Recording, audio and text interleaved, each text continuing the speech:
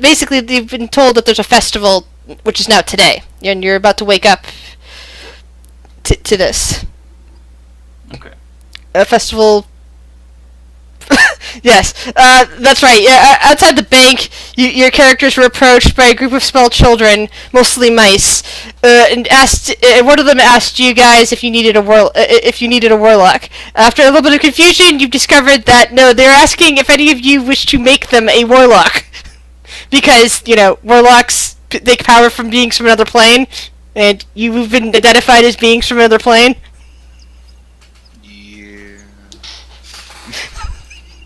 Oh yeah, and John beat up some mostly pig people. Don't forget that. Yes.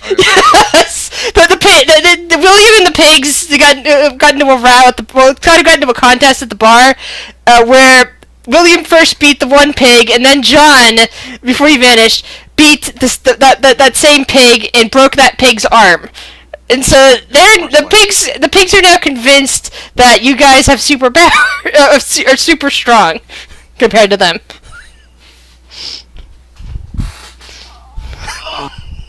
Oh, and you decided that you're going to join up with a pirate ship to sail across the sea to get to a place that might be able to take you back to the material plane. There we go. Now caught up. Well, I'm just gonna make a wisdom save, see if I'm insane. Nope. You realize that you're perfectly sane. That is frightening how reality twists around you. Yeah, alright. I guess I'm as caught up as I could possibly be. Shit. But now you guys are waking up, and the creepy one is still there. No, they're waking up now. This is good. Raja kind of lifts up from where she was sleeping and just kind of looks around. She kind of narrows her eyes slightly at Galamil.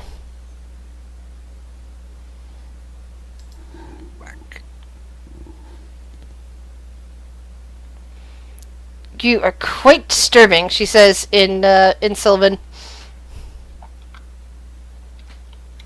No, I am Galmil. I don't know this quite disturbing you speak of.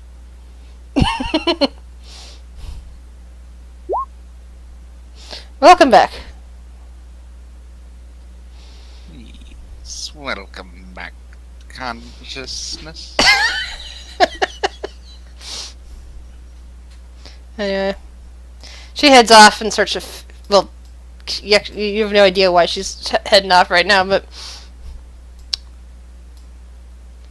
What do the rest of you guys wish to do? We have a festival today, yes? That is correct. Yes. Right. This is actually a festival, not some creepy thing. There's something we're supposed to be doing today, and it's supposed to be fun. Or maybe creepy. I don't know.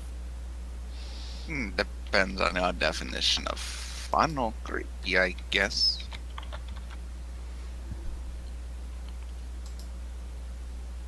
There are pies involved, so... Yes, there are pies. So, I guess I'm gonna go grab some breakfast and then head to the festival. Yes, I agree. Yeah, Raja's already sitting in the bar area, drinking something that looks kind of like maybe a porridge of some kind. The rabbit barman is like wiping down the counters and looking at the rest of you and saying, "Breakfast?" Yes, please. And for Sunday's benefit, unless I say otherwise, everybody who's speaking is speaking in Sylvan, which now all of you understand as well as Common. Alright.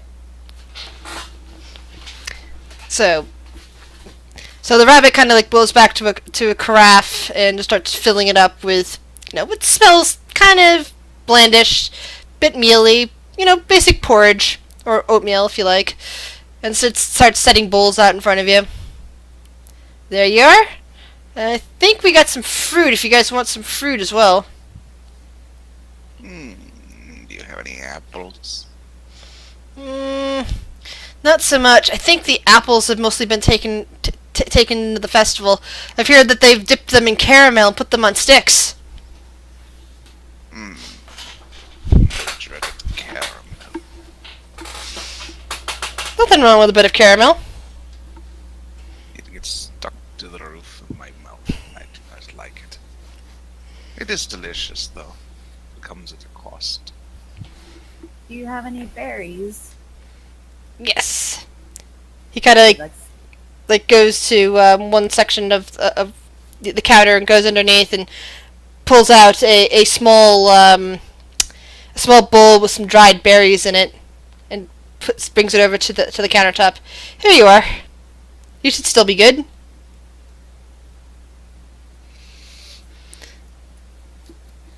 We'll have even better fresh berries soon now that summer's here.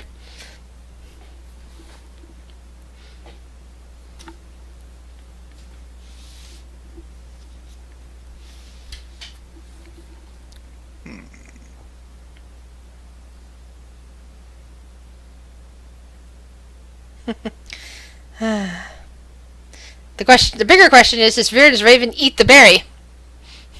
Of course it does. Why wouldn't it? It's food. Of course Raven's gonna eat the berry. I'm trying to think Good little Raven. if ravens are carnivores or not. Well, it doesn't matter because this is a hold on. familiar. I think they're technically scavengers. Yeah, if they're scavengers, they'll eat anything. I believe so. I believe they're technically.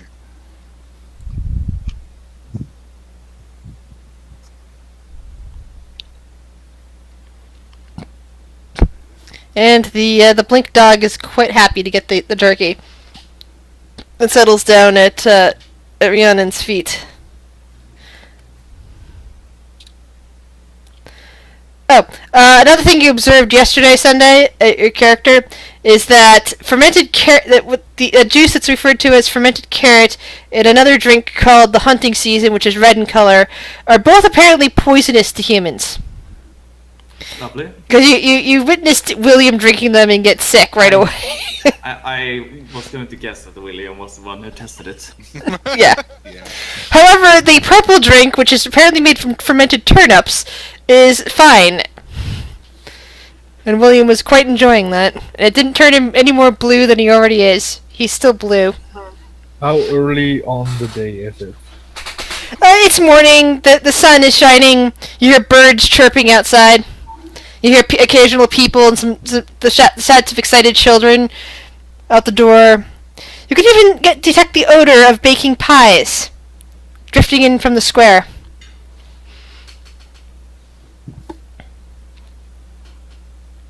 Apparently the festival hasn't quite started yet, but people are getting set up. Finishing everything they need to do. Is there like a parade or something? Or a play? Not that you're aware of. However, since you guys were helping yesterday with some of the prep work, you noticed that there's a bunch of games, booths, and, outdoor carts for eating and whatnot. It doesn't look like a parade, more like, a carnival atmosphere. Yeah. Fun.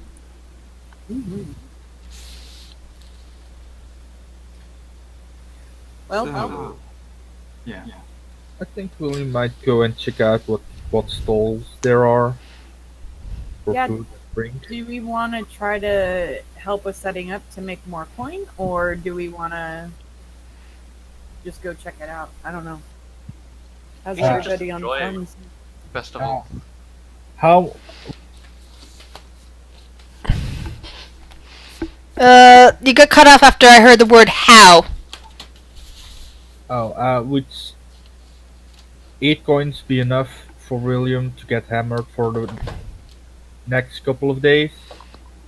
I imagine so, considering that the drink, the purple drink that you were drinking only costs 1 silver and 5 coppers per drink, so. William doesn't need any money, he's good. Well, let's go check it out then. Yes, let's enjoy the festivities.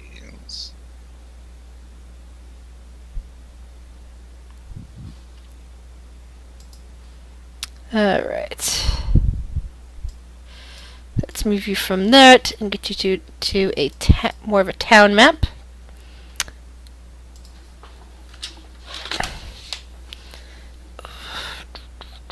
A wild Bulbasaur. Bulba? Sorry. One friend's been streaming Pokemon, like Ruby and all that. Yeah. I always liked playing Pokemon, but I never watched it. He's gonna be doing could lock him a randomizer sleep block on Pokemon Emerald, and he's not gonna stop streaming until he beats it. Which could take 11 hours or more. That'll be fun. I think I'm gonna start carving again. Okay. Because last time I tried to carve, I think it was a bunny person. Yeah. So you go out and you see people setting up different booths and games. The framework has already been built. That's what people were finishing off yesterday. But people are like setting out their goods in the various booths or setting up the various games. Here's some a band starting to tune up and everything, and off to one corner, which is on a stage and a platform. A lot of it seems to be going off in the square, which unfortunately this map does not reflect. This is just a random map. But you can see more and more people gathering, children especially. They are all hanging on to their parents. Some of them are running around, and of course you do see a couple children suddenly spot you and look your way, especially towards Rhiannon. Oh no. What is the matter? Do you not care for the small or not so adult things? I might have. You got cut off at you might have. I don't know why it keeps cutting me out. Give me 1 second. I'm going to disconnect and reconnect.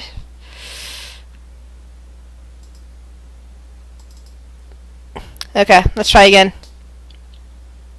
Can you hear me now? I can hear you. Okay.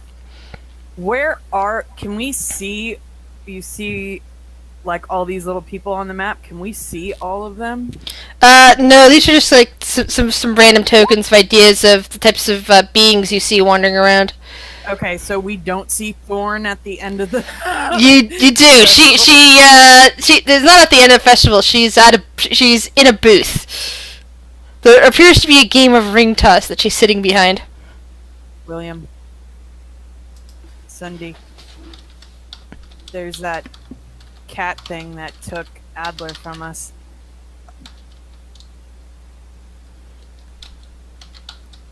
Could I have one of her tokens? Didn't she win Adler, technically speaking? She rented his services, but didn't mean that he would disappear from existence.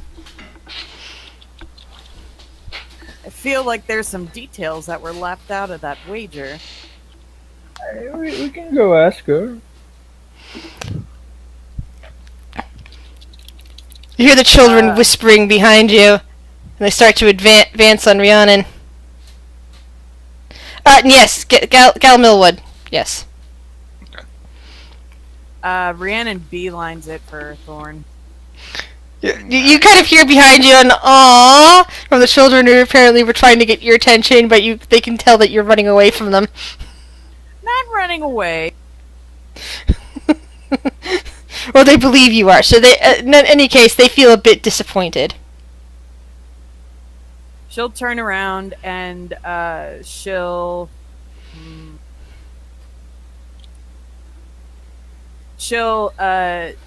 take a piece of paper out of her book and rip it up, and then cast mending and have it come all together and hand it to one of the children. You hear the children gasp and kind of in amazement, going, "Wow, that's incredible! She is powerful." You kind of seem to have made yourself more interesting to them in the doing. You are padding the flames of cult goo. This is wonderful. Not a way to turn a cult into a book club. Oh yes, and by the way, Viren, unlike Adler, is into books. Good night. And Galamil is also apparently into books. Leaving only William as in the I don't understand the purpose of book club other than to drink. William, you have a book, right? It's a brewing book, right? Oh, that's right, have he a does. book on making beer. To get Okay, so everybody does have a book now. Everybody's a book club. Excellent. We are a book club. We are book club. Ooh, I want to see if I can find the brewers in this city. Because I want to learn how to brew that shit. Alright. So, you see that one of the booths setting up appears to have some sort of yeasty smell that's not bread related coming from it. I'll look up there and say, hello. And you see two tired-looking pigs, working there, and they kind of look up and nod towards you. Hey. Are you the guys who brew this delicious brew? What brew are you referring to? The pigs. The purple stuff? No. What brew are you referring to? You said purple stuff. Or, okay. Or any of the alcohol here. Well, they kind of looking at that and going, well, it depends on what brew you're asking about. We've been at sea for years, stuck far away from our homes due to winter. Now we can finally back. We can get back to what we love. If there's spares, they might have some fruit brews to keep this. Okay. Let's take a look. Okay, I'm going to restart all of Discord because I completely lost you for another 30 seconds. 1 second. Yes. This is reassuring. Can everybody hear me fine? Just make sure.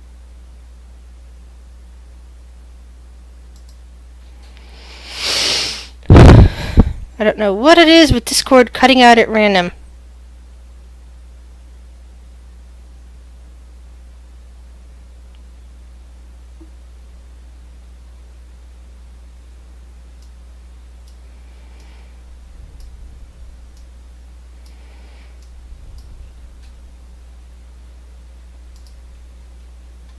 Half, all, same thing. X-Man. Is the glass half empty or half full? We don't know. Alright. Ollie. Broken. I cast mending, even though I don't have it. What broke? My I mind do. is mind. Okay, I'm completely lost. Brandon cast mending on Cindy. God damn it. Okay, there are a bunch of question mark bubbles hanging up over my head because I completely lost what's happening because I had to restart Discord. So the GM is now lost. He's ex-mad. And I said, well, he's not. He's always mad. So that would mean that location-wise, let's see, who do we got? William is standing about here. Rhiannon, we're... yeah. Move over here. There we go. Ah! Stupid mouse. Viren... I don't know where Viren is. I'm just going to throw him down here. ML... Sunday... So I will- I've already got it, William. Am I missing anybody? No, that looks like everybody. Yes. So William is standing there with the pigs, talking over brewing. They're talking about how no, they don't brew that mash stuff. Apparently, that's they've been making here in town recently. Out on the ocean, they've been brewing other stuff, and they present something that they refer to as a barley brew, but from your perspective, it is beer.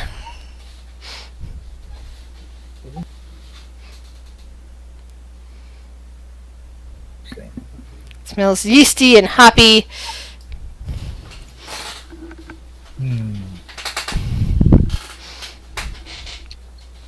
How much for a pint? Just some 5 coppers. Sure. I'm gonna head back and go. Oh, they got normal beverages. Yep. I'll have one. Sure. Would you be? Go ahead. Would you guys be interested in trying some of mine? Perhaps. What sort of stuff do you brew? Mostly strong liquor. Apparently when I exported my sheet, it doesn't say, but I kind of remember. Mouthwash. I had something that smelled like copper. I had some mint flavored thing and some citrusy thing. I had some citrusy thing. I think it was like orange. Citrus could be fine. Yeah, I'll Yep. One of the pigs though is making a face, going, "Who would want to taste anything that tastes like copper? Copper is copper is." Yes. It's better than you think. Maybe to your palate. Yeah, I'll pour him both a glass of my orange liquor. All right. So while they're doing that, Rhiannon was making things for the kids. Viren and Galmil, what are you guys doing? I greet Thorn. Thorin kind of like beams a grin and says, welcome. Would you fancy a game of Ring Toss?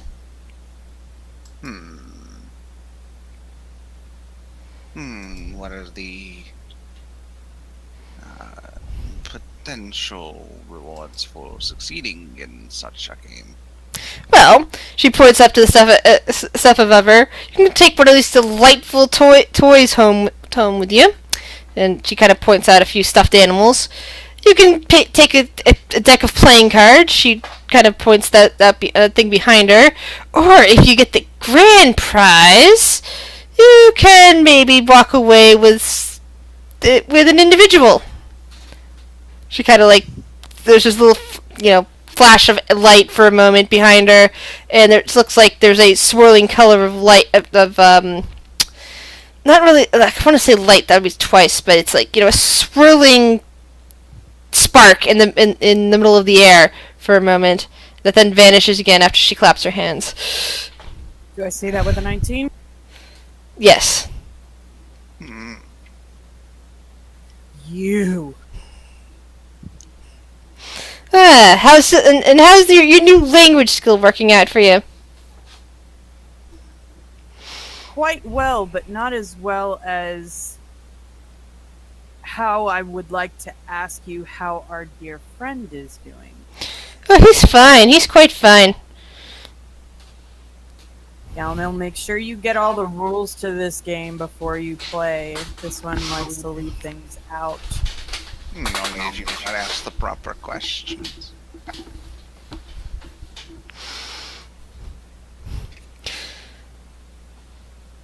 She looks over at I'm sorry, go ahead, Galmil.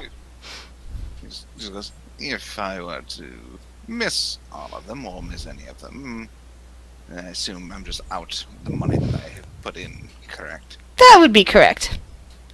Unless you wish to wager something other than money. I would prefer not, you know. Correct. She nods. I know all of you, and she even looks at Viren when she says that.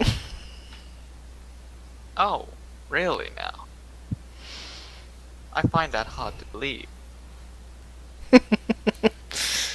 She grins. There's just so many of you. She nods at Viren. They all seem to wander by sooner or later. Yes, there's many. Yes, there's many what? I'm sorry. This thing tonight keeps cutting out on me. I don't know why. Yes, if you want to be technical, there is many of me.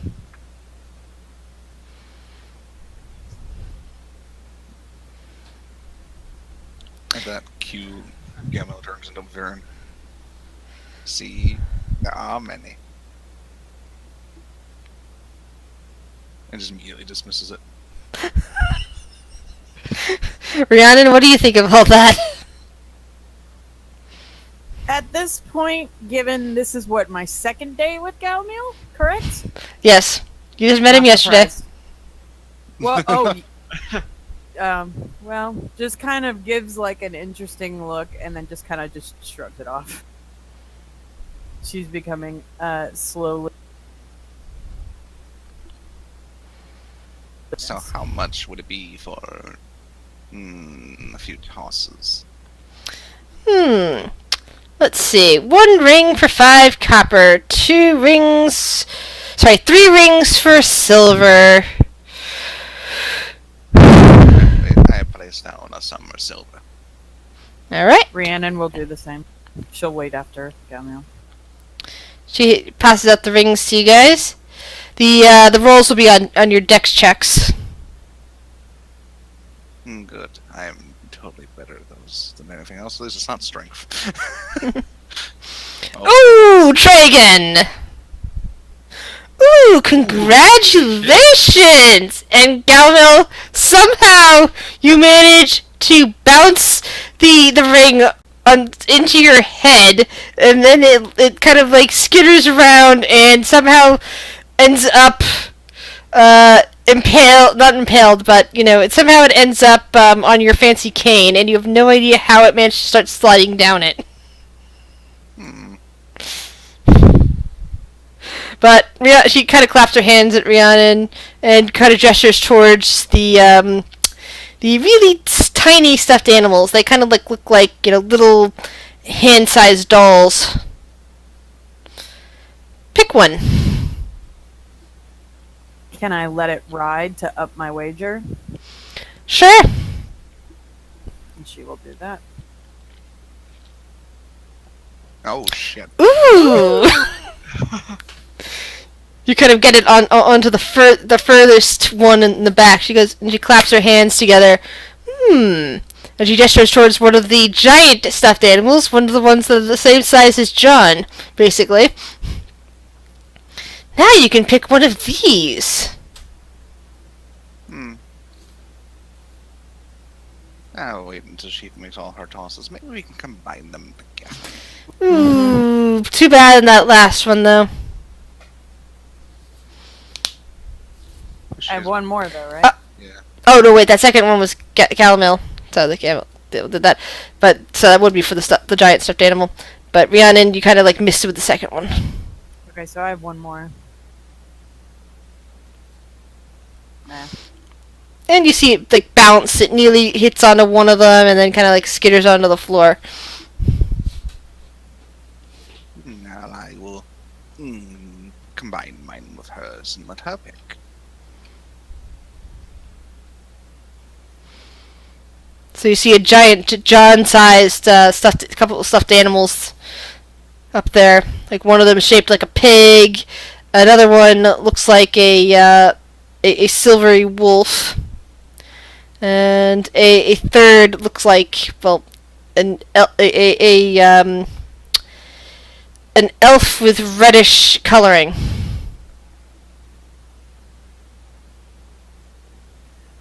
Before I choose, what do we have to do to possibly get an individual back?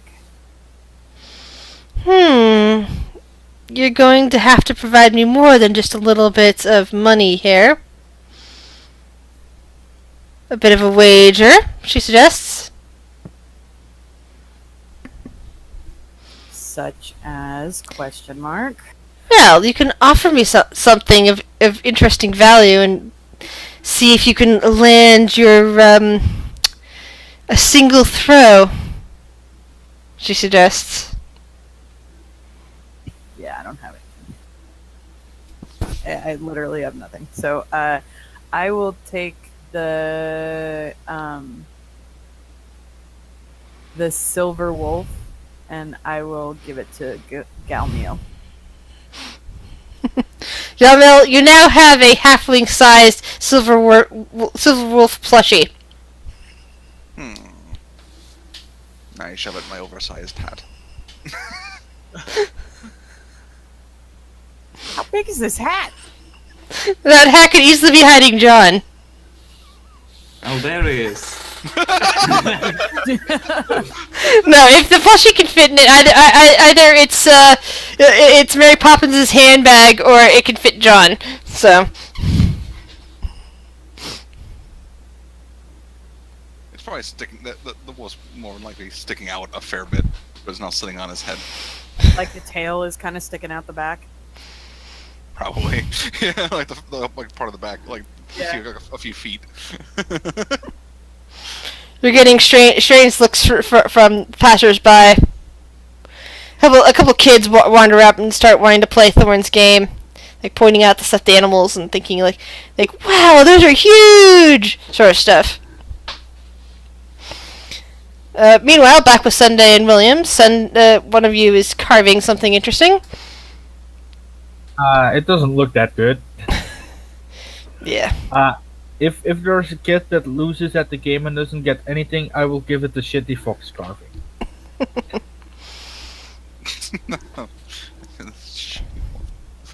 You hear the band begin to play nearby. It's like kind of like a brass instrument type music with a few violins mixed in.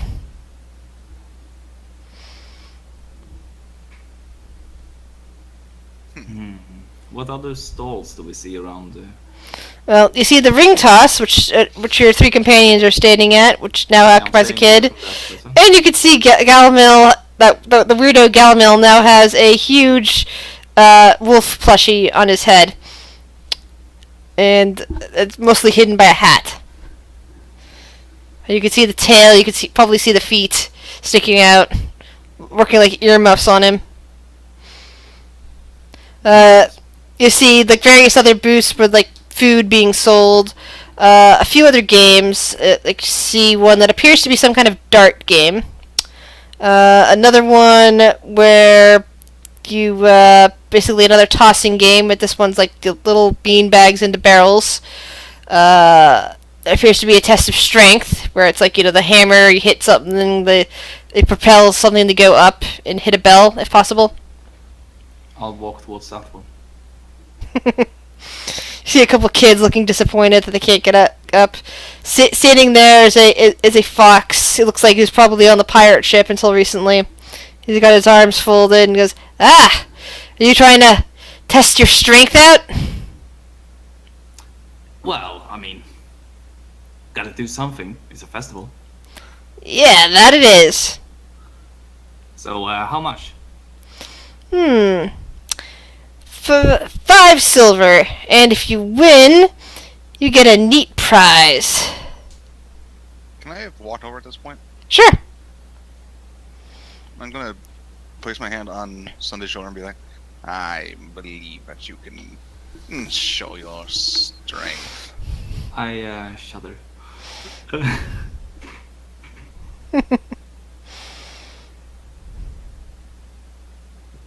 Alright. Yes, I'll pay him the 5 silver and go.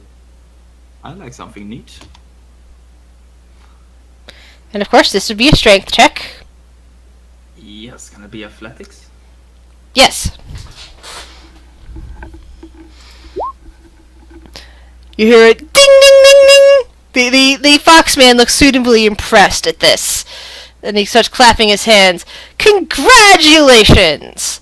And he goes into a little tent thing standing behind him, and he comes out with a fishbowl with a goldfish swimming inside of it. Here you are. Thanks. I'll take it and just hold it, like thinking, where should I put this? Gamma kind of leans over to something and goes, oh, it looks like you have scored some dinner. Not probably no. It's a goldfish, I'm imagining. It's just an open fishbowl. Yes. Oh fuck. Okay, so I'm just standing in the street with fishbowl, just looking around a little bit confused. What the fuck am I supposed to do with this? What stall does the frogman have? Let's see. The frogman over there seems to be running a craft stall. We're selling things like small flutes and what appears to be small wooden jointed toys, like marionettes. Mostly in the shapes of frogs and bunnies. I'm gonna buy one of those marionettes to study for later wood carving purposes. And he charges you a gold for that.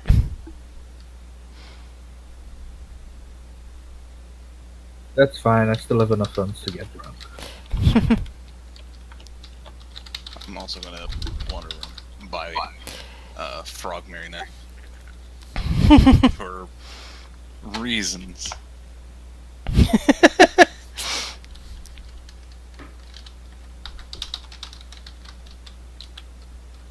For space-wise, I'm just gonna put frog puppet, because it's not really too long in there.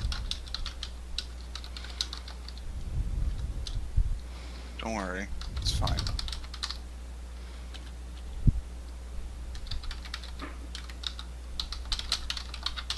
Sorry, copying down some notes. Alright.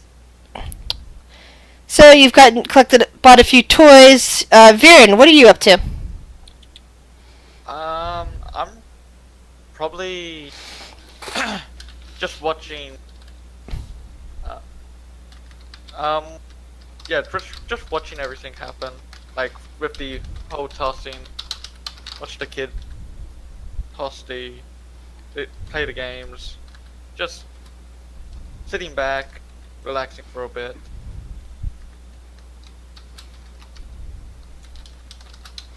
Alright. And roll a perception check.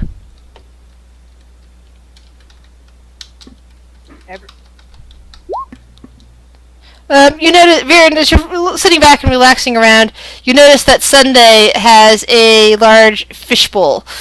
In it, well, not large, but he's got a fishbowl now in his arms with a golden fish swimming around inside of it. Okay. Well then. Guess he hasn't had. Want a friend? The goldfish kind of like does this gulp, gulp, gulp thing, looking up at him. Yep, it is definitely a goldfish.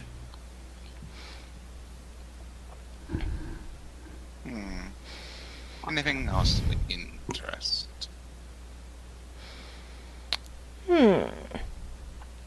Well, let's see. They seem to be setting up for the pie eating contest. Ooh, pie eating contest.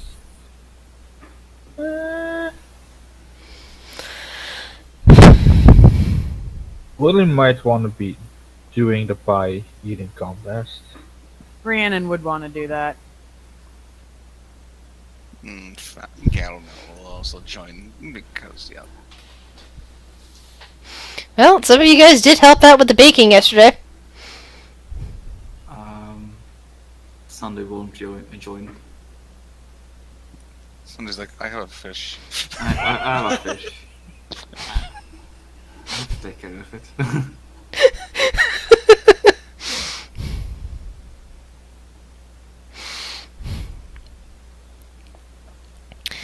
Okay.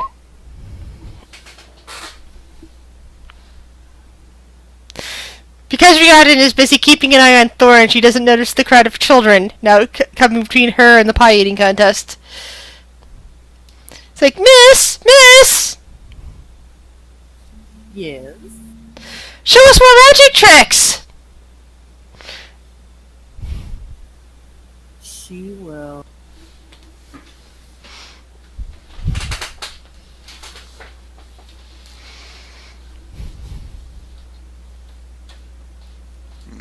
Do I see anything broken on... Well, no. I don't really have anything cool for magic tricks.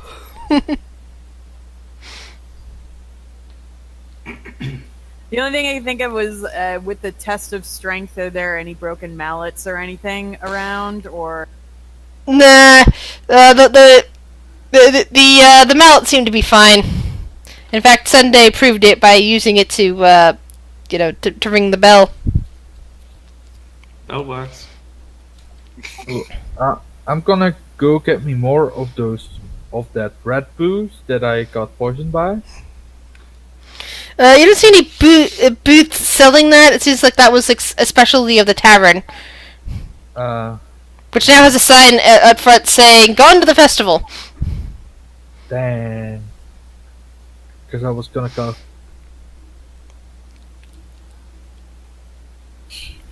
Damn it, there goes my plan. I guess I'll go eat pie then. Because that doesn't sound like a bad idea. To the pie. Pie. Yeah, the children are following after Rhiannon now.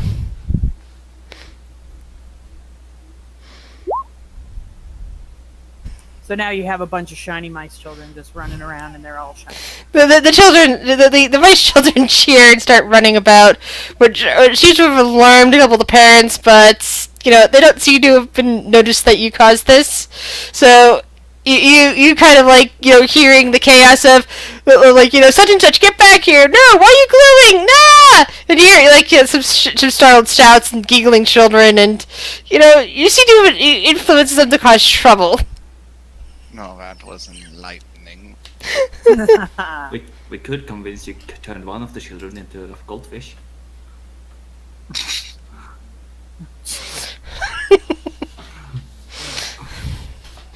Hi! What a distraction! So, who's not going to the pie eating contest? Me. And what will you be doing instead of going to the pie eating contest? Is this lady over here interested in a goldfish? Thorn smiles at you. You wish to barter that fish for something? Could I barter this fish for a throw? Sure, I will take that fish for a throw. She kind of takes it off your hands and sets it down to the prize section. Oh, too bad. You lose. Oh no. Bye, golfer. He's Was that really a loss? not in Sunday's eyes. Alright. So, let's see. We'll put you guys over here for the pie eating contest.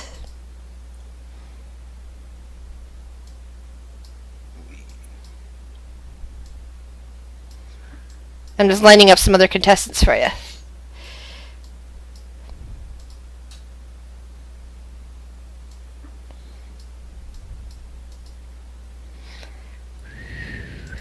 Alright, so here are the other contestants for the pie eating contest. Oh, goody. Beat us out of house and home. Yeah. So if you could just have your tokens over there so I see who's where. Okay. See. No, we should do it next to that one. Or can we sit like this? I'll sit across from the fox. I place my book down and kind of off to the side in front of me. Alright. So the people running the bakery start bringing out the pies, and you got a small mouse over nearby So for the timekeeper sheet, and then you see oops, copy this. A tall rabbit wearing a sash coming up and nodding. Ah, that's right. We do have visitors from far away at our contest this year. Welcome, welcome. Hello. As mayor of this port town, I will say how pleased I am to have your your participation in this festival. And I get to judge the Kai eating contest. So he kind of like nods towards the mouse and whoops, just bring a mouse over here. Nods towards the mouse and says, "On your marks, get set, go!" And for this, we will be using Constitution score. Oh no. Don't worry. I will attempt. No. I think that still fails, but Both Gallimil and William, basically, William doesn't even manage to finish his pie before he can no longer eat anything. Gallimil, you manage to finish the pie, but you realize you have no way of eating another bite. But if you try, you're just gonna spew it everywhere. Viren and Rhiannon, you both polished off your pie and are eager and are ready for more. You're not full yet. I'm tempted to eat one just so I vomit over someone.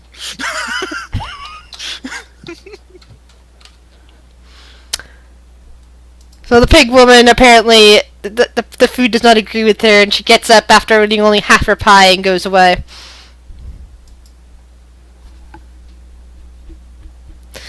Meanwhile, the pie tins are removed, and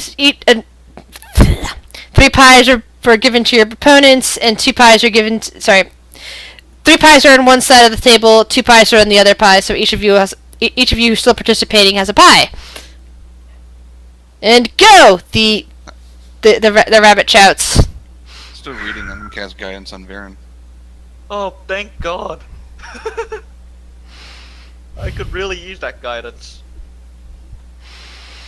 I don't think it's gonna help. Viren, even with the guidance, you lift up the pie, you stick it in your mouth, and all of a sudden you turn weird shades of green. Oh, we're gonna go to 10.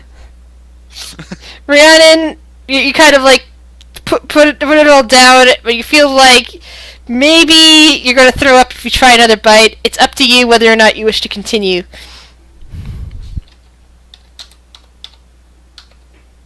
I'm good. And the fox guy goes away, while the goat looks like he's also turning the same. He's like looks like he's sweating a bit. Oops. The mouse nods. The empty titans are cleared away, and 3 more are put down in its place. 1 in front of Rhiannon, 1 in front of the pig, 1 in front of the goat.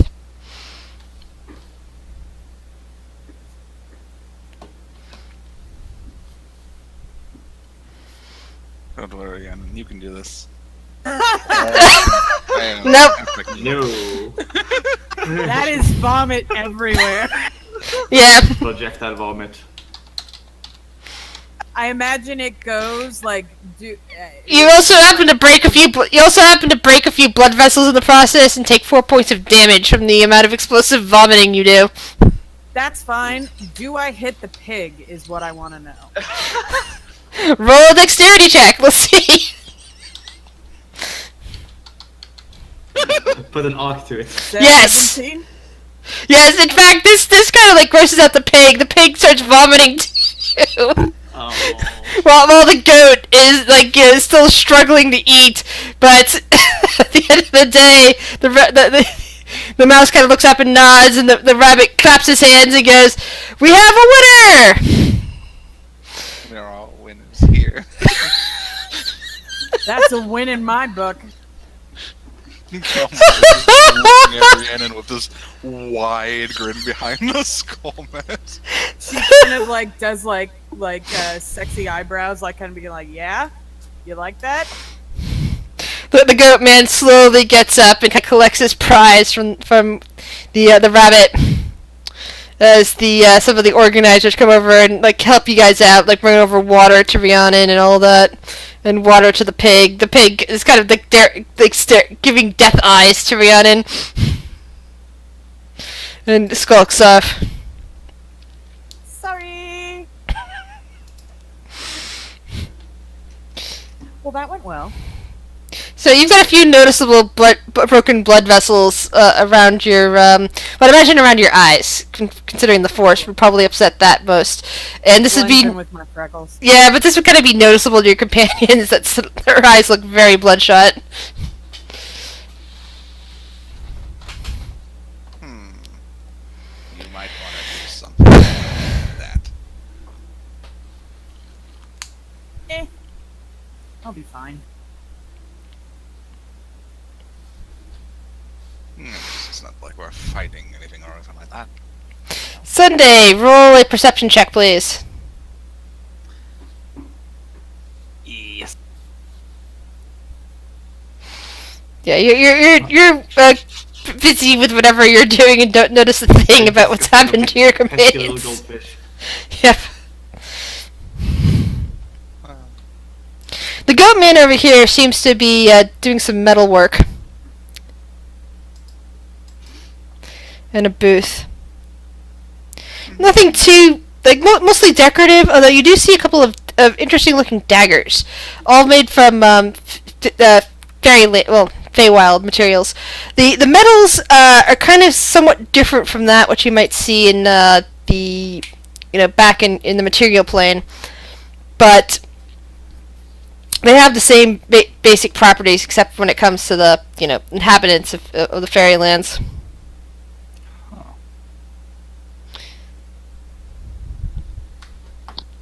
Those are some interesting daggers right there.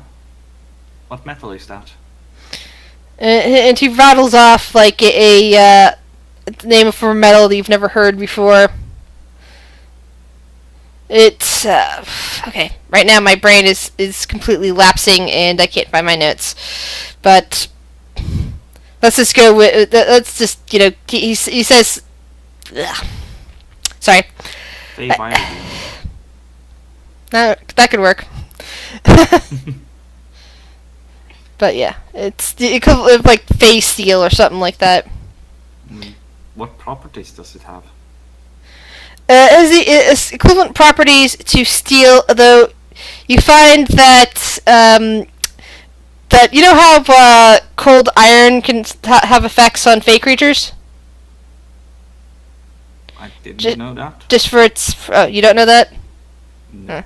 I guess that's one of the D&D rule sets they don't necessarily use anymore. But you know how certain things can have like effects on like pixies and fairies and whatnot.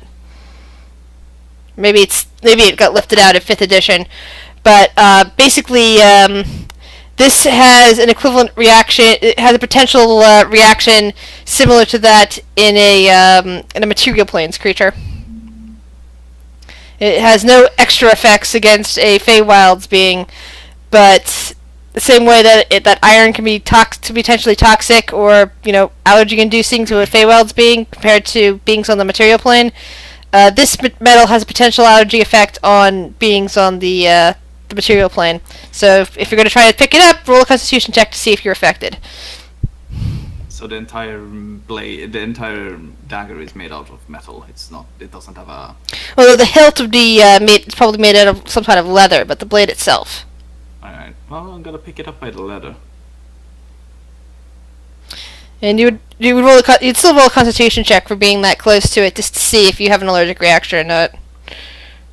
Alright. Constitution saving throw. Yeah. You feel a slight prickling on your fingers and hands, but nothing much beyond that. It's kind of like, being close to poison ivy. Yeah. Not exactly products I'd buy, so I'm just gonna put it back down. I mean, would make for interesting arrows. Oh, yes, arrowheads. Could you make bolts out of that? The guy looks at you and says, well, I don't really have any to sell at the festival, but if you come by my shop tomorrow, I'll be willing to sell you some. That would be interesting to have back in the material plane.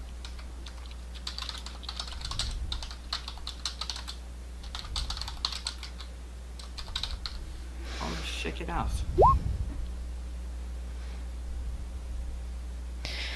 Actually, Camille, yes, they would be. Okay. Oh, that sounds comforting. I don't trust This is us. fine.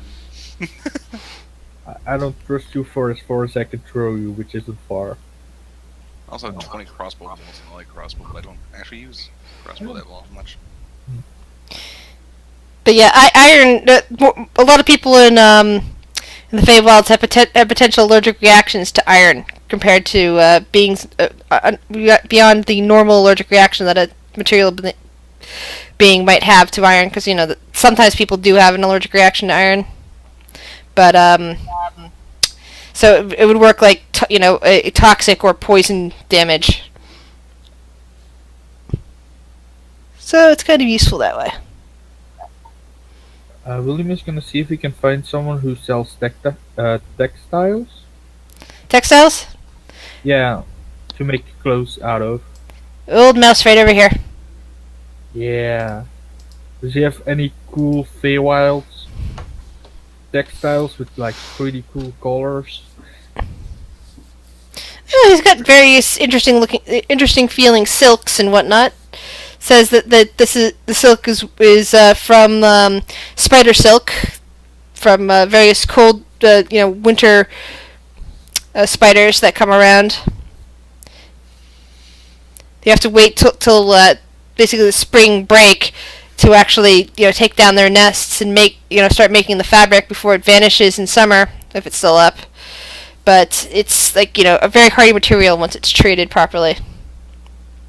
And very, silky to the touch. I'll buy some. Spider silk. How much should I buy? 'Cause I don't know how heavy textiles are. Let's just say I buy enough to make 2 pairs of clothes out of it.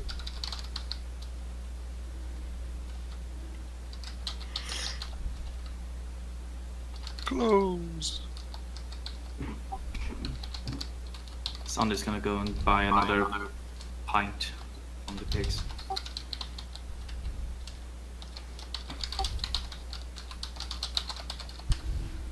How Alright. much would that cost me? Let's see. How much do you wish? How much are you buying? Enough for like 2 pieces, 2, how do I say? 2 suits, I guess, would be the best explanation. How much are fine clothes normally costing? That's a good question.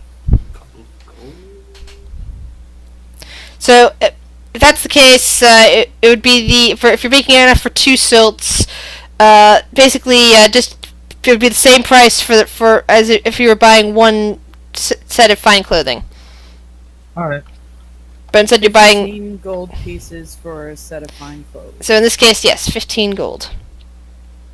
Ooh, I don't have that much. I'll buy enough for 1 in that case. So that would be 7 gold, 5 silver. God damn it, there goes all my drinking money. I'll buy a drink later. Rhiannon will yell. Deal. So, Viren, what are you going to do? Since you're the one still standing there. Well, what is there that I could do? Well, there's a few more games. Let's see. Well, you're probably not hungry anymore, considering the pie. But there was some food booths and whatnot. There's people selling stuff.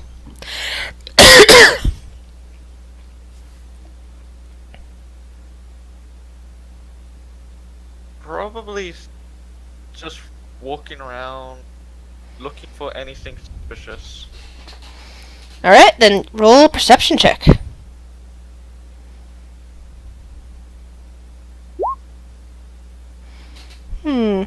Well, you do see suspicious children with light that are glowing wandering about. They look very suspicious. That was me. Oh. Sorry. And I'll use presentation to create a very tiny hat and have it like appear on one of their heads. The children are like, "Wow!" Like, are all blown away by this. I have many tricks like that. They start gathering around you. Casting guidance on myself for a second. Like, are you from the material plane too? One yells. Why, yes, I am, young one. Do you need a warlock? It's a slippery slope, Varen. I don't believe I'm quite strong enough for that yet.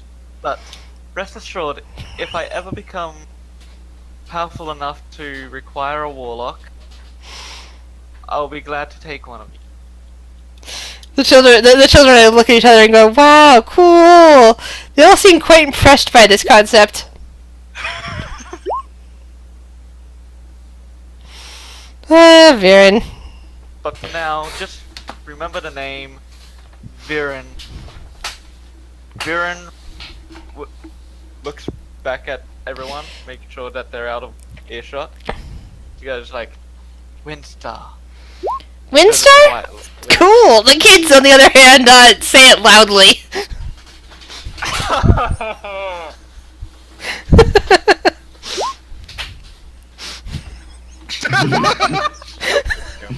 But you're I don't know to listen to children. Rhiannon, you're across the square right now in a very noisy area. William is the only one close enough to possibly hear him. And I don't. Maybe Sunday, but both of them rolled the lowest. Like, I quickly looked to see if any of them heard.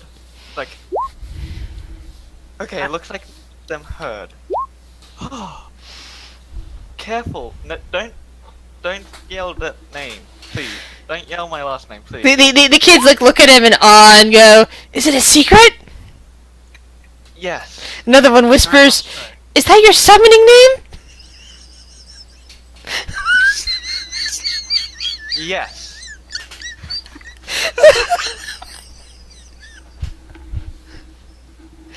Cool. Fine one, but yes, it is. And one of them asks, "How do we summon you? Or is that why you're not powerful enough yet? You can't be summoned." Well, that's partly to do with it. But currently, I am limited at what powers I possess. And if I did get a warlock, what powers I would be able to share.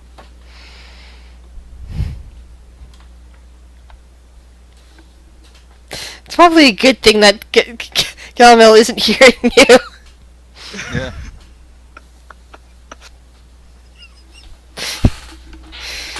But yeah, it looks like the kids are now officially no longer interested in Rihanna and are now very interested in Viren. Gilman is essentially doing the Irish jig with the marionette. And you're gathering a small crowd. They're going, "Ooh, cool." Yeah, my hat kind of laid down next to me. At the end of it, you find the equivalent of 2 gold in your hat. I pocket it. Putting the wolf back in the hat.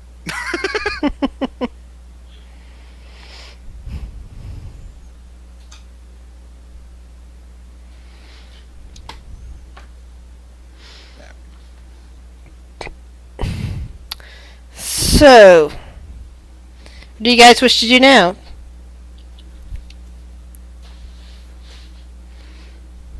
Well, Viren's spending my. Viren is corrupting. Viren is corrupting children. Sunday's heading off to drinking quiet. William It's not that evil yet. William is Yes. going to ask if it's illegal to stand up a shop without asking someone first. They kind of look at each other and go, "Well, let's go." So like the person that you're talking to was like, "That's going to ask the mayor," and the mayor was over there judging the pie eating contest, I think. Yeah, I'll go ask the mayor if I can open up a stall myself. All right. Yeah, he's still over there, kind of like eating a pie now. Apparently, he wasn't put off by the projectile vomiting throw up. You're welcome. Hello, good sir. I was wondering myself to sell some art pieces. Well, as mayor of this fair town, I get a 20% cut of anything you manage to sell.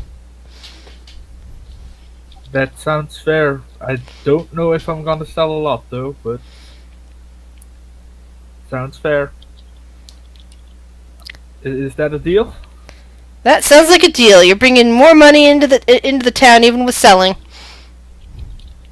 I'm gonna go open up a stall here, which is basically just me sitting on the ground with like this. I would say cardboard cutout, but that's not possible because there's no cardboard, and it says sell statues for sale. So I will ask people if they want to have a statue of themselves carved, and if they want to, I'll carve it, and when I'm done, they can come and pick it up and pay me afterwards. Thorn watches you from across the way at her stall. And how much are you planning on charging for each? I would say probably, I don't know, what would be a good price. I don't know. I need something that's easy to split, so I will say 2 silver pieces. Is that too much? I don't know. 2 silver pieces, that's fine.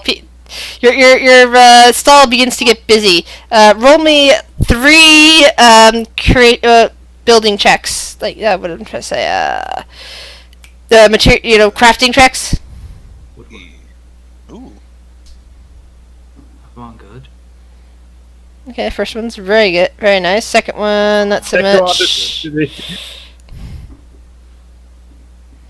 That's half as bad as good as the other one. And good gracious. Okay, so your booth tracks a lot of business at first, and then some people start slacking off when they start getting screwed up ones. But in the end, as your companions are continuing on doing whatever they're doing, your booth is going to be mobbed. So, Sunday you're off drinking. Viren, you're corrupting children.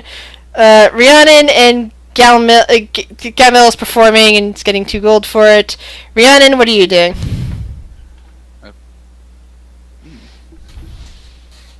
She's listening. Okay. Yeah, she's off. Oops. Okay, sorry, I didn't see that at first. So, Gamil, now that you've finished doing that, what are you doing? I'm gonna step aside and start talking. Well, everyone else is talking to himself, but I know who he's talking to. You're getting weird looks from people who think you're crazy. Yeah. So we'll be able to finish this as soon as we find out about Rhiannon, so we're just gonna have to wait till she comes back. Alright, meanwhile, I know everything is strange around me, but do I see anything extra strange from where I am? Roll a perception check.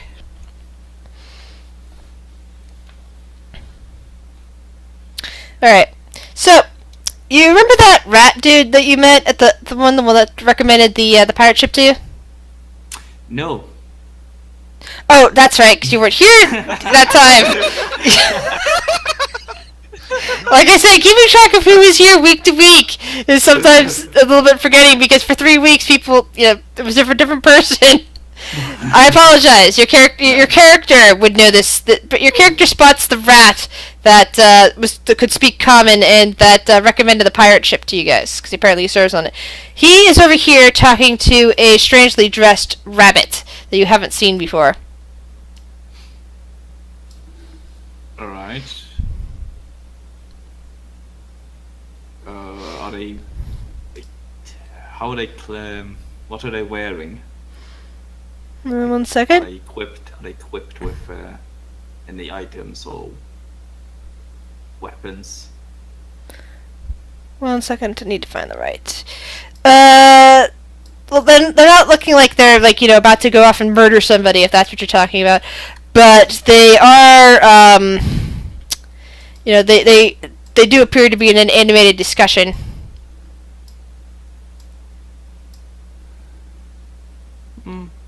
I have no reason to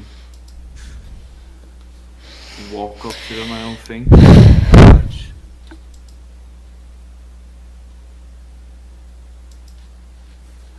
Eavesdrop. Alright. If you're going to eavesdrop, then roll a stealth check. Alright. So, apparently they don't notice you as you get close enough to hear them talking. And they're talking Sylvan, which, again, is the language that everybody's talking around you at the moment. And you overhear the rat talking to the rabbit, saying how that the newcomers to the ship would probably be very interested in this job. And the rabbit goes, "Yes, well, I'll have to get in touch with them as soon as the festival's over. They could really help me out with this problem. Since you're going to Port Mordor tomorrow."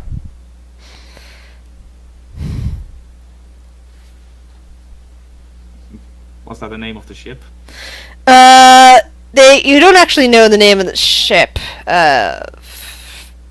but apparently, and you weren't told where you were heading after that. But apparently, that you're going but apparently they are naming the port that you're heading to next after you leave here. And can you say the name again? Port Mordor. Mordor. Alright.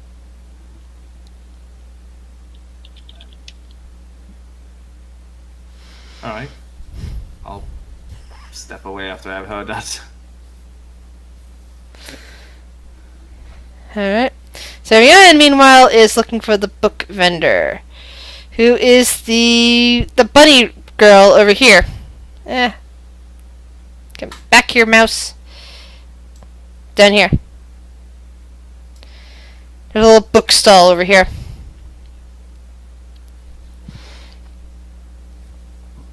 And the bunny woman looks up and goes, "Hello." Why, hello there. How are you today? Quite good. You enjoying the festival? It's always nice to see outsiders enjoying our summer festival. It's been years since we've been able to have one. She wipes a little bit of vomit off of her robes. Yeah, it's been good. You see the bunny woman kind of wrinkling her nose for a moment and looking a little startled. Sorry. Hi. You kind of got the best of me. So, books, do you by chance have anything regarding planar travel? Planar travel? I'm afraid not. I have old stories about the area and, the folk tales and things like that. Like legends? Yes, you can say that. How much? Well, which book would you like? Well, I would like, what folktales do you have? Well, here's just a collection of stories. She kind of holds up a small leather-bound volume with a few, pictures on it. They look like they've been, printer copied. What's an old style printing that without before, major printing operations? There was a silk, not silk printer. It was Block something print? else. It was something that could do pictures rather than type. Because I know the the type plates and all that when they could do those, but I know some what you're talking about, but I can't think what it's called. yeah. So it was like an old timey style of printing. But she kind of like holds up a book with that seems to have some nice pictures, and basically just something that was printed rather than done by hand. So it's easier to sell more of them.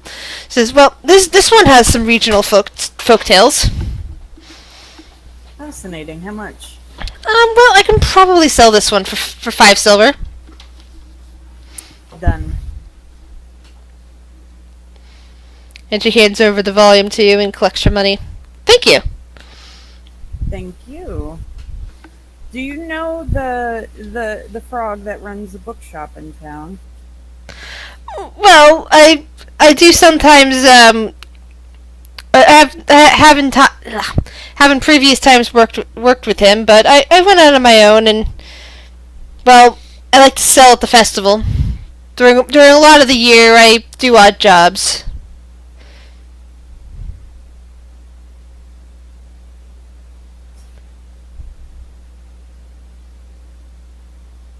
I think you keep cutting off because I didn't hear any response. I'm sorry. What kind of jobs? Well, just odd jobs. I sometimes help out the goat guards with various duties, and well, it's been a long winter. She sighs. I'm hearing that around town. Do you know? Is there any libraries in town? Oh, I'm afraid not. There's the schoolhouse, and that's one of the odd jobs that I took for a while. I taught some during the winter. Very noble of you. Well, thank you for this book. I will thoroughly enjoy it. Well, I'm pleased that you're here, and it's always nice to find more people who enjoy books. Yeah. Book club, so this will be a nice addition to it. So thank you. Oh, you're most welcome. Enjoy our book. You should walk away. And now I know the task if I can get my writer's block to unclench between now and next session.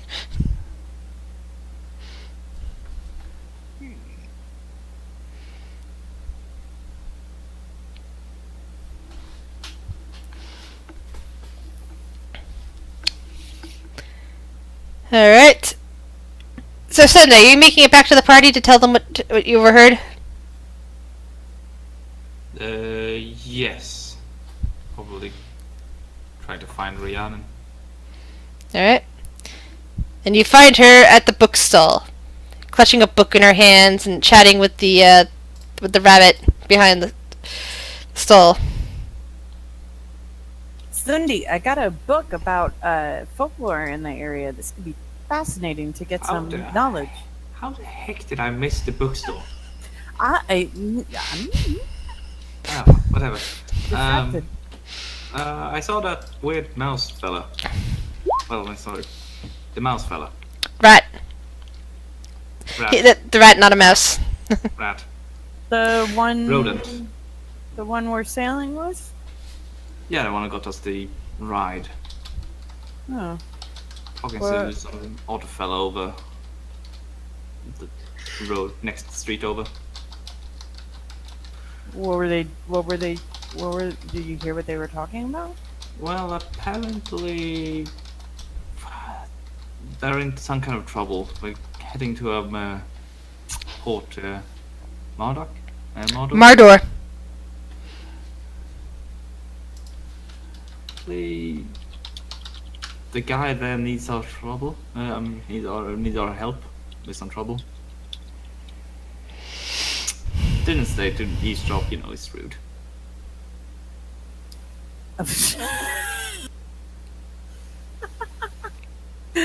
Oh, evil. So we're going into trouble, you're saying, or are we running away from it? We're going straight into Trouble Town, I believe. Oh, that sounds like interesting fun. Well, it's not exactly our way back home, is it? Maybe if we help them with this trouble, this will be our way home. Unfortunately, I don't think we have any other options at this It's point. a very positive outlook. I mean, I guess how bad could it get? That's famous last words right there. Yes, know, that's exactly I what Sue re- Sunday says. Yeah.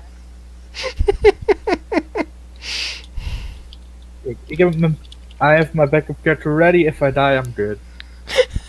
Yeah, so what I'm saying is, heads up. I don't know what's going to happen, but something is going to happen.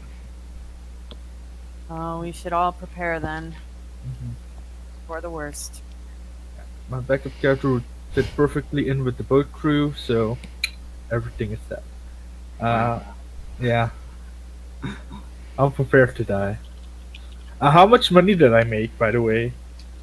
Oh, right. I have to calculate that now that the Rhiannon situation is gone. Righty.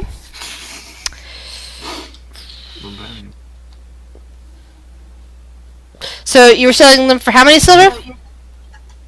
2 silver a piece, but I have to give 4 silver, no, 4 copper to the guys, so I make 16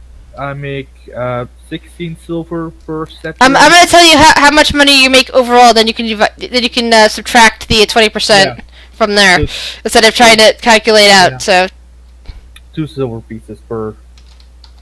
I mean, it's wood, so I can get wood for free everywhere, so. yeah. So overall, you had 24 customers. It's pretty good. Yeah, it's a lot of work. A lot of things sold. So you said 2 silver. 2 silver per piece. So that's 48. So we made 48 silver from that.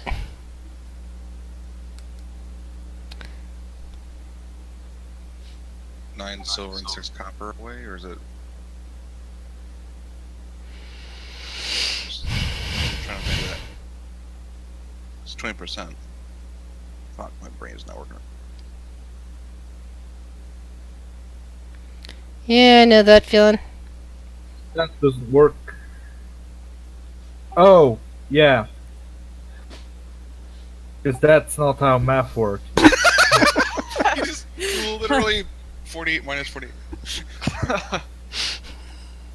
Yeah.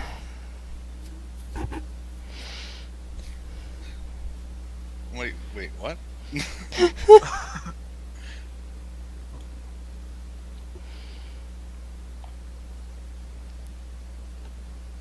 That's better. Yeah, 9.6. That's how much. That's how much less that does. So 48 minus 9.6 equals. You get a total of 38 silver and 4. Yep, and 4 copper. After you pay the mayor his cut. Alright. That's still not bad. That's essentially 3 gold right there. Such Yeah. earning potential. Now, do you wish to spend any of that gold while you're here at the festival, or do you wish to? Do you guys wish to gather yourselves up and head back to the tavern? Yeah, I'm good for a drink after a hard day's work. Yes. I mean, I don't need a hard day's work. You drink to drink. Yeah. And my cat has decided to come join me in my arms. So if you hear purring, that's where it's from.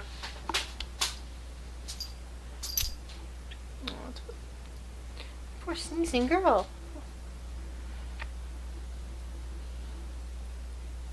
Can you guys hear me? Yep. Mhm. Yeah. Okay. You're just very quiet, so I thought you were waiting for me to say something.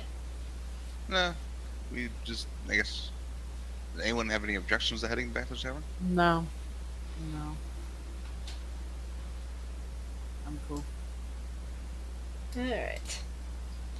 So, after a nice long day at the festival where you have eaten, you've enjoyed yourselves, one of you got a little bit, damaged from the from a contest, but other than that, you guys have had a pretty good day. And pretty you, good you day find corrupting the, children. the rabbit man is, back there again, opening the doors to you, with a sign out front that says, "No food being served. Sorry. Enjoy your but you can bring in anything for the festival here."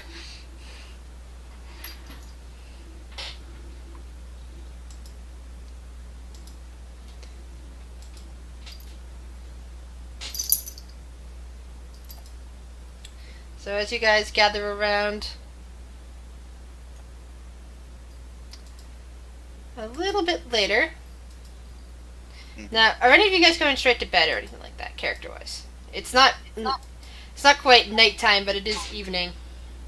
I mean, I'm planning to sleep here again, so... Sunday's heading to bed. Alright. So, at this point... Where did that picture go? At this point, a tall rabbit in interesting colored clothing comes walking in. And looks around, and nods to the group of you who are gathered around. And says, in common tongue, not Sylvan, but common tongue, says, You lot must be the ones from the material plane. That is correct. Yeah. Sorry, my notes are scattering. My name is Tark, and I wish to hire you for a job. We're leaving on a boat soon. How long will this take? And what while? That is perfect. The job I need done will be at your next location, assuming that the ship does not get blown off course. And of course, if that's the case, then, well, I'm screwed either way. There is a thief at Port Mardor where I know that your ship is headed for.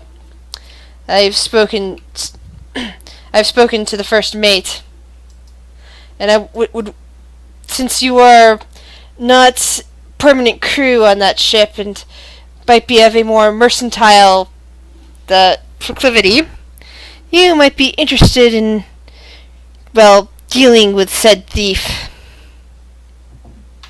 In Elvish, she will say to the rabbit, "What did he steal from you?" And does the rabbit understand her? The rabbit just kind of blinks at you and looks over at the rest of your companions. I'm afraid I do not understand the language she is speaking.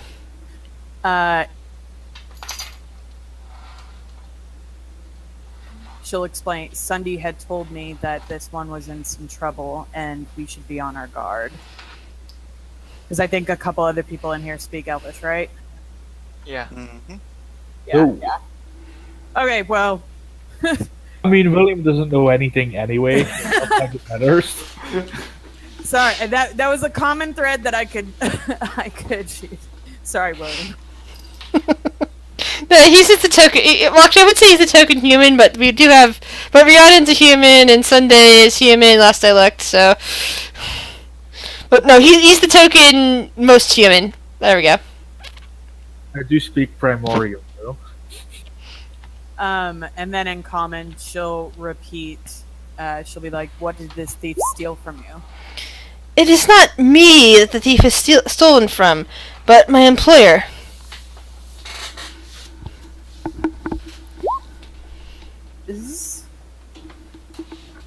Oops, hold on. Ah.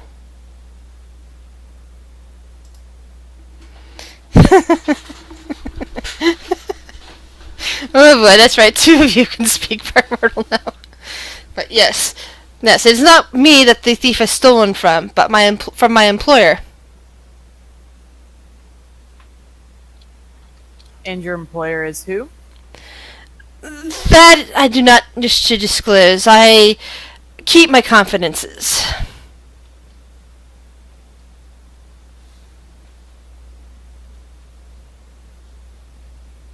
Well, can you at least tell us if your employer is above board? I do not understand what you refer to by that, but Hmm. my employer, not long ago, right as the winter was being driven out of this region, lost a very precious item, an amulet. It was stolen by a sorry, not Ruth, a thief named Greyrun. A Tauren, if you can believe that, a Pegtor. And he fled across the opening waterways all the way to Port Mardor. Am I getting in the sense that he is being forthright and not the thief itself trying to steal something from somebody else? Insight? Yeah.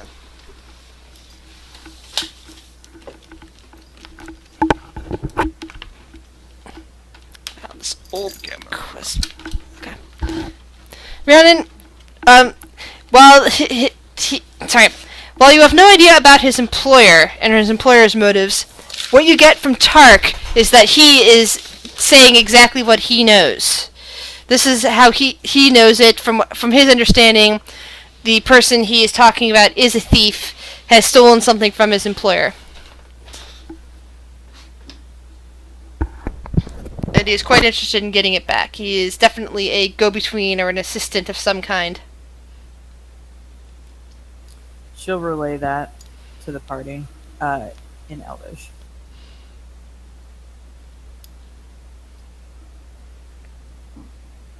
Hmm.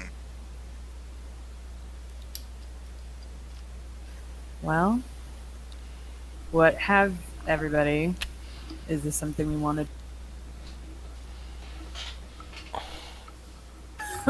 Would she'll say to Tark, can you guarantee, you knowing us from the material plane, can you guarantee us passage back to the material plane, or your employer providing us passage if Well- we were to help you? Well, I have no power to give you passage to the material plane. I imagine my employer would be happy to, as my employer makes jaunts to various planes.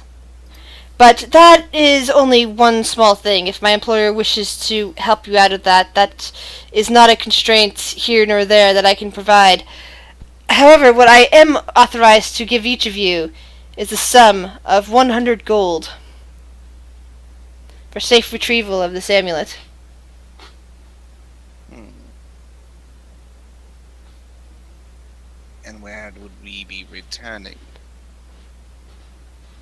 Well, that might be a little bit more difficult. I will take possession of said amulet at another port altogether. One in what you might understand to be called the mainland. Although that's a little bit misleading. I'm just trying to think of a term that fits in your common tongue. It is one of the main countries forming the the Kingdom of Summer, and one of its great ports. I will be able to meet you there. It's simply known as the Summer Port. Hmm. If I were to go to Port Mardor, I would most likely be recognized for my association with my employer by the said thief, and he would immediately escape somehow from me. Whereas you, he might be willing to let his guard down around you. Many let their guard down around me.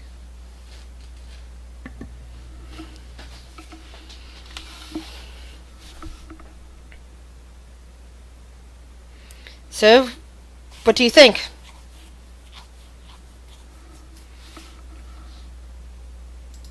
I don't No. think we have any other choice. I No. think we do.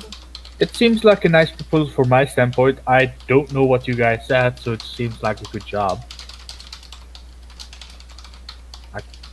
I mean, it seems like a possible way to get out. And I mean, does it really matter whether or not we make enemies here? If we get out? I just want to get out. That's all I want to do.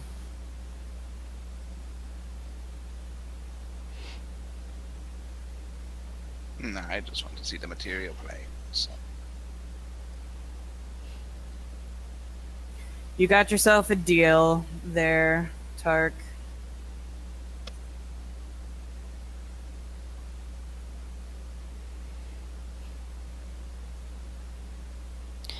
Okay, good. He reaches out a hand to shake yours. Can we get like a little bit more of a description of the guy we're supposed to find? Because like you gave us a name. Oh, it's quite easy. I imagine that he's the only Tauren, let alone Peg Tor, in all of Port Mardor. Probably all of Regil. Out of character. Talking? What? I don't think your character, in character, would understand what a Tauren is either.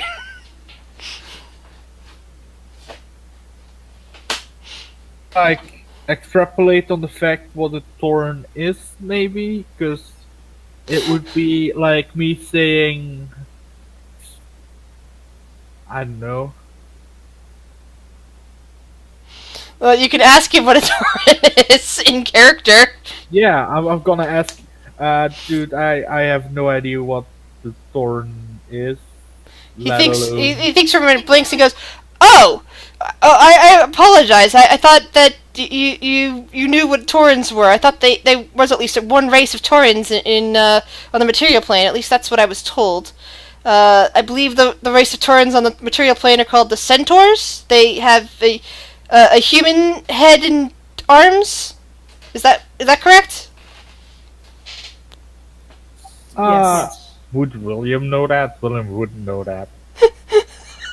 At least some of your party might know what it is. Gannon would know that. And you can roll history for those of you who aren't sure whether your character knows it or not. I think Gilmo knows what this is, but he's just watching us, not saying a damn word. It'd be 21. Yeah.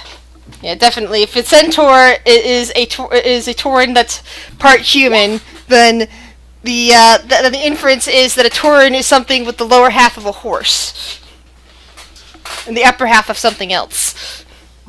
And what's the upper half like? Well, he's a Pegtor, so he's kind of like a Pegasus that happens to be a Tauren. He's got wings. Oh, alright.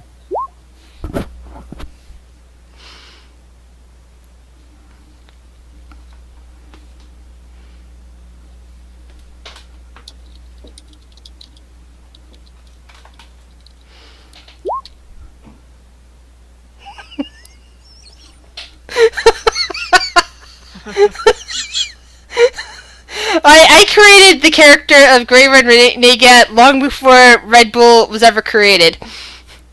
This is actually based on an adventure from long time ago. Yes. I just thought it fit perfectly into the setting of the Feywilds, Weird Alright. creature. where I didn't have to change the race of the character. I said, wait a second, his character as it was could easily fit into the Feywilds.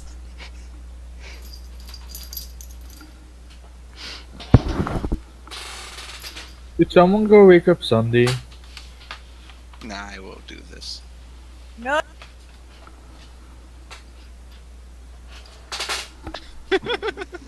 This is not going to go well. Sunday not good at being woken up? I just That's gal milk. Yeah, I think Yeah, we well, were more something worried you got about punched. Gandalf. I cast Mage Hand and just poke him on the face with Mage Hand. Sunday, you What? feel a weird skeletal hand touching you.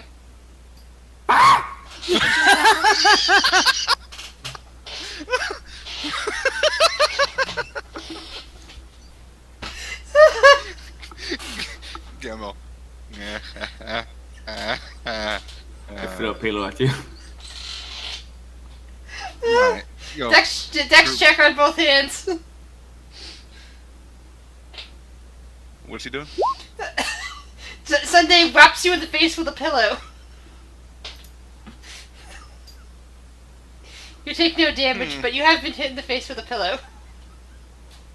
Your body asked me to wake you. Why? You. In the main.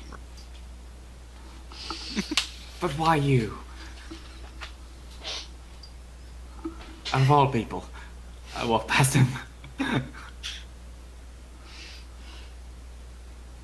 Did you go into the wall? Like a ghost. Bang! Oh no. This time I'll walk you. Sunday has accessed the cheat codes. Yes. Watch me. Called no Transfer clipping. To the other room. I have fetched up your team member. Just look at Rian. You sent him? He. Sorry. Out of all the ways to be woken up.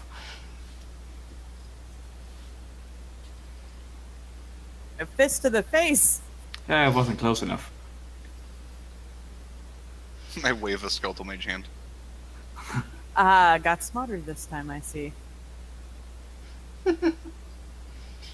Well, looks like, with your approval, you might have found a way back to the material plane.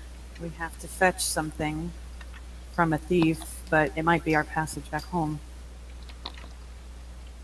Okay. Yes. And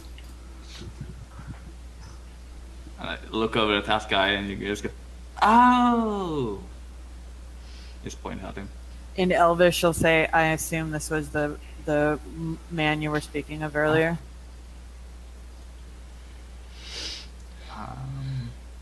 You speak Elvish. I'm just gonna look at you go. He doesn't look like he speaks Elvish if he's doesn't understand what Okay. you're saying. Well, then she'll say in common, I assume this is the man you were speaking of earlier. Ah, yes. I see what you're doing. He speaks in Elvish. You do not wish the rabbit person to understand. I can help with that if you wish. What is he saying? I turn to Sunday and I say, in his head, I was saying I could transmit secret messages to those who don't speak Elvish. I'll grab both my hands around my head and go, no, no, no, Sunday, are you okay? no, no, no, no, no, no, no. I can hear his voice inside my head. That's not. The Tark seems to be shaking his head a bit and orders a carrot drink from the bartender. I turn to Rhiannon and do the same thing. Let's see, no one else can hear it but the one I target. And it's said in your voice, correct? Yes. Okay. She just kind of like cocks an eyebrow. That is quite clever. Yes, I remember a fucking ghost that did that to me. I'm quite alive. It wasn't a ghost, it was an elf.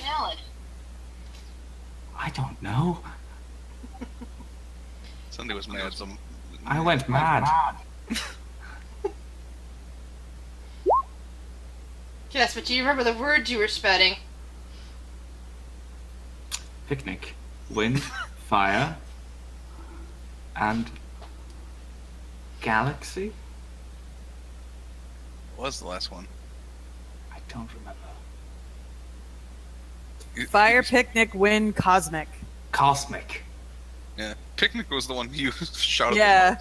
Yeah, picnic was the most one. That was the standard used. And it was fire when I threw myself at a bookshelf.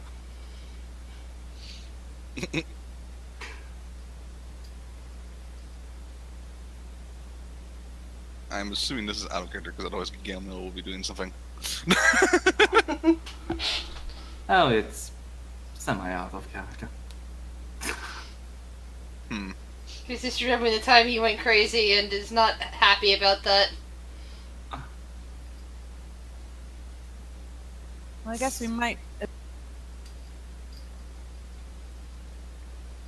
at the ship or at the port. What about the ship or the port? Where are we meeting? Rhiannon's talking to Tark. Do we meet you on the ship with the crew, or are we going to see you in the port? I will be at the port. The summer port. There is a little tavern, and you should be able to find me there, right off the main sprawl of the docking section. Tavern have a name? It's just called the Rabbit's Foot.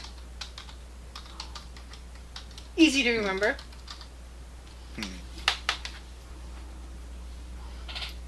That is not ironic at all.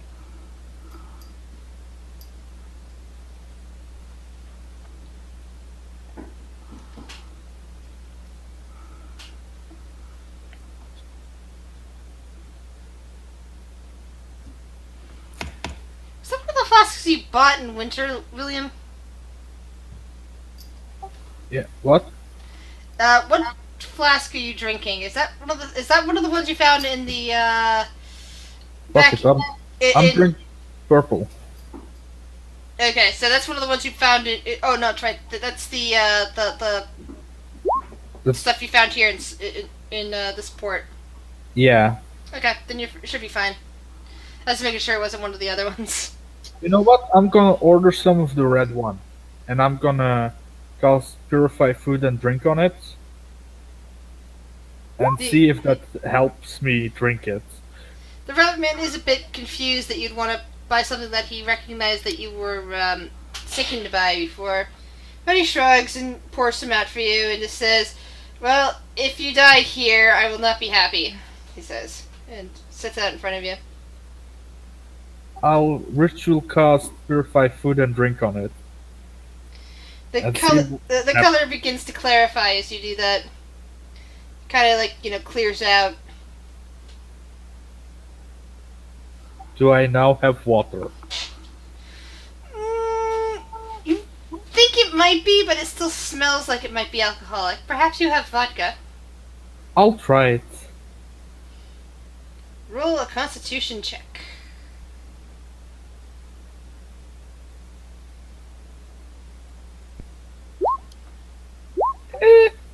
It seems fine to you. I sleep under Sunday's bed.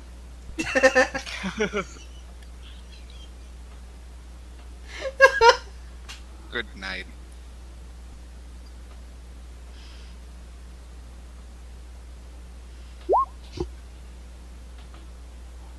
And that makes me think of the days when you were a monk. Yeah, he slept under a bed at one point.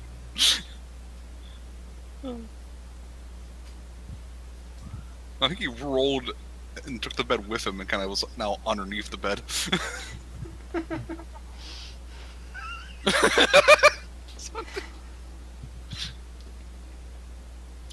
Suppose I think Sunday would have been quite happy in the Shadowfell. Happy in. Shadowfell, I think she said. Mm-hmm. Now the fact that he keeps having a crossbow close at hand.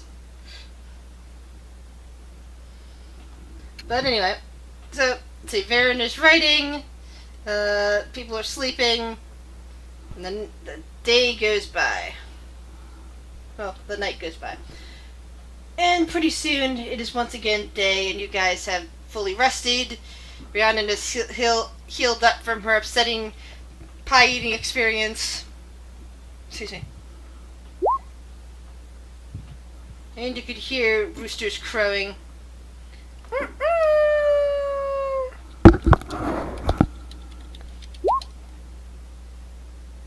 So, are the birds and roosters and such little local inhabitants, or do they actually keep farm? You don't know. You so far have yet to see any bird people, but that doesn't mean there aren't any.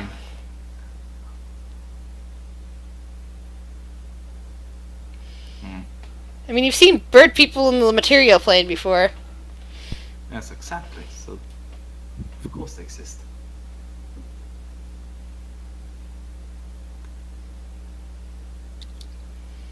But so far, you haven't seen the bird people here.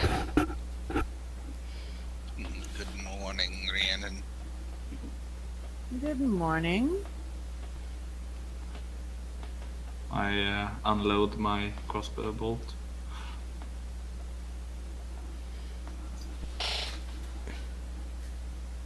I wake up from the hard table. You see Raja there drinking her porridge.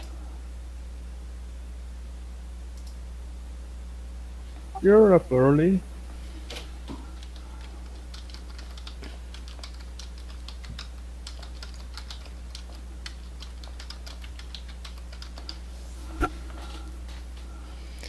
Is it today that we leave with the boat? Yes? Yes.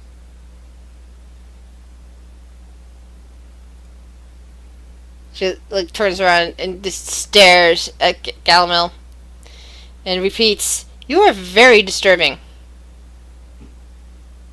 You have said this. I second that motion. I do not understand what is so creepy about me. I'm just gonna look down the bodies and go, does this inn do not have a mirror? I look at Sunday and I use mask on my faces to turn to Sunday. I don't know, does it? You've actually... He has the mask of many faces on. So he now looks exactly like you. Bartender, can I get another drink? Sure, what can I get for you? He says.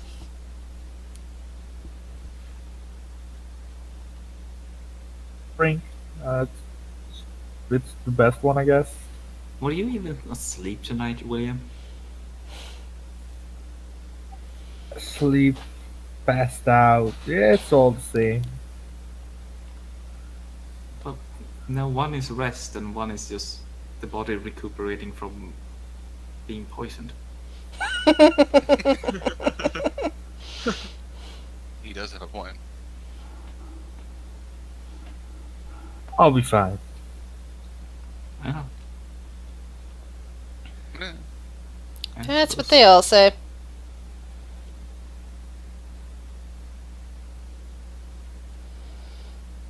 But will you be fine? Will you really be fine? I mean, you I did mean- have blue. William will be fine. Will he? And he's still blue. Yeah, I mean, I'm blue. I still haven't died. I wonder where Rhiannon is. I think hiding from Camille.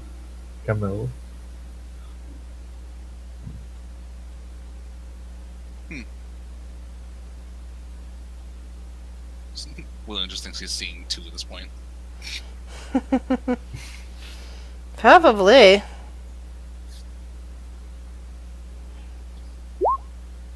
They just happen to be speaking out of turn. It's another level of drunkenness. I see double and I hear two conversations. He's ascended. Yanni comes out and sees just two of Sunday. Hello.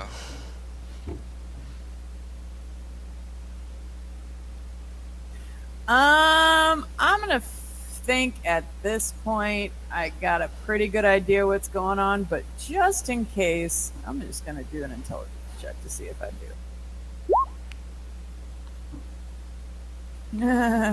It's might be still early in the morning for you, and you can't quite make it out.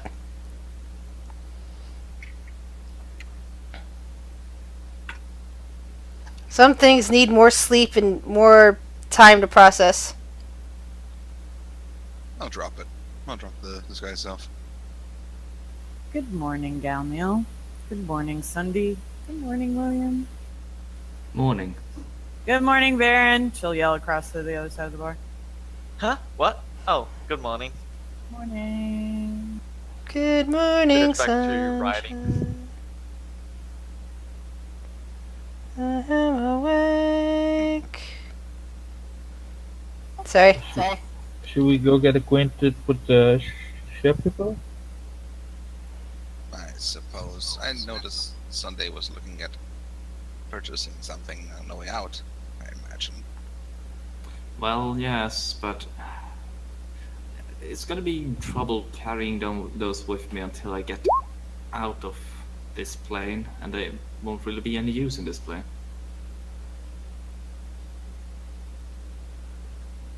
So, Roger kind of like yeah. blinks at you and says, "What exactly are you referring to?"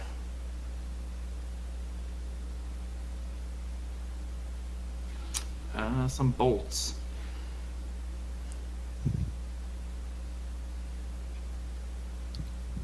Made from a metal from around here. Powerful metal, huh? Well, I'd say it's not powerful, it's just different. How different? Well, Like this. We hold on the dagger. well, yeah, like, exactly. Wait, okay, you have 2 daggers, of course you do. Yes. Don't really use them that much.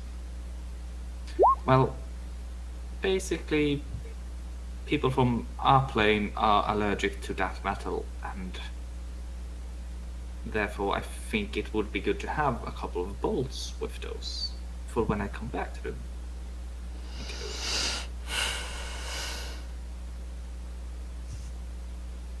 You know, it's like getting stung by a bee. Except a crossbow bolt. Raja kind of like glances over towards Viren and Rhiannon, and then looks back at the conversation she's kind of sitting in the middle of. Her eyes just kind of blink slowly.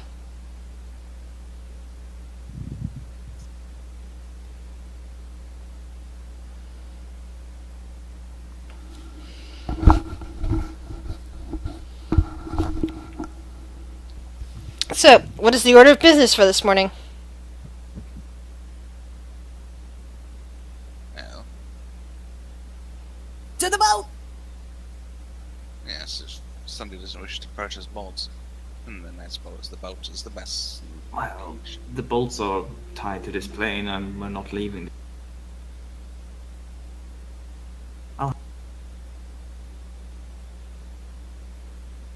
I would rather not stick my hand down my bag and accidentally touch those bolts and have a swollen hand for the rest of the day. You could place the bolts so that they're pointed down.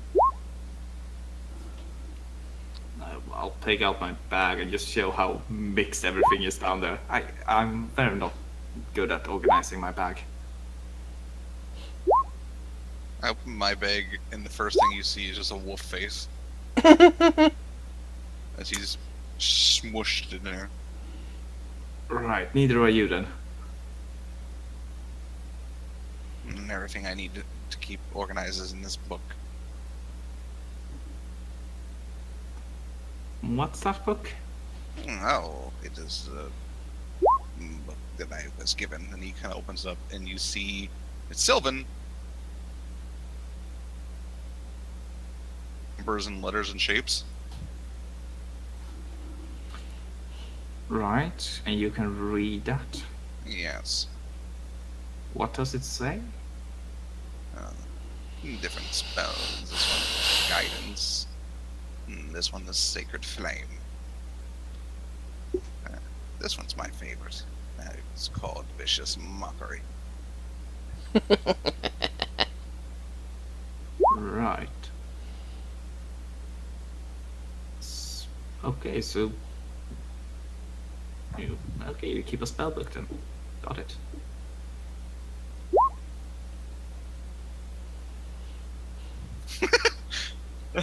Everyone. everyone hears Rain and walk up. She turns around and walks away Clump, immediately. clump, clump, clump.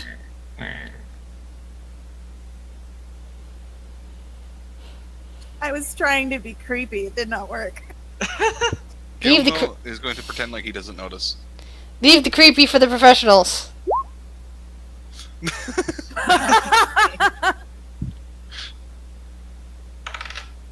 I will try to scare him. I don't know what kind of check that would be. Intimidation, probably. I mean, with disadvantage because he fucking knows, I would imagine.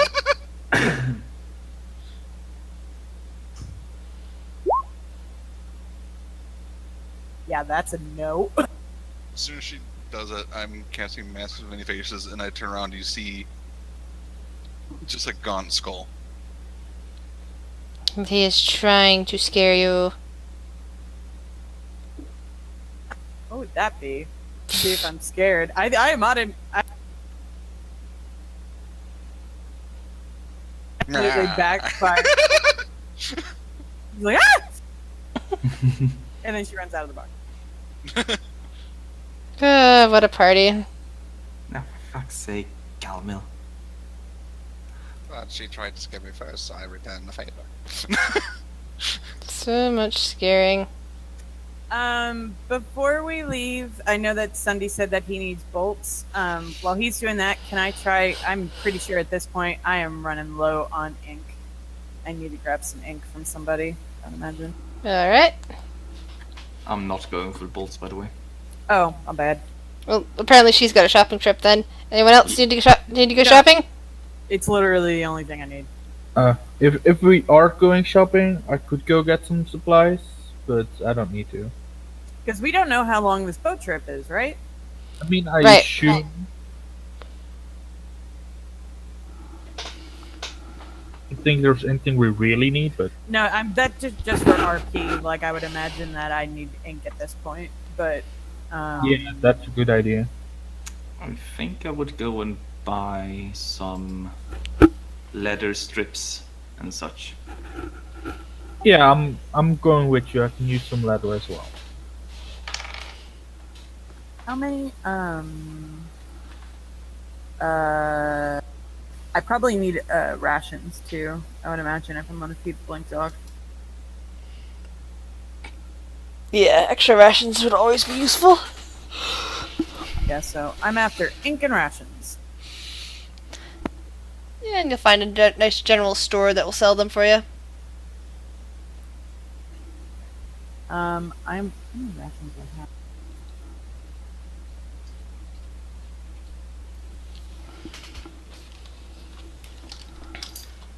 I'm gonna buy 7 rations and a bottle of ink.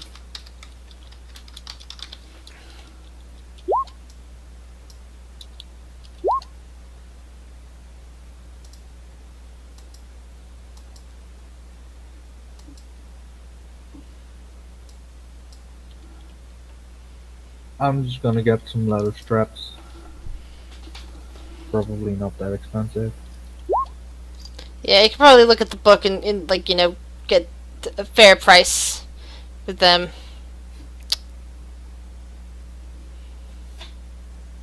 Like, nothing too fancy here in this town. The only really interesting stuff has already been described and it's priced out. Everything else would probably be, standard guide price. Just to speed some things along here.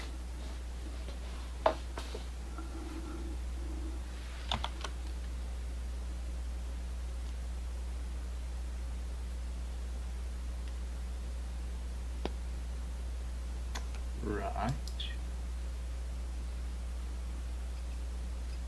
So how much would leather, just strips of leather, go for? I mean, that depends on how much needs. So. Enough to maybe work on my armor? Yeah, I just needed enough for a belt, so I assumed that would be around 1 gold piece, max. Seeing like leather armor costs 10, I think, of how much this does.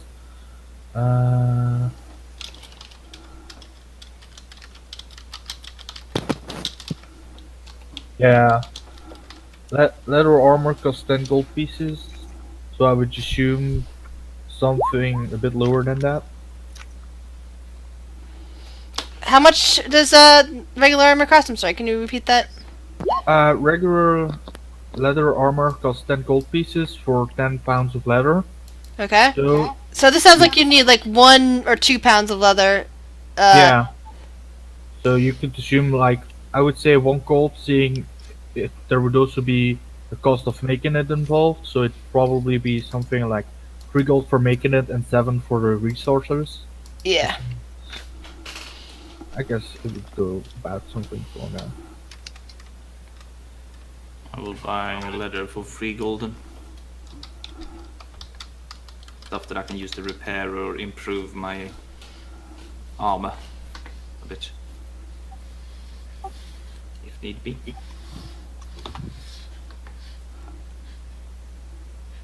Sounds like a plan to me.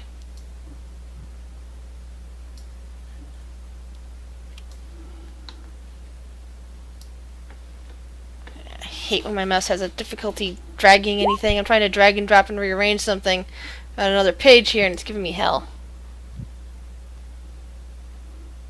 We all ditched Farron, like, Yeah. Viren still writing. It's like looks up. It's like it's really quiet. Looks up. Oh, they're already gone.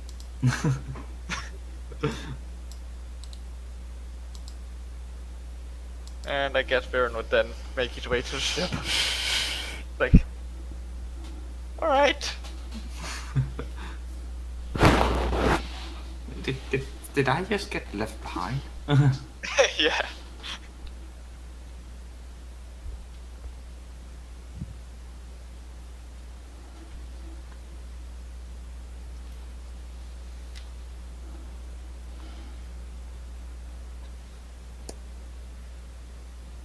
Alright, so everybody's converging on the ship. Yes.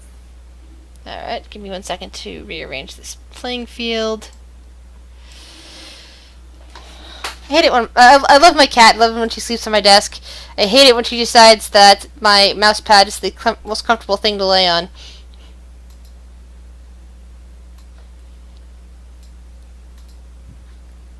Then it's like, where am I supposed to put my mouse? You're laying on my mouse pad. So the captain, Malazu, greets you as you come aboard.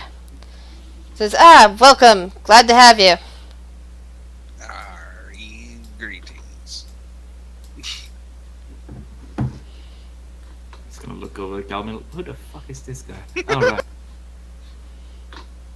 Yeah, you actually did, your character-wise, you did already meet her. Huh. I guess you're the. No, I'm looking at Galmil. Gamma who now looks like a pirate. Take a leg, eye patch.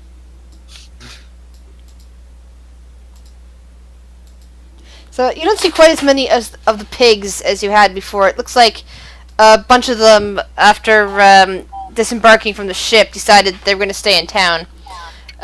From what you've already gathered from information-wise from the various townsfolk, is that several years have gone by with it being winter, and that's how long the ship has been out of this port. Some of the pigs lived here in town, were married and all that to people, and couldn't get back home in that amount of time, and so they have decided to stay behind and resign from the pirate's life.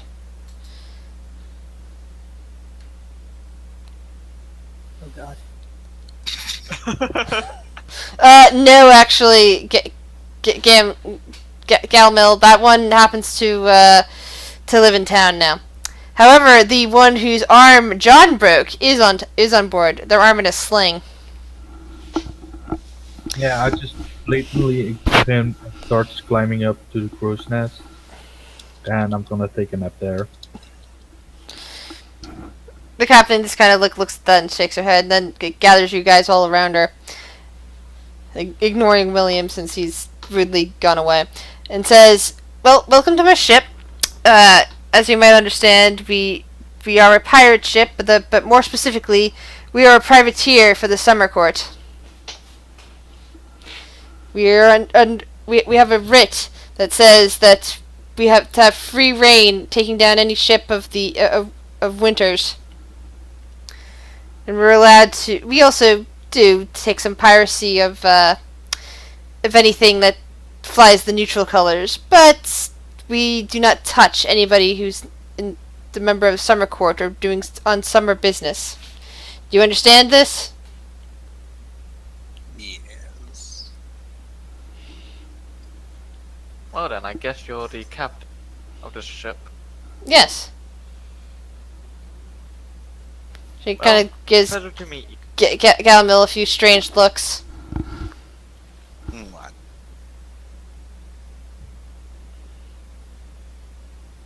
He's playing the part. And she sighs. Well, get to work scrubbing the deck. You can bunk down below in the common areas. You should be able to find a hammock that will suit you. Meals are in the galley. Do you have any questions?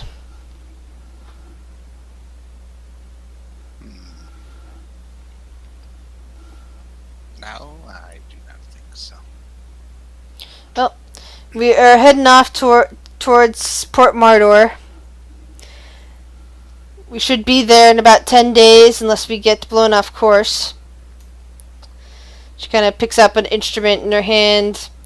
It kind of... anybody here, character-wise, no seafaring? Does going across small bodies of water on a raft? No. I am proficient in cartographer's tools. Alright, so roll me a history check. You look at it and realize that while it resembles a sextant, it has features on it that do not make any sense, at least from your perspective on cartographer's tools. Huh, so what are those weird additions to that sextant? She looks at it, blinks at it, looks back at you, and says, "I don't see any weird additions on my my wayfinder." Huh. I'm just gonna point at some of the things that are like not there on a sextant normally, and just go. So on this wayfinder, what is this for? And that? Well, that's to keep a line to the to this, and she talks about how basically she's saying words that are reminiscent of planet, star, and moon, but for some reason in Sylvan it doesn't seem to have translated properly. She's basically talking about stellar bodies, cosmic signposts, basically things looking at that appear in the nighttime sky that are used as navigation. Can I roll something to see if I understand how Yes. it works? Would be investigation, intelligence. Let's see, insight maybe, or maybe just straight intelligence. Insight, maybe. Well, I'll roll insight then. Okay. Now, you guys have spent most of your time, like, in the company of others, or when you were in wandering around in Night and Wild, you couldn't see the sky because there was, too much stuff in the way. Like, everything was dark. When you got to the town, you came there during day and have spent your nights ensconced in a tavern instead of wandering outside and looking up at the sky. You now kind of get this feeling that you've missed some major features of what the sky looks like at night in normal areas here in the Feywilds. In fact, your character is probably compelled to look up at the sky right now. Is that the case? Yes.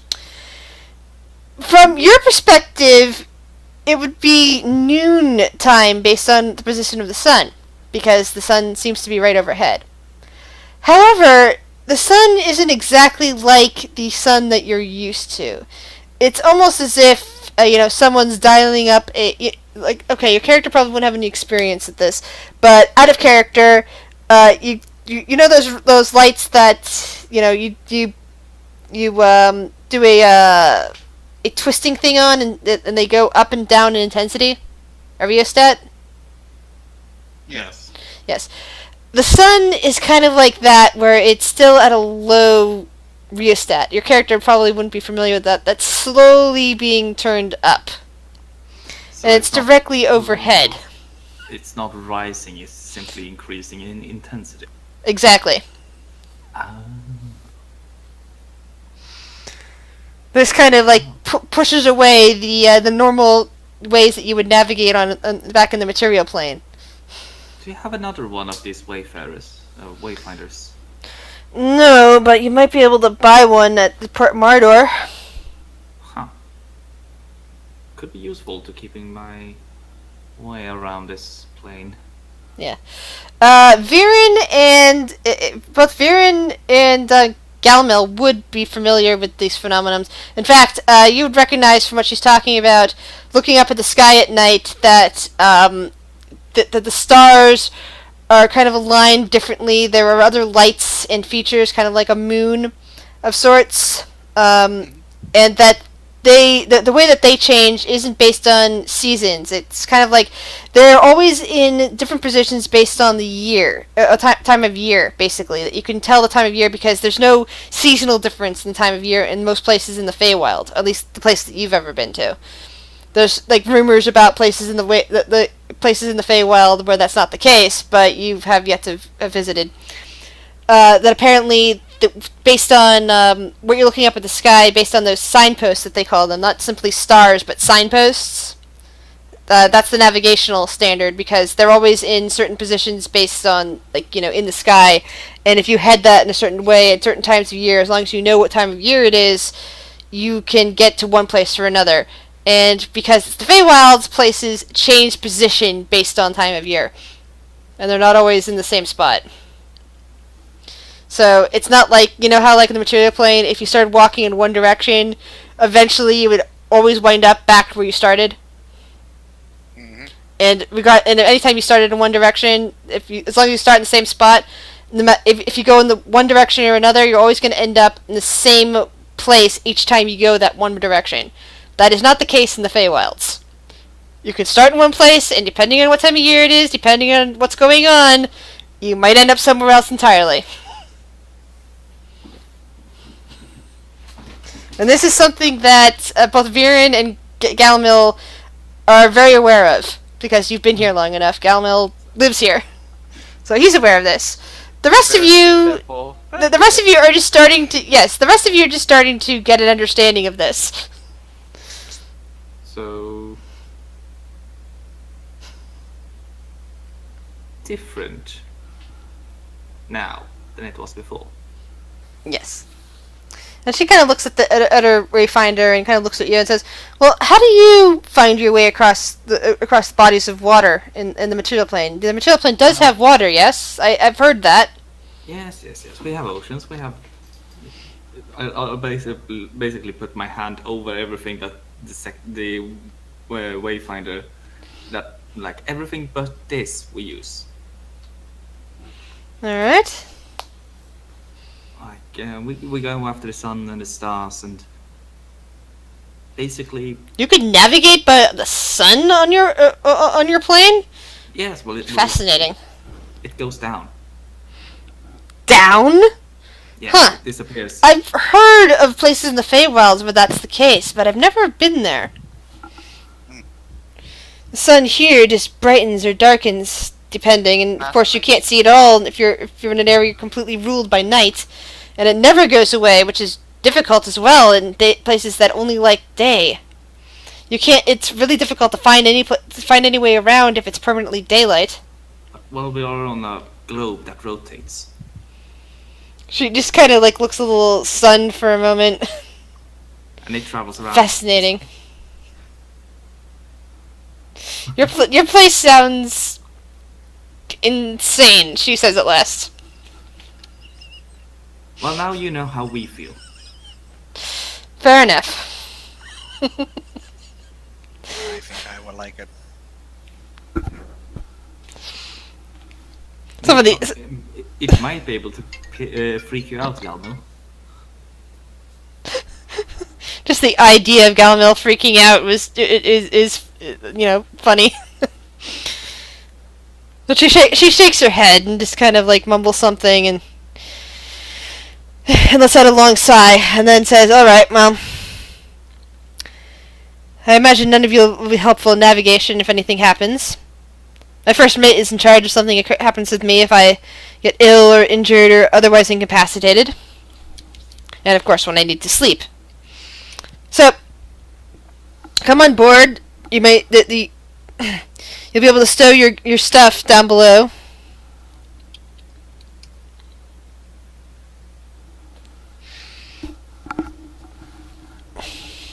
So William's probably the only one who didn't hear any of this because he's asleep in the crow's nest. This is fair. So he's just went AFK. Of course. And yeah. So what do you guys wish to do? So, for the journey, at least for me, what Brianna would probably do is she would lend her hand in the kitchen, so she'd go to the galley, and then any time that she was not working in the kitchen, she wants to try to recreate drawings that she had given to the hag and try to recall notes. All right. Yeah, because the previous kitchen worker apparently has decided to stay behind, has quit the pirate's life. Instead of having to swab the deck, the captain puts you to work there in the galley. Says this place will be yours for the next 10 days, at least until we get to port. You have to cook for this amount of people, and she gives you an amount of people that are apparently the crew plus you guys. And you should be able to cook anything you want based on what goods we have. But remember, it'll take us at least 10 days to get there, and should storms appear on the horizon, it might take longer. So it is the cook's duty to make food stores last as long as possible, and to use up the stuff that's about to go bad first. She nods. Good.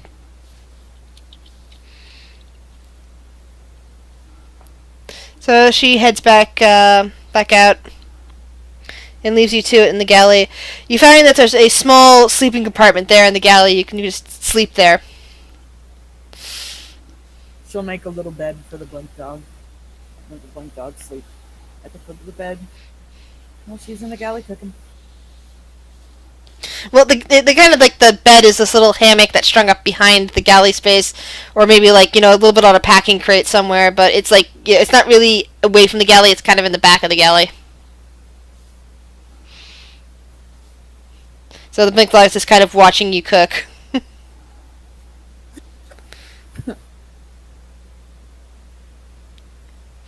Alright, so I know she's going to be doing the navigating, but who wants to take responsibility for the dice?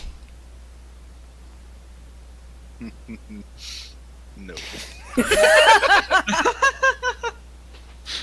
My rolls are any indication. Fuck it, I'll do it. Alright, we have a volunteer! I'll fuck it up for Everybody you guys. blame Sunday. Everybody blame Sunday. Volunteer for tribute. Yes, I knew somebody was going to say it. Alright, so first things first, as the ship sails away from port and you lose sight of Port Anders, roll a 1d6.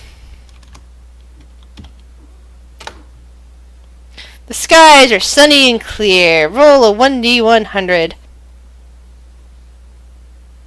Don't mind me.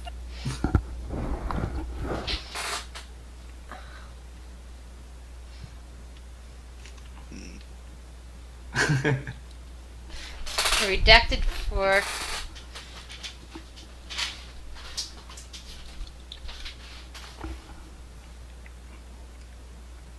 Okay, so I read that completely wrong. What Evil just typed, because it's never mind. I still need another 1d100 on top of that. Did you also read Moon touches and talking as touching? Yeah, so I read like Camel Moon touched himself the whole time. Is all I read. Oh god. Touching yourself while smooning. Sunday, I'm waiting for the 1D100. Sorry, didn't hear that. Yeah, the 1D6 is just determining what type, whether it's sunny or stormy. All right, at 97. Let's see what happens at 97. No. What's a crack-a-lackin'? Oh, fuck. All right. Okay. So the sun is nice and bright overhead. It feels like it's warm in noontime, and it's summery. And you start hearing a cawing sound coming on the breeze. Roll me a perception check.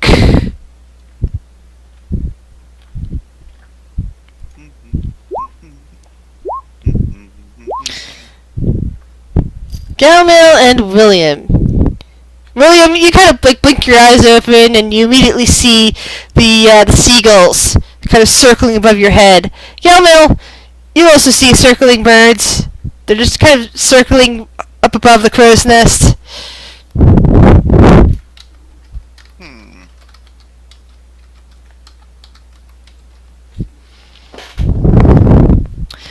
Anything you wish to do about it? Did it seem hostile in any way? William, roll me a dexterity check. Oh, I was just about to roast one, but sure. You don't move in time for as one of them splatters you with a nice white substance, goopy substance. This place is going now. He's up in the crow's nest. You can't actually see him. He just goes back to sleep at this point. No, wait. First he will. Do I have anything? Word of Radiant is that won't reach it. I don't have anything.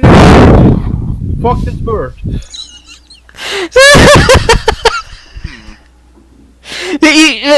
Camille, from your perspective, you see like a bright light kind of shoot up from the crow's nest all of a sudden after you saw something white and gloopy drip down into the crow's nest from one of the birds, and the birds just kind of fly off at this point.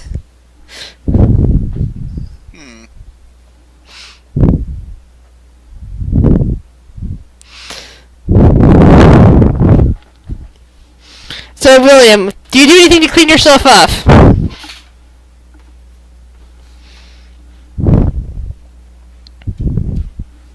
William. Can you hear me? Yes. I heard wishing sound. Yeah, okay. Yeah, I think your mic might be a little close to your mouth, Chris. Sorry. Yeah, I moved it slightly when a cat was trying to eat it. Oh, yeah. Nah, William hasn't washed himself in some time, so I don't think he's too bothered. Are you going to come down for night meal, as the sun just kind of vanishes from the sky, revealing the stars and the signposts the stars, aka the signposts that the captain was referring to. Sure, I'll come down. All right, so you now have everybody in the crew staring at you, including the captain. The rest of your party, roll perception checks. Everybody but William. I'm already purple. How worse can it get? No, you're blue in color. You're blue, and you're clearly splattered with something white all over your face and chest and all that. Wait, it hit me in the face. I thought it hit me on the shoulder. If it hit me on the face, I would probably wash. It hit your face and kind of splattered onto your chest and all that. Yeah, then I would have gone, put my head inside the water beside the ship, just hang out. I don't know. and then start drinking again because it's a hard day already. Well, you guys notice that he's not that he looks bad. William doesn't see. William has just been blue, and now he's been gotten bird on him and all that. I'm gonna look at the one with the bracer and I'm gonna say, what are you looking at? Very angrily. The one I broke the arm off before. It just kind of shakes its head watching you. I just grabbed meal and I'm heading back to the crow's nest because I need to sleep. And if I see any more of those pesky fucking birds, I'm gonna murder all of them. I'm gonna steal a bow from someone. Does anyone are there bows around? Because I need one because I can't hit them else. Yep, Just there are bows don't around. hurt my raven, please. Does he know how to recognize a raven? I think John. So, I think otherwise, William knows the difference between a raven and a seagull. I mean, do you know the colors black and white? He only knows blue. Yeah, I only know blue. You only know blue. Well, we are fucked then. Colorblind to everything besides blue. Yeah. Blue, blue, blue, blue, blue. Wait, could I have deflect missile on the ship? You can the next time it happens. Just not this time. I catch it. And throw it back at the bird. It doesn't have enough force to go upwards. It can only go down. I'll just redirect it to someone else. Anyway, so day 2. Our navigator, please roll me a 1d6 followed by a 1d100.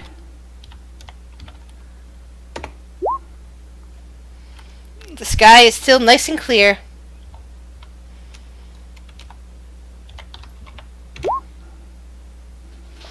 Alright, a 25. I really want to get a 1. And why is that? I don't know. I just like chaos.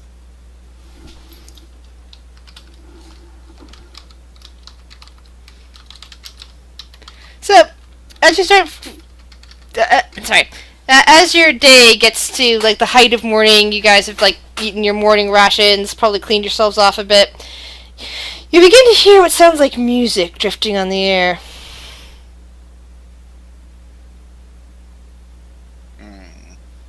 Just a soft singing. I will look to the captain. She has a kind of slightly determined look on her face. I would suggest... Sorry, go ahead. To a party. No. These seas can be quite treacherous. Even in the summertime, there are dangers. I'll just put some lint in my ears and go back to sleep. Ah, William, the ever-sleeping. I like how everyone else is working. We've just been hiding up in the... Look, I wanna bet the pig man has taken over my shift. Should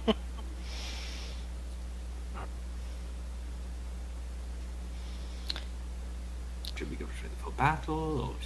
should we be worried? Just keep your wits about you, she says. Just kind of like keeps her hand on the wheel. Yeah, I'm not very good at that. Alright, I'm gonna go below deck and continue writing my book. I'm just gonna keep working. Alright. You know, So, keep swabbing the deck while sleeping, pretty much. William... Oh, sorry, no, William has that. William, you get advantage on a wisdom roll. Galamil, roll wisdom. Who else is above deck at the moment? I am. Roll wisdom if you're above deck. Thank God I went underground. Oh, that's right. You're resistant to charm, so yeah, you're fine. Ooh, that's not good. So okay. being down in the galley, Or like, am I advantage. down You have there- advantage. Sorry. No, you're fine. am I You're down there all the the time? yeah. You're in the galley cooking probably, or like restocking the shelf or whatever else is. To get ready I'm just for gonna meals. assume I'm down below deck at all times then. Yep. That's where the captain put you. Down below deck. So what happens? Alright, so, William, yeah, even with that, you ended up... William, you wake up from your attempted sleeping, and you're entranced by this lovely voice that's just coming to you from across the waves.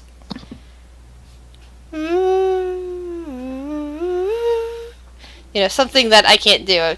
A very beautiful song whose lyrics you can't either hear or understand, depending if there are lyrics. Alright, he jumps down and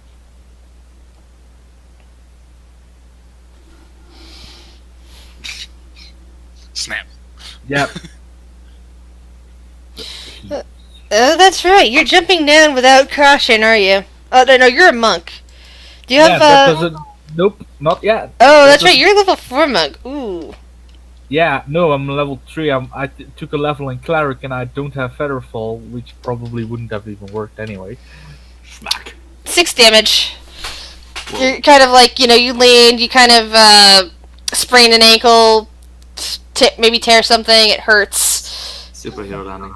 Not too bad. Yeah. Would But we it- have heard somebody fall on the deck? But it's Sunday and Galmil, you're probably broken out of your potential trance here as well, because you were quite drawn in, but you're starting to get trancy from it. And to notice that William has essentially fallen off the crow's nest. I'm gonna walk up to him. William, what the fuck? I guess I'm still heading in that direction. I don't know. You are in pain, so that kind of distracts you. Yeah, I'm like, oh fuck, my leg. Yeah. What? How? Why did you jump off the crow's nest? I don't know. I Hmm. I think I heard something and I wanted to go there, but now that I think about it, that doesn't seem like a good idea. At least the jumping out of the crow's nest part. Well, yeah, the singing is coming from away from the ship. You're just gonna walk into the ocean. I mean, I can swim. It's the ocean.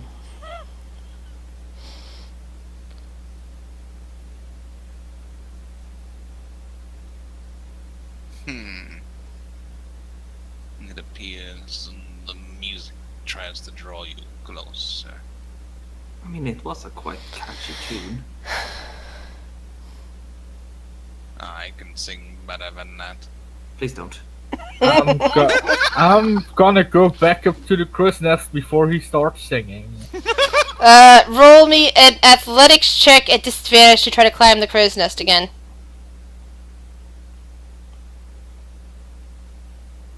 I do acrobatics instead. Either way, disadvantage. Guidance. Ooh. 19. Even with the Do it. sprain, you managed to make it all the way back up there. Hmm. You know, I won't be ready to catch you. I'll catch him. I guess me. I'll catch you if you fall. I would not want to land on a skeleton hand. Yeah, technically Well- speaking, you'll probably go right. Ronan is gonna go back to snuggling his pillow with a high threat count and his dirty tapestry. A blanket. Just go look at, Collecting a bed. looking at Galvin and go, why is he sleeping? Why am I working? Mm. The answer is he won a bet. I had just been laying down. Oh. And the mage hand to pick up the mop again, start swallowing while I lay it back down. Ah. So he's working, but he's also relaxing. Fucking magic. Go, just go. Well, that's gonna be your catchphrase, isn't it? Fucking magic. Yeah, it's my catchphrase every time I play this because I rarely have magic. Yes. Magic is awesome.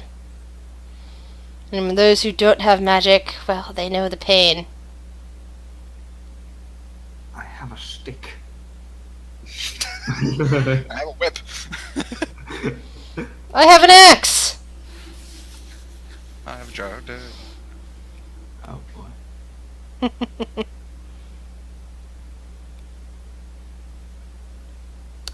Alright, so that comes to the close of this day. Rhiannon, anything specific you wish to make your friends for dinner? Yeah, I think I was gonna do some. I would imagine there was gonna be a lot of rice down there, and probably some dried beans. And Yep, rice, beans, and I imagine that they can get some fresh fish. yeah, so those are the three things. So I figured I would try to do like Cajun dirty rice, so red beans Yeah. and rice with some blackened fish. And the other things you've discovered down in the hold is that there is a there are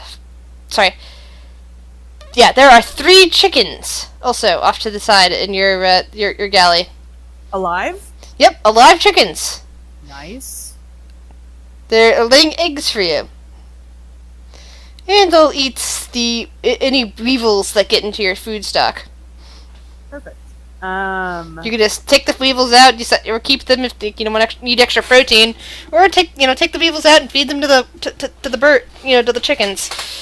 Yeah, I'll probably feed the chickens the weevils, and then the first night I probably did like red beans and rice, and then this is night 2. Since we have eggs, I'll probably do like a fish fry. So we'll have some fresh fried fish. Which enamours some of the crew with you. It's like, wow, this is good eating. Yes, you are quite an excellent culinary individual. She blushes. I try.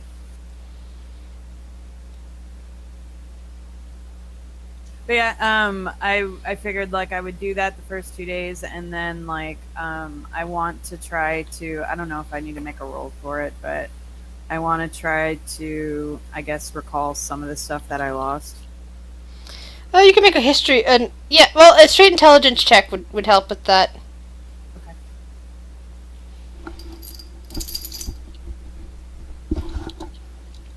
All right, so you recall some of the information that you lost. You can spend the evening after the meal is done working on that.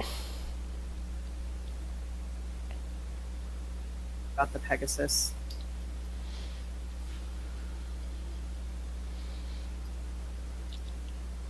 Yes, you're meeting with a very majestic creature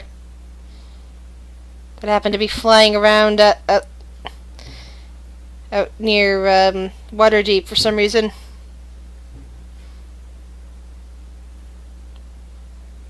And I've had the blink dog a ration, as to not waste anything.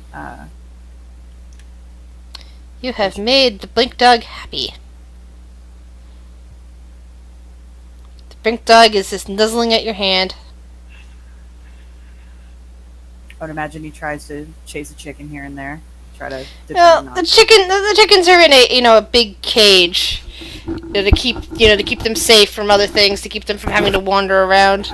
They got some nice little beddings in there, and some space that makes it easy to clean up, and they've actually got places to stand, so they're not stuck in the tiny little cages they get put in real life. But it's still a cage, but it's on a ship. That's kind of their safety as well as keeping them in check, because otherwise they might end up overboard. Yep, I think that's all she'll do. All right. So day 3, you know the drill. Still sunny and bright out there. Oh, 66. Let's see what a 66 will bring us. Lyra, get off so I can look at my roll sheet.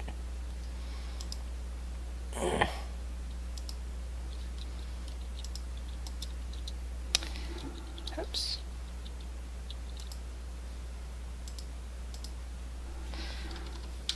Okay. Sorry. 1 second.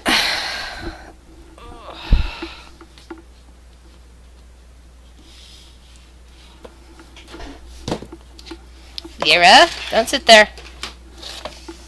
Yeah, sorry, my cat's on things and it's taking me a minute to get to the page I need. If only you had rolled a 6 in the defense.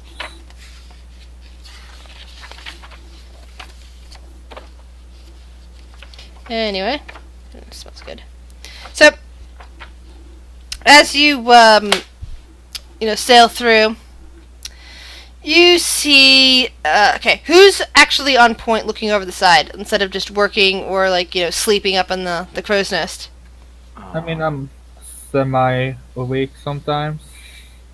Gamel's if he's not laying down, he's usually... Alright, so, Always working on deck, and when he's not working, he's basically just checking out the navigation. alright, so, those of you who are on deck, roll a perception check for me. On point with those perceptions, Gamel. Damn. Okay, so Galemel, you happen to be at a stage where you are looking up and looking over the edge of the ship, and you see a really small island nearby. On it, you see, basically a tree, some kind, it looks like, palm tree, and there seems to be something glinting coming from the small surface. I see something shiny on that small little island. It's a treasure island. You got vocal. Early here. Maybe not the person on the crow's nest, but. Yeah, I'd imagine that your companion Sunday there would have heard you. Yeah. Do we have any kind of binoculars or? Well, the captain does. There's a there's spyglass sort of thing up front. Is she using it? Not at the moment. The first mate seems to is using a spyglass of his own, but he's looking in another direction. Alright, could I just go and grab the captain's one? I'm just gonna borrow it. No, you're gonna have to roll stealth and sleight of hand.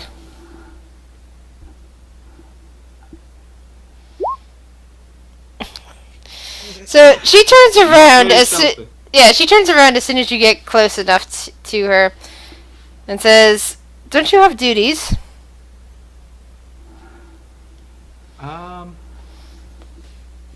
Yes. Is there something that you need?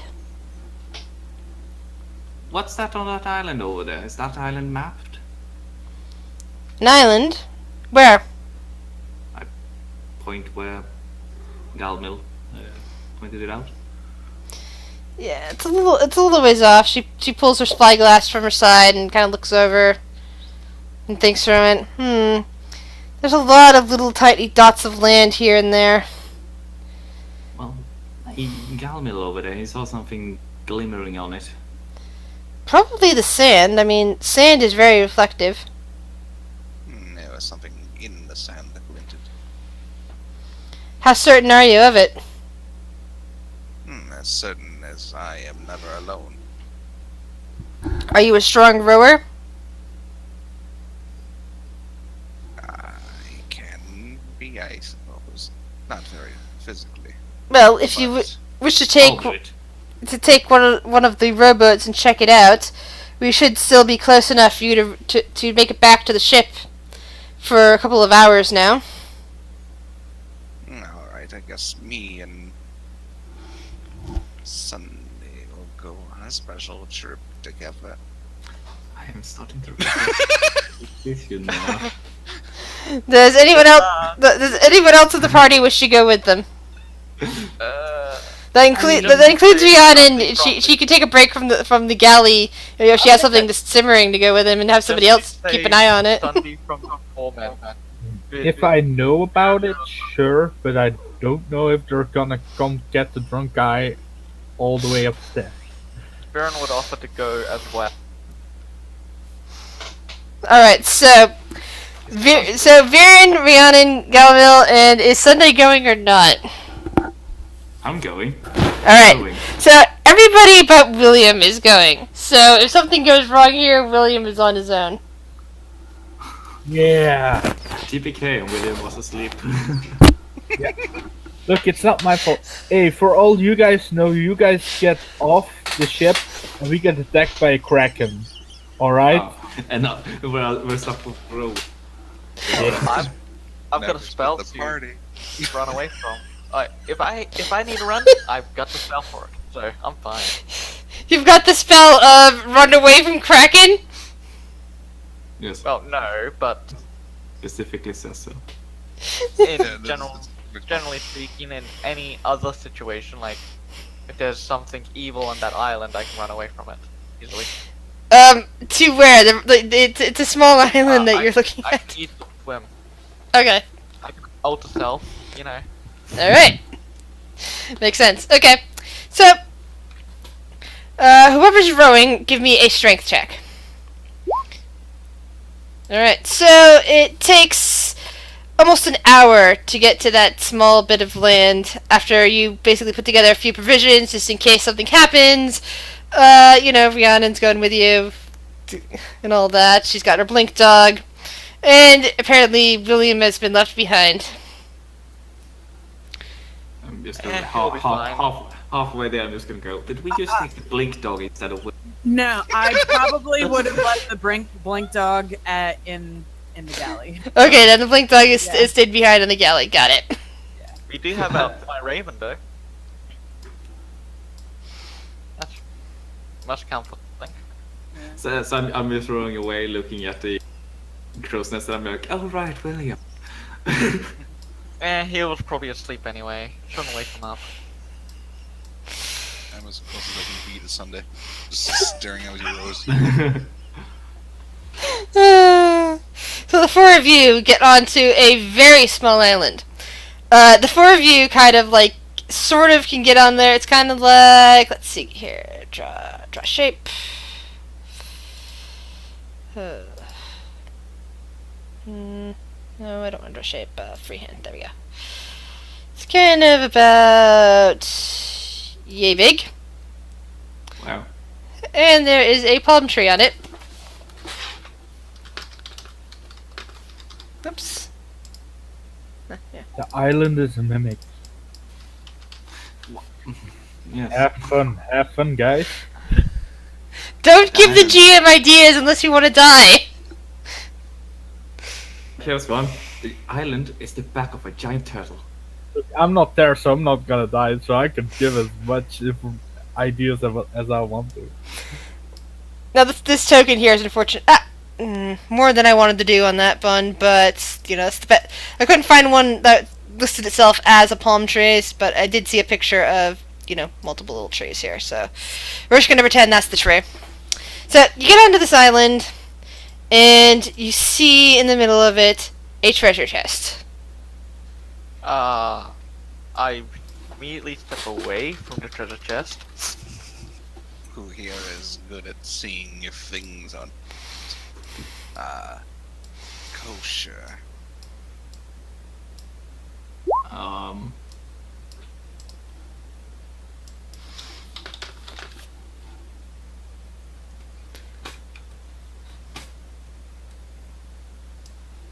I'm trying to say. I mean, it's a chest. Yes, a Chest, chest which that round? could. So Exactly. yeah, Rhiannon, some of your items, flare up with magic. Especially that weird ring that you picked up a while ago and identified and couldn't figure out what the hell it does. The chest itself kind of glows faintly of magic, although once again it doesn't seem to be giving off much of what kind of magic is this. as easily. It's mostly like I'm better with intensity rather than type, unless I know exactly what type it is. Alright, well, I'm gonna investigate the chest then. Guidance.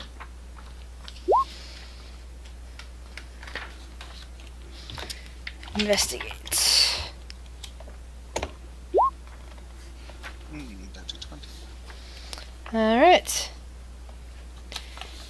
You open the blank page. You open it up, and you find some sort of folded piece of cloth laying at the bottom of it, along with a variety of coins. Roll a 1d100.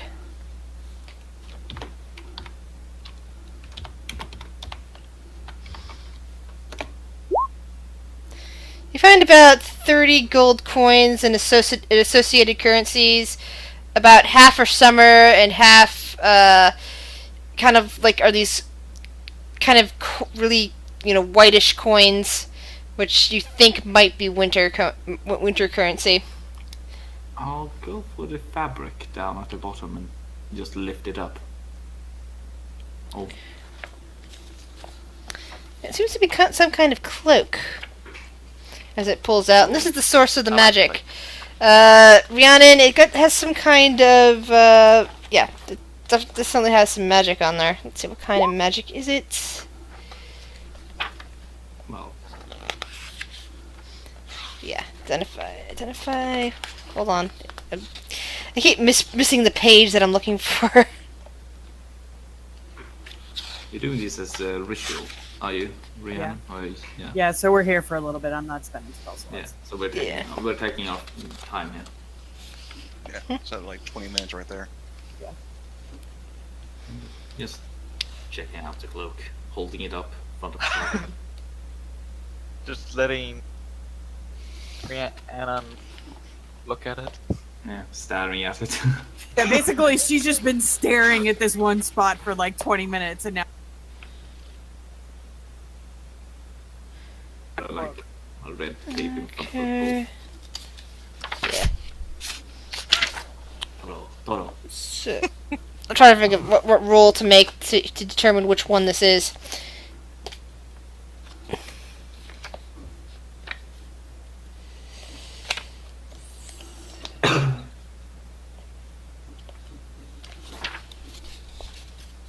Okay, so roll me a 1d5, whoever picked it up.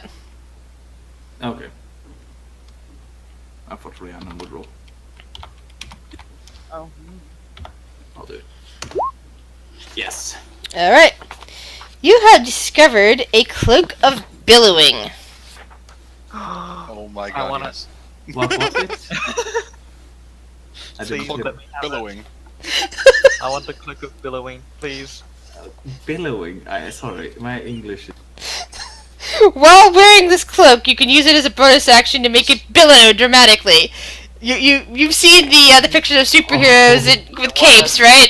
I want it. And how it sways behind them. It's a completely useless item that people with fashion I know, sense but want I it. want it. I'll fold it neatly and just... Can I have it, please? Yes, you may. Thank you. Does anybody object to this? Elmo kind of does. Okay, so some of you are actually asking for. One of you is asking for it. The other one has handed it to them, but somebody else wants it. What do you wish to do about it? I'm Oh, holding it out in the yes. middle of all of us, so it's basically my hand outstretched arm. How about boulder parchment she is? It's a fair way. So as you hold it out, two of your companions reach out to grab it, and they're now both holding an end of it. Listen, I need this. Sell it fairly. It completes my character, okay? I'm just holding on to it until one of them. Let's go. Cocks his head as he says, it completes my character. I'm not a person until I have this cape. I let go. Thank you. Yeah, you have gotten Galmil's respect. And interest. So good luck with that. Yeah. Oh no! What have I done? I'll hand you the cape. Thank you. Back to the ship we go. Back to we go. Yes. Now I have a I- cloak of billow. I'm just sensing that it's gonna be a lot of dramatic moments ahead. Into the room. The most wait. useless item that everybody wants. That is perfect. I'm taking 12 of the gold because I'm gonna give 6 of the gold to William. Alright. 30 divided by 5. And it's time for a 5-minute break for bathroom and everything. Alright. I need more water anyways. We'll be right back. Thanks for the gold. Thanks for the cloak of billowing. That was a strange encounter, but I suppose it was a useless item unless... Yes, I see why it was left. Yeah, it's useless, but hey. I think... You know what? The next time I start a group, then I'm just gonna start with a free item from that list.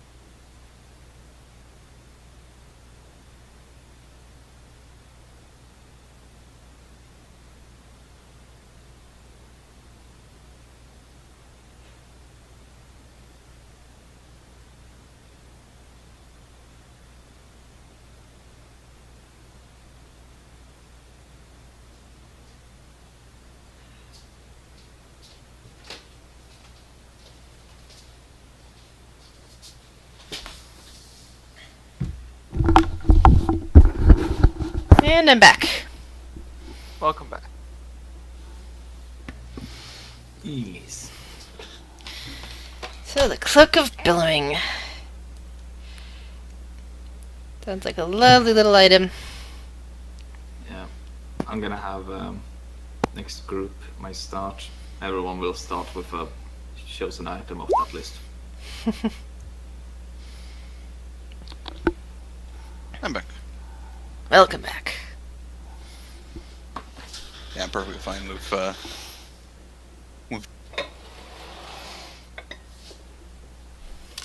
probably.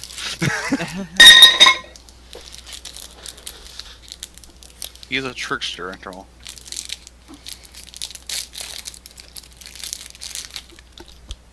A tricky trick.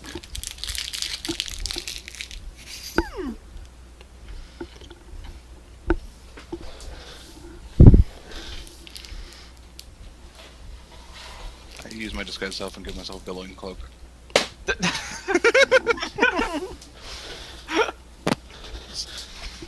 You walk right through it as he turns.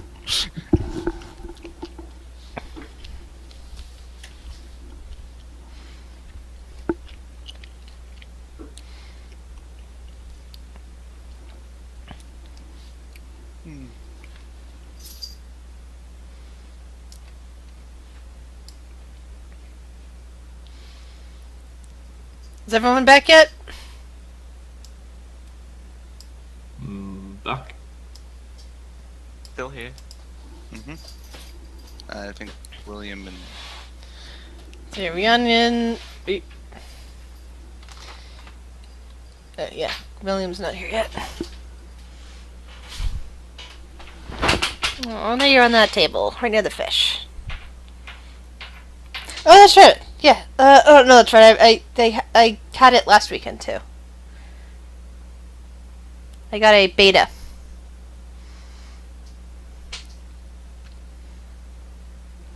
It sits on a shelf nearby me.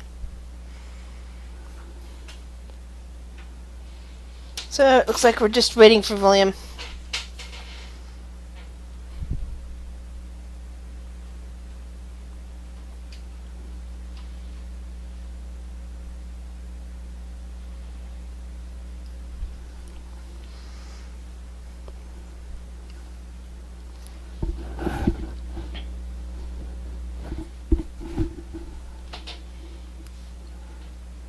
So, if everyone from the island is here right now, as you get back, the captain asks, "Did you find anything interesting on that island?"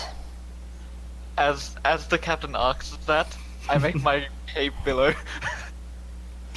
Alright. yes. Well, you do need to provide shares to the rest of the crew. She kind of eyes up the cloak. There was a fair bit of coin that I care less about. Well then. And I look at everyone else. I have taken a bit to give to William. The rest they have. Yeah. He's basically not saying what he took any. He is being deceptive. So. So she's basically looking at whoever claims that they have the gold.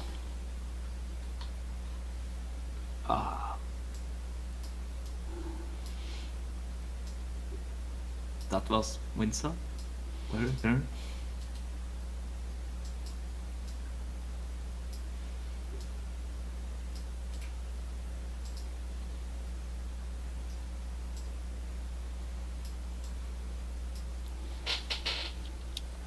Hello. Hello.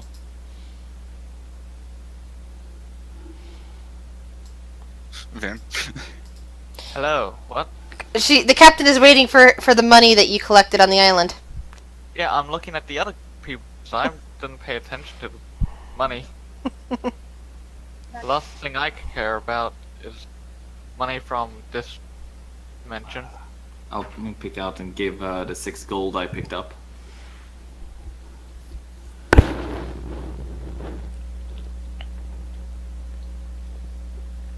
Could I have done something before we left the island? What did you wish to do? I'm sorry. That's fine. I wanted to grab the empty chest. I wanted to take that with me because I want to do something with it. And if possible, can I, on the island, do I see any crabs and or coconuts? Coconuts, yes. Roll a survival check for crabs. Coconuts. I love it. Has some coconuts. Yes. You look up at the big tree, the big palmish looking tree, and you see a bunch of ripe coconuts, several of which have already tumbled off, and the resulting coconut that fell and broke itself out before it could fall into the water and drift away to be planted somewhere else has attracted crabs. There's a whole bunch of crabs just on a downed coconut. I would like to try to catch those and take coconuts back on board so I can shove them in the chest. Yes. You basically fill up your chest with live crabs and coconuts. A lot of the coconuts are still in their, the big green husks, so they need to be completely shucked out. Cool. Lyra, leave that alone. That's a picture. Don't try to take it down off the wall. Plant. That was it. Sorry. My cat just suddenly started deciding that she can get up underneath this one picture and try to grab at the attachment.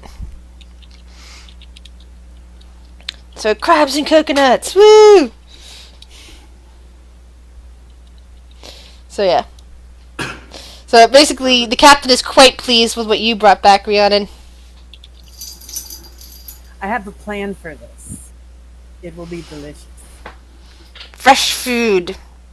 And she kind of claps you on the back. Coconut soup. And then whenever I get on board and I get back downstairs, I'll go ahead and I'll I'll go ahead and crack open the coconuts and get them, extract water, and then get the meat out there. And then the crabs,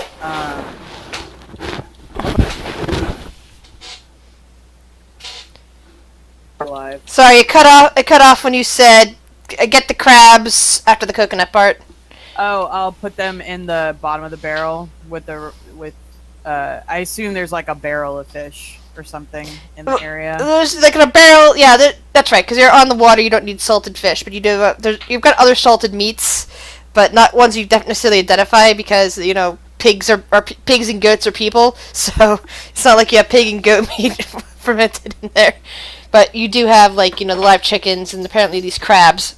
So I'll take a few of the crabs because I had something simmering while we were on the island, and so I will add some crab meat to the mixture, and I will present the crew with gumbo that evening. Woo!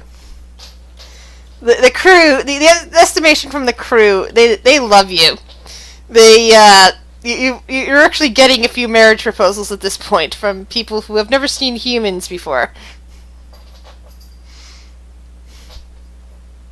Now, to be fair, these are from pigs, and as far as the pigs are concerned, they might say something like, you're not that much to look at, you're kind of like, you've got a flat face, and there's not much meat on you comparatively. I mean, that's pretty much what to a pig, that's kind of detractors for them. But you can cook. So you're getting marriage proposals from some of the pigs. Sweet. Wow, just leaving them hanging? Thus ends night 3. Day 4! No. This is mine.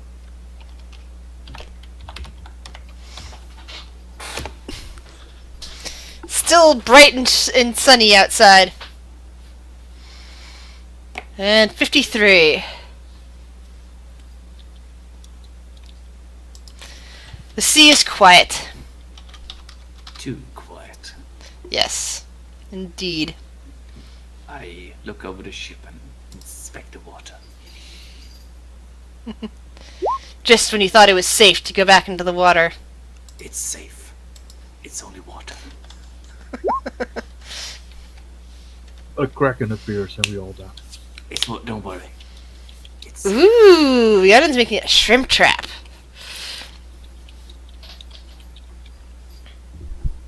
There will be coconut shrimp in this feature. Okay, Rhiannon, since it's a nice clear day, roll a survival check to see if you can collect any shrimp during the day. Can I aid? Sure. So. Ocean, or I am not very good at survival. Not the ocean, anyways. Okay, so advantage? Let's see. Yeah, it's advantage, so that means your second survival hit. 19! Woo! You pull the trap back up, and a bunch of shrimp are just waving their arms out a bit. Awesome. I will make coconut shrimp for the crew that day. 3 cheers for Rhiannon! 3 cheers! Woo! the rest of you have had a long day of of other duties, but you get such good food tonight. Yes, long day, mage handing. Well, still, magic has to exhaust some of you to a part. Not if it's a cantrips are not. No, what I mean is that you know it's kind of like snapping your fingers. Like snapping your fingers might seem like nothing compared to throwing a ball, but snap your fingers enough times, and eventually it's going to be hurting. Yeah, that's true. Shrimp is so good. You can barbecue it, broil it, bake it, salt it. There's shrimp kebabs, shrimp krill, shrimp gumbo, pan fry, deep fry, stir fry.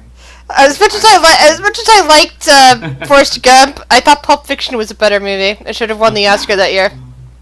No, Forrest Gump is the best. It's a great sentimental movie, but still, Pulp Fiction it should have won. No. I have no opinions on this. I'm against it. Anyway, Same year those movies came out.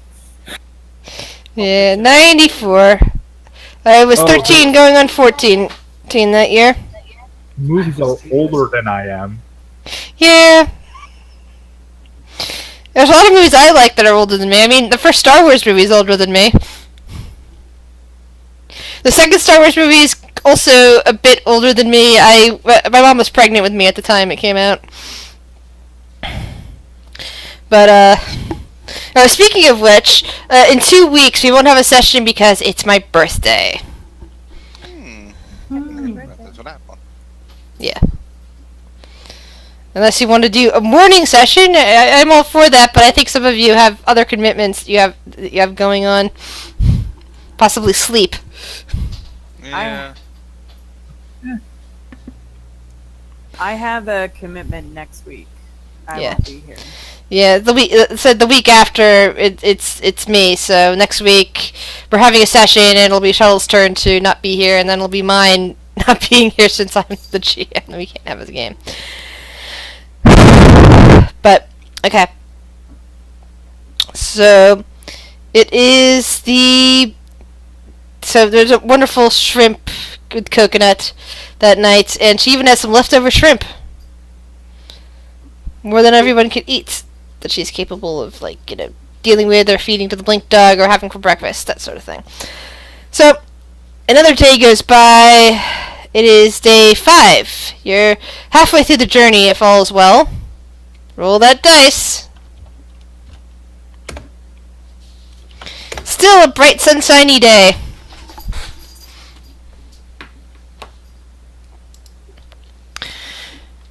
And you hear another song, not like the song you heard before a couple days ago, but you hear another coming through the air.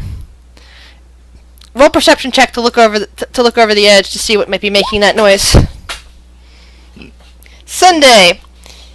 You see a form breaking out of the water, a geyser of water coming up the top of it as it lifts out. Wow. Yeah, Ellen Varen, you're so busy with your tasks that you have no idea what the hell's going on over there. So I'm basically standing there just looking out and like, oh my god, and they're just like pointing at me going, look! You're like, not noticing. I'm like, guys! What? Bjorn's just too busy watching the crew work. No, I walk over letting and down how points they- out. There she blows! Whales! The whale sings as it comes up next to the ship. A couple of the other crew look over the edge to gaze and wonder at it.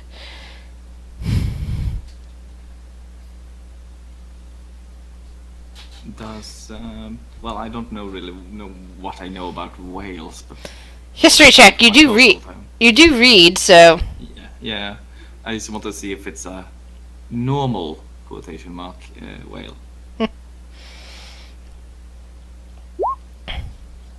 No. It's as normal as you can tell. It kind of dips down again, comes back up, and blows more water to close to the ship. You get a little spray on you.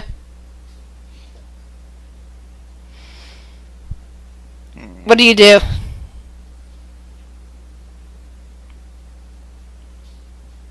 Take notes.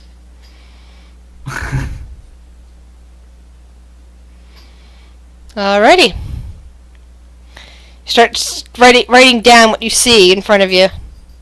I start describing it to. I turn to my right and start describing it. I don't know if there's anybody actually there, but he's just describing it to someone that isn't actually there. He's describing it for the man who isn't there. Yes, it's quite fascinating creature. No, I don't think you could capture it. It's too big. Why would you capture it? What use could you possibly have from a whale? Well, I mean, except I've for never seen one before. Well, it depends. Are we playing Dishonored? Yeah.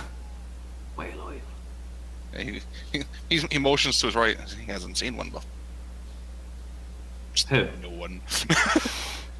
The Watcher. Right. Sorry, I forgot who you were for a second, and now it makes more sense when you say it. You know that. Yes, you know that he's the very, very creepy guy. Yeah. Sorry, you haven't woken me up with a skeleton in a while, so. I could do it again if that is what you desire. Oh, you shouldn't have said anything.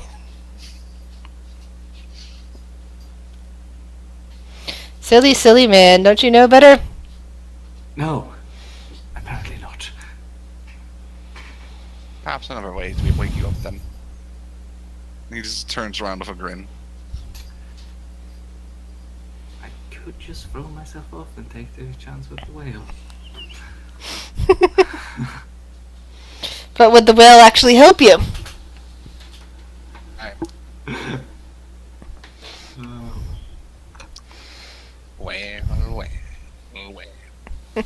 So, what meal do you have prepared for them today, Rhiannon? Using the leftover shrimp that I caught and the rest of the crabs, we're having paella. You're right. Where did you find that? It does not matter, human. What matters Yeah, that. mine. No, it's something that if way. that's something that if she swallows, she could be hurt. So, need to take it away from her. Look at this human. Look what I found. To me. I have hunted it. The piece of foam. Anyway, so With you a make mighty paella, and now day 5 comes to a close. Day 6. What a pleasant trip this has been. Yes, no encounters with death. I say as I roll a 1 and a 6. You do feel a stiff breeze coming, bringing the scent of the salty air. But the air still seems like, it's fairly clear. But there might be a storm nearby. The captain kind of consults some of her instruments. It looks like more beyond just the Wayfinder. She also has what looks like. Okay. I'm trying to think of what your town looks like. She has a device in her hands that appears to be moving on its own. It's small and it's round. And it seems to have a glass front. Is it like a real world out of character? Pocket watch. Pocket watch. The old timey wind up pocket. Pocket watches that people have on chains. I am basically going to ask a lot of questions about it. She looks over at you as you approach with your questions. basically, I mean, the questions I would ask would be a lot, so there will be, I'm guessing, just general, how do they work, how, what is it called, what is that function? Well, this here is a watch. Baron It's will also join. what? Baron will also come up to get. Yeah. All right, so she's kind of giving lessons on this, and says this here is a watch. She says you can find them in some of the distant lands around here. It is important for sailors who are traveling at great distances to know the time.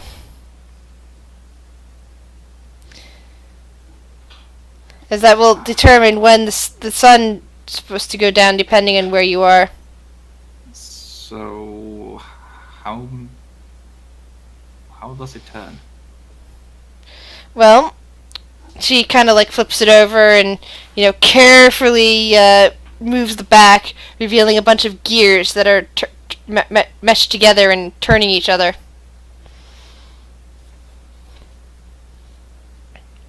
Uh-huh. You periodically have to wind it and give it energy and make sure you have it set to the right time based on someone else's clock findings, but So, wait, how many hours of a day is there?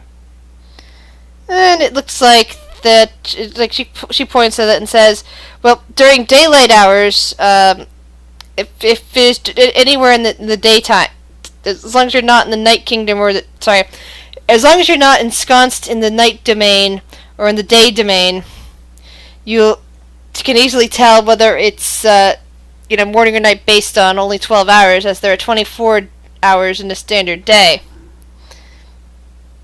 We know this because typically, when neither the Winter Kingdom nor the Summer Kingdom are in charge during the transitional periods, there are exactly 12 hours in each day. During summer, she says it's more like 16 hours in a day, but we go by the 12 hours because that is the average time, she says. And then during the alternate hours, it's always dark. And she kind of goes into a huge explanation, which is rather strange considering she's talking about things that the way it is on her, in this plane of existence versus our world, for example. It's basically would be something that explaining it to somebody on our world, if it was on her world, it'd be the same as explaining how a clock works in our world. But to somebody from a world where the laws of physics are very different, it stops making much sense.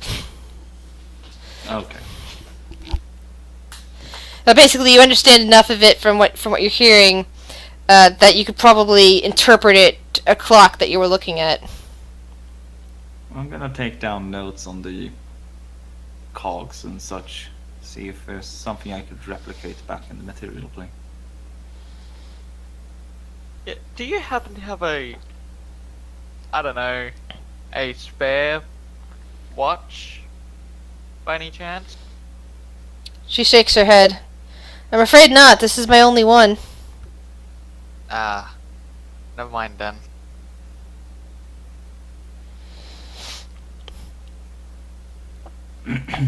But it works well for finding places. After all, sometimes during the night,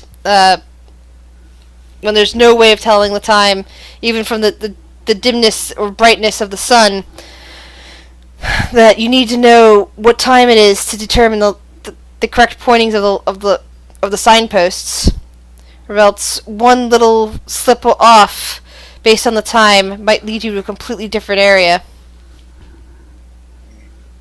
Complicated. Yes. Well, sailing is.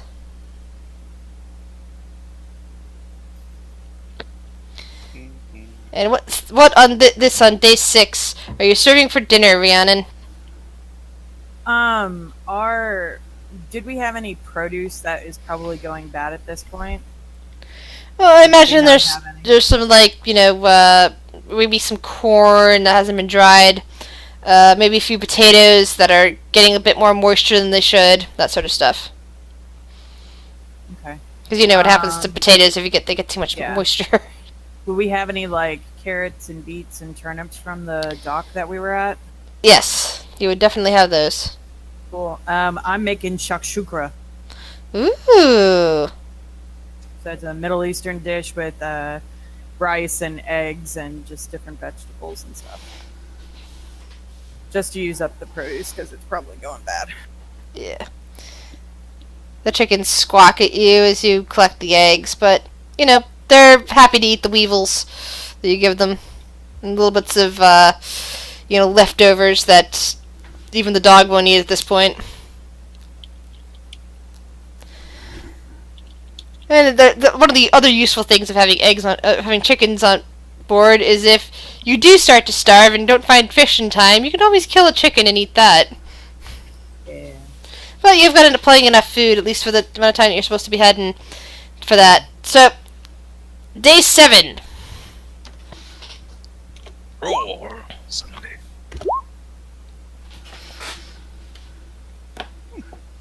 Low and high. Just like the tide. Take the high road, that'll take the load. The low road, and I will be in Scotland before you.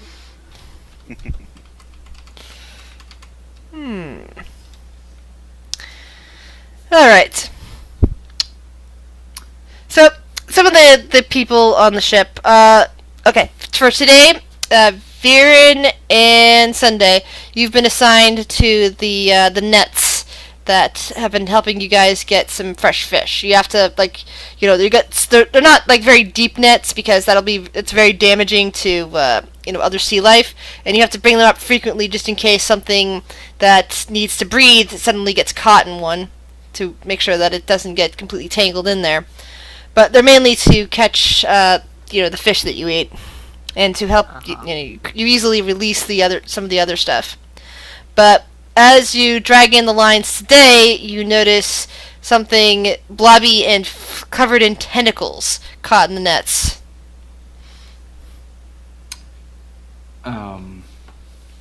You first?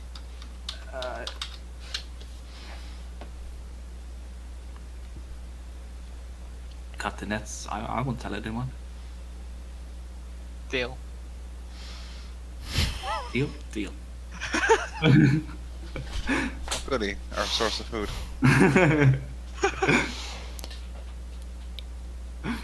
You gonna do it, or You do it. I don't really. If only someone on this ship had daggers. I don't have any weapon for that. Here, use my daggers. Or my dagger. I'll hold the fuck. Got it. No, you. Listen, you're more dexterous than I am. Do I hear this argument? Roll perception check. No, This is I'm interesting. stronger. I can. And by the way, is William still sleeping up in the crow's nest? Oh god. Yeah, Gabriel, you're hearing all this. You're hearing about them talking about cutting the nets. You have no idea why, but you hear them discussing daggers. And William, are you still with us? Yeah, I'm just in the crow's nest. hanging Okay, out. just want to make sure, because you've been very quiet. Alright. I'm just looking down on them doing this shit. I'm just like, what the fuck are they doing? You could roll perception as well, then. But Galamel has currently walked up to the two of you that are arguing and has spoken to you very creepily. William, you're completely oblivious. I look down at what's in the net. There's something blobby and tentacly in there. Oh. Its tentacles are thrashing. I'm going to attempt to communicate with it. In case it speaks a language. You are the wrong way, motherfucker. Well, you won't know I'm communicating with it. I just stare at it and try to see if it understands the language.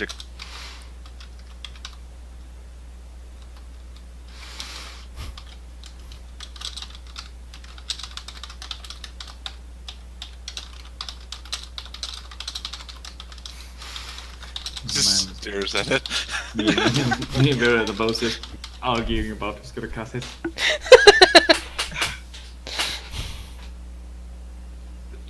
I don't even I'm use gonna that. use Mage Hand and kind of like try to get it out of the net. You have to. Alright. I'm holding. What the fuck are you doing? You see the skeletal hand descend into the blobby thing, and pull it free from the net. That works too. Yes, that was even better actually. Thank you. You're Its welcome. tentacles reach up and grab onto the edge of the ship and pull itself Oh, in. what the fuck?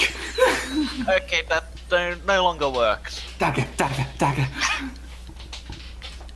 And pull itself up. Up and over. You see big eyes. Really big eyes. Greetings, friend. He's still speaking in his mind. In its mind. And the rest of you see tentacles just start wrapping themselves around Galmil's legs as the thing just starts pulling itself up along him. Now that I think about it, I wonder how it tastes. Really? This thing?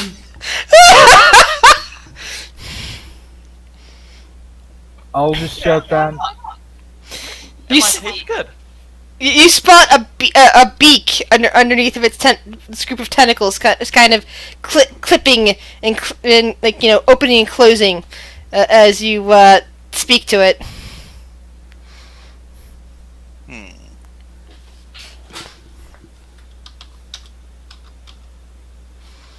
Is there something I can help you with? There's nothing going on down here. You just stay up there. Enjoy your Just gonna sleep. Don't fall off.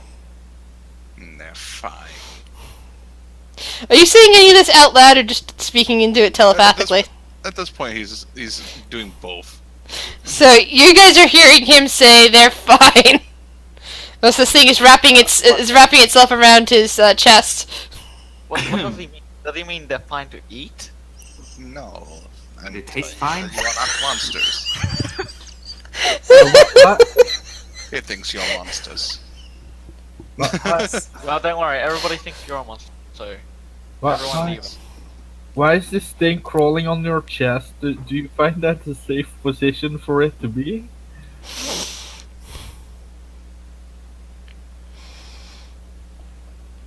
Little one.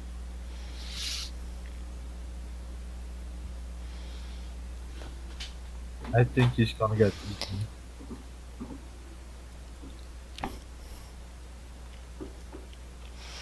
So at this point, Rhiannon, do you wish to come up to deck for any reason? You're expecting a shipment of fish from them, or something from the sea, and Figure I would go and try to catch some shrimp too. So she's probably walking up the stairs with the shrimp trap.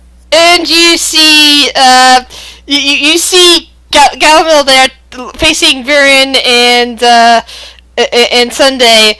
There's a dog-sized octopus half wrapped around him. He's just like petting it at this moment. She just is like, kind of like looks at him. This is fine. And Okay, I lost all that after this is fine. Did you say anything else? oh no, she goes to the end of the ship and then just like ties off the trap and like casts it off the ship. If she sees him petting it, it's fine. She's getting used to Galmil at this point and just figures like he made a friend. And that's fine. I feel as though you would probably head back to wherever your home is, little one. And she let it go over the edge? Yep. Alright. Safely so it's free into the water. Yeah. So it's like, fall, not exactly, well, yeah, I guess it would fall, technically, out of your arms and just plops back down into the water and sinks down far below.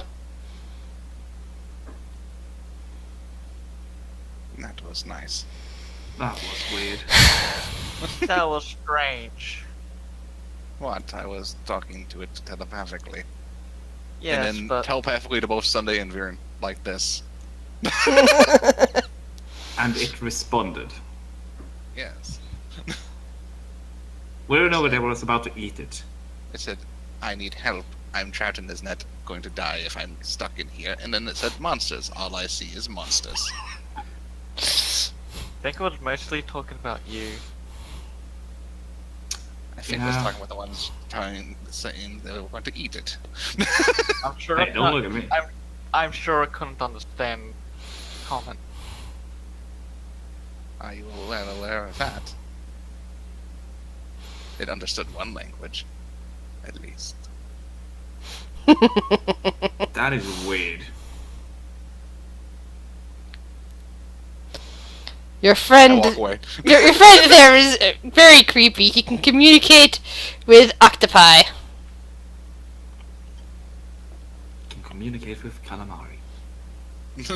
Actually, that's squid. This is an octopus. Alright. Damn it. Joke fell flat. Sorry.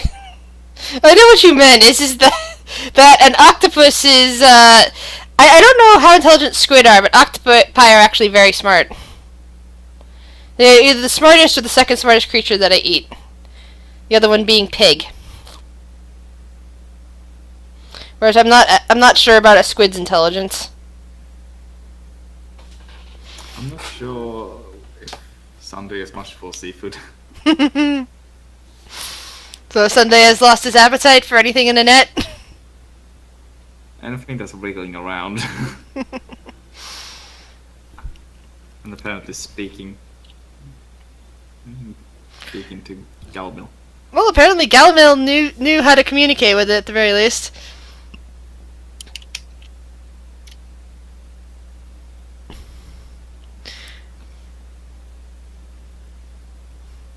And let's see, so Rhiannon, what do you end up making for tonight's dinner? Do we have hardtack? I imagine we do, yes. I'd probably try to do, because I went 3 days without eggs, so I might have enough eggs to do chiquiles next. So instead of like tortilla chips, it could be like hardtack and then red beans and then eggs. That sounds pretty cool. Yeah.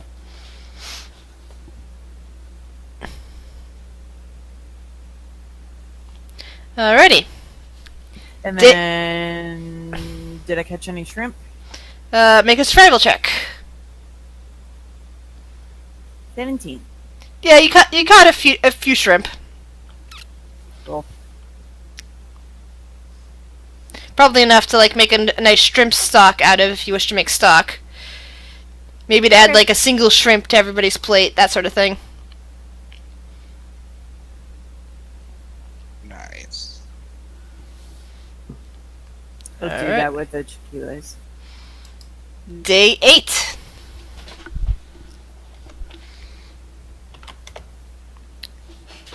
And the sky is still clear. Wow, we're not hitting the storm at all. Of course, you still have 2 more days. Great. The GM as Jesus. And we also haven't been attacked yet. So, if you get attacked right now, that means that it's Jinxed it. yeah, that means it's all it's all Fluffy's fault. Have we seen other ships? No, I don't think so. I mean, William would. Well, I say he would know. Wait. William! He's up in the crow's nest. They're like, William, roll a perception check. If I saw ships, I would have seen 5. there's 5 ships on the horizon. I don't see it. Shit. Nope. Alright. You don't even see the ship you're on. You have a hard time finding the horizon.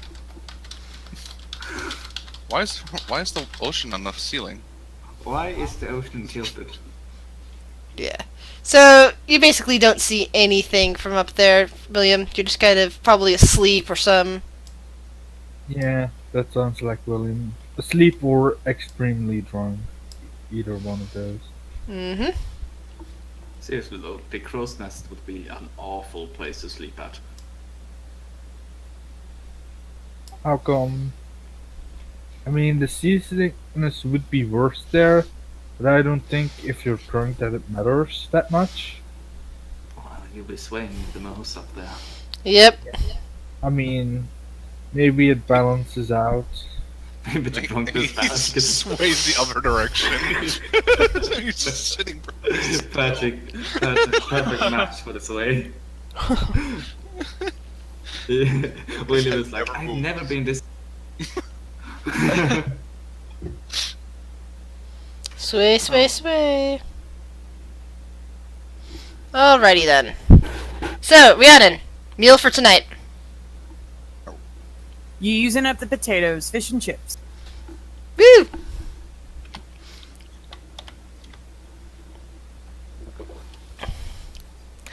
And now it's time for day 9.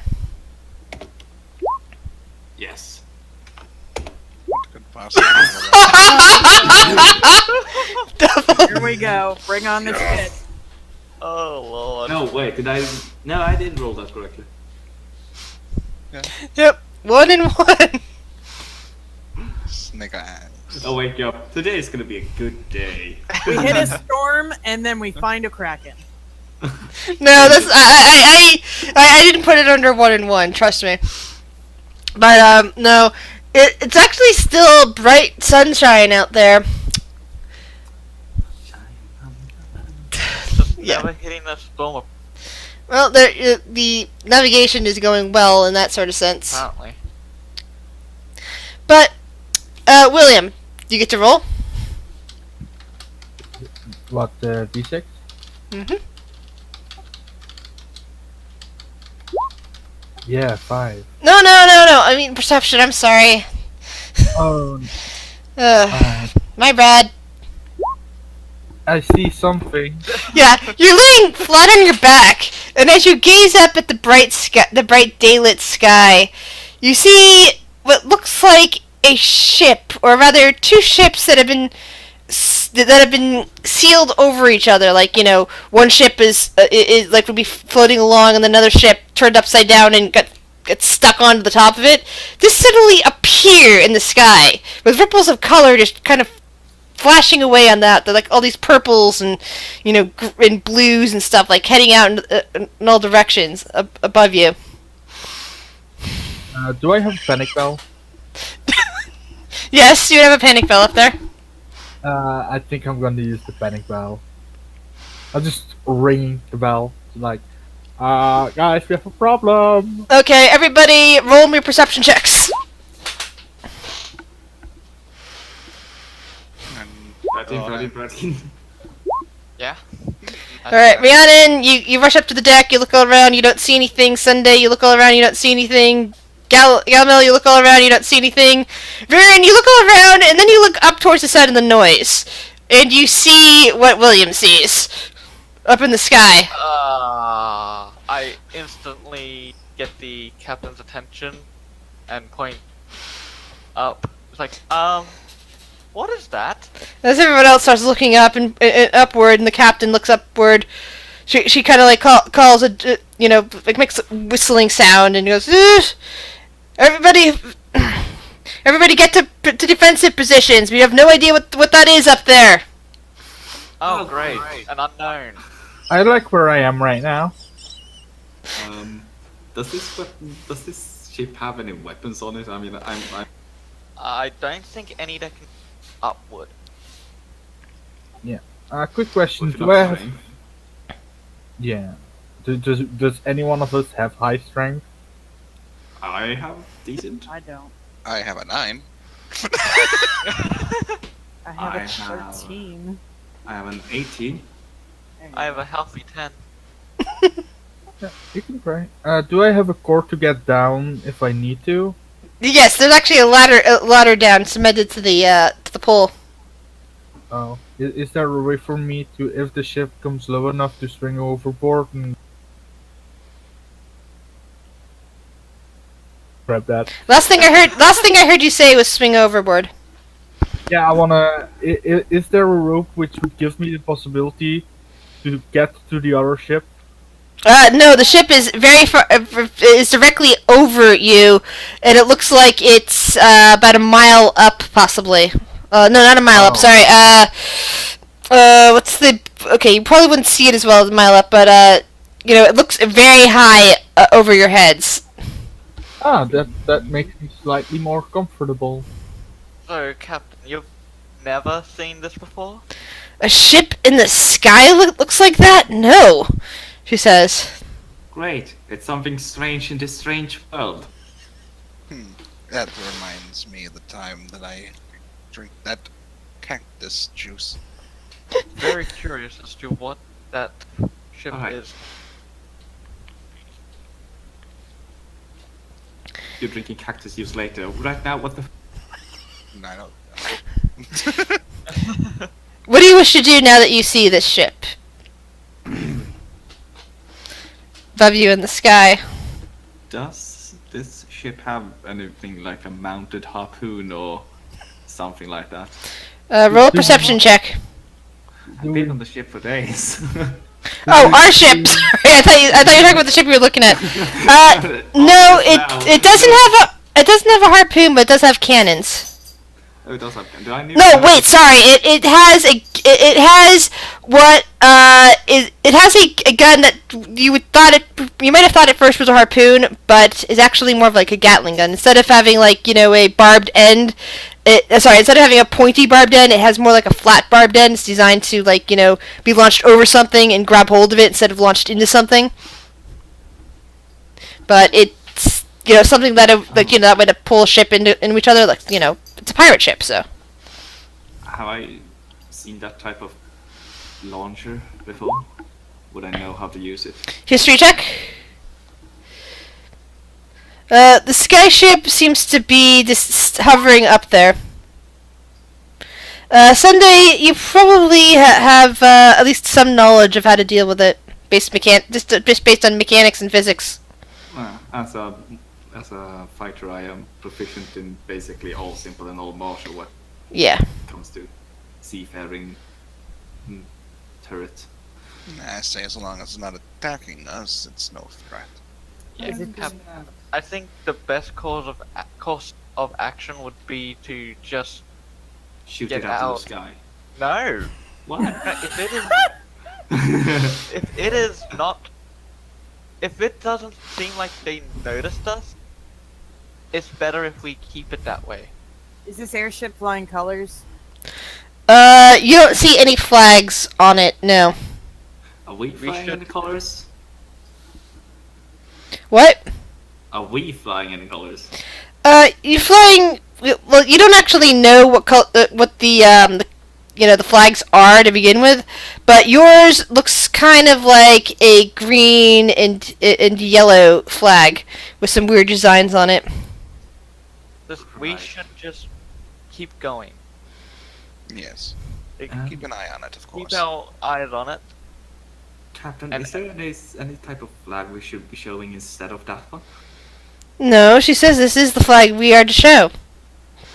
Right, I'm just thinking that like nautical, language or use flags and such. That happens here, right? I'm not entirely sure what you mean, she says, looking at you. Well, back in our world, we can communicate by using flags for all along this, so people will know. That seems weird. You don't use projected colors? You use projected colors, okay? Can we use some of those projected colors to just tell them that we're nothing and we can fuck off? You want to try and signal that ship? Well, maybe Once that's again- not. Like, you stop. It would be Listen, man, communication. It would be better if they didn't notice us. If they start to do anything, then we can go with your idea. Okay. I'm fine with that. Yes. Good. Alright. Gilmo's just staring at it with You're staring at it with what? a very just an intense, like, Oh, the way that Pavik used to look at people. yeah, except for a smile. With an evil smile. Got it. Those eyes with that smile, oh, tremble. So, do any of you wish to do anything about the ship? Now that Sunday's been talked down. No, I am gonna stop ringing the panic bell. I'll just keep a He's safe eye throwing out. this the whole time. the entire time. Even after the captain whistled that, huh? Alright. Apparently. I mean, I don't want the ship to hear the panic bell. I assume if she whistled, the people know what the hell is up.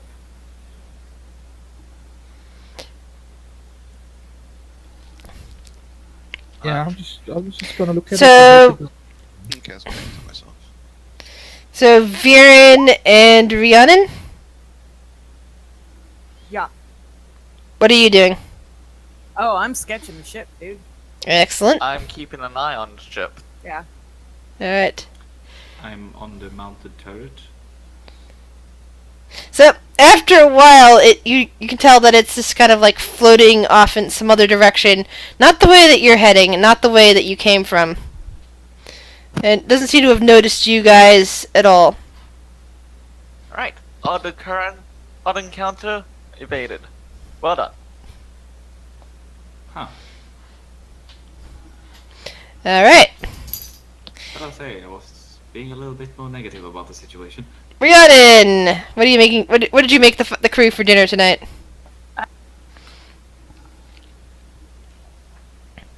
I would just. Darn it, Get cut off in your description of food. Oh, like a chia pino. So I'm gonna use the shrimp stock that I made, and then I'm going to add some beans and fish and just make a stew. Excellent. And finally, day 10. Right?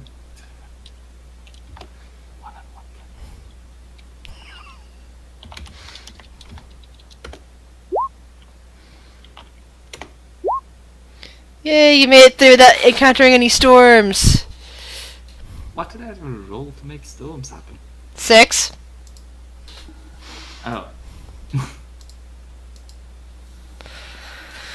Yeah, you never rolled a 6. Then we would have gotten on the storm board. But we are getting closer to shore.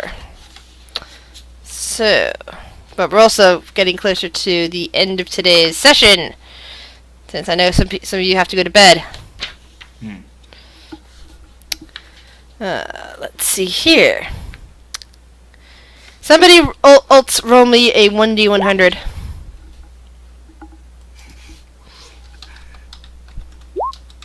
Sure, why not? Oh, William's got it.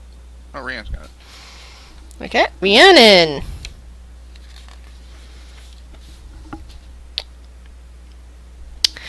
Alright, so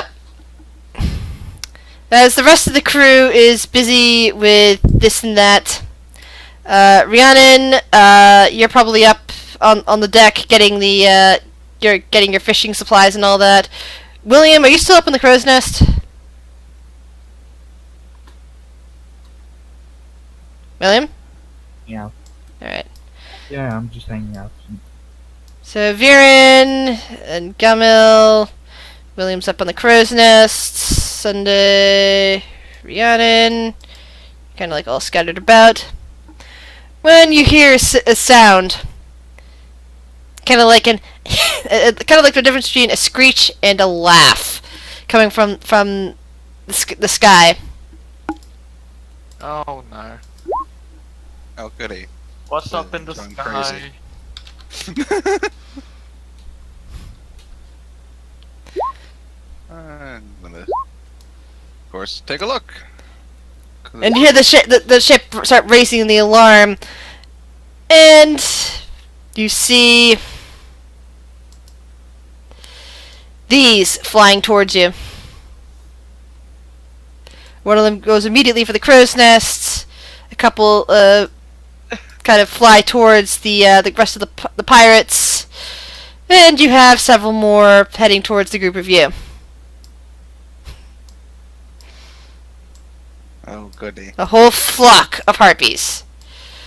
And at this point, in the distance, you can see the you can see the shoreline. So clearly they haven't come very far. I made friends. Good. Oh, that's a number.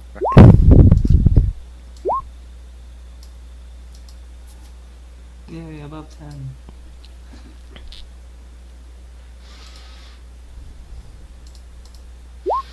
I'm declaring it now. I'm gonna use Warding Flare when the harpy attacks.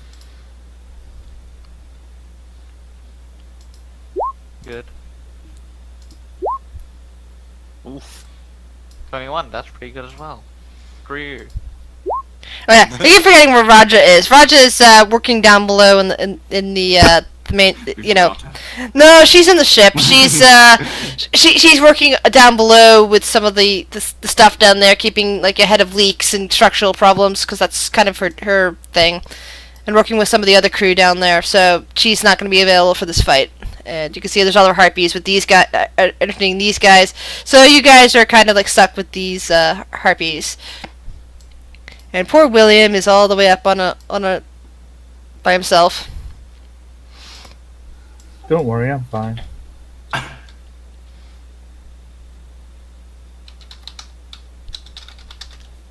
Let's see if there's any tokens I can use for this.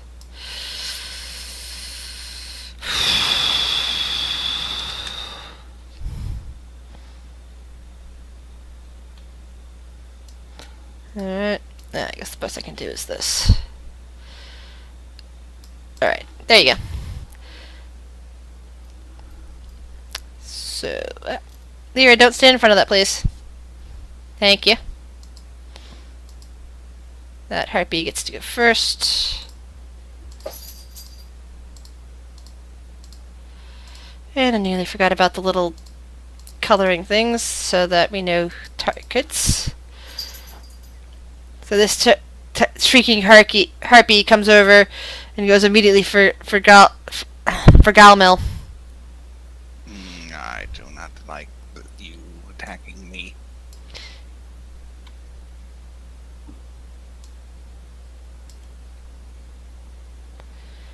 All right. So she raises up her club and strikes down at you, and then tries to grab you with her little claws, and misses. Rhiannon. She's gonna take out probably a knife that she had that she was filleting fish with, and she's gonna slash her hand, and she's gonna cast Bane. Ooh. And then, as a bonus action, she's gonna cast Spiritual Weapon. Ooh, looks like they all failed. Wait, what was the DC on that? Hold on. 15. Okay, yeah, they all failed. And then, she'll do, I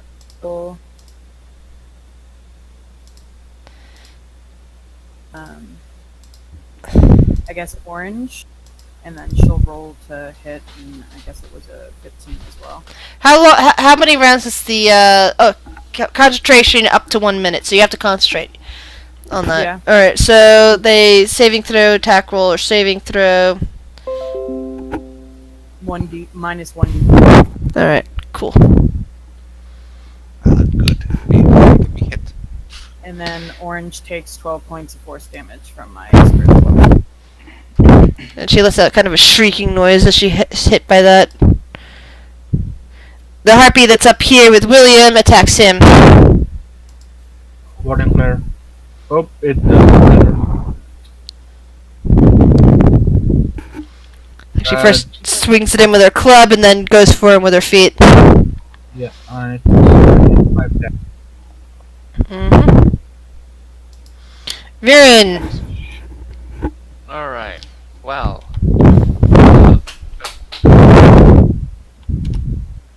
Let's see.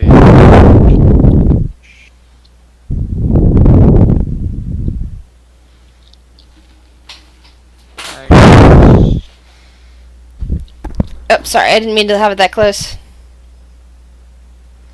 I guess I will. Yeah.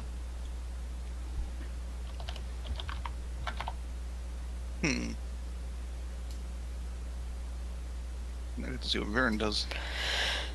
Okay, so I'm going to.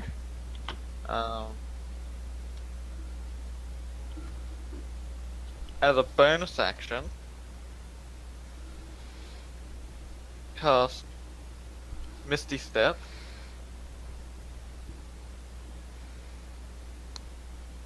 To get me here. Then I At the will base of the crow's nest.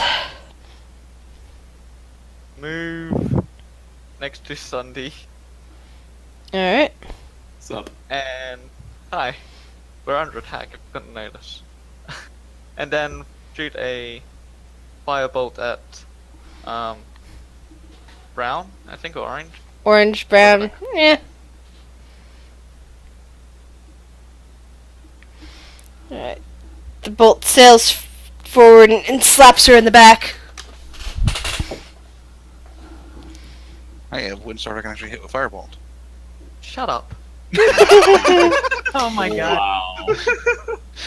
I still love the fact that you hit better with the dagger than the rogue. Come on, stupid. There we go. Okay, green My kind of wizards stands know there.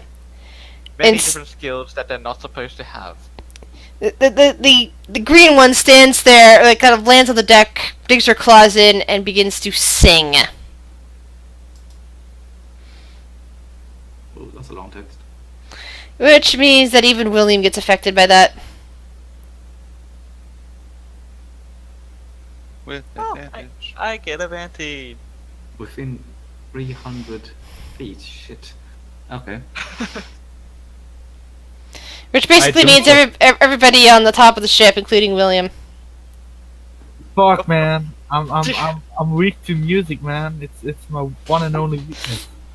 I So- can't hear that music at all. It looks like both William and Rhiannon are affected by this. I'm gonna jump off this ball, like. Leave.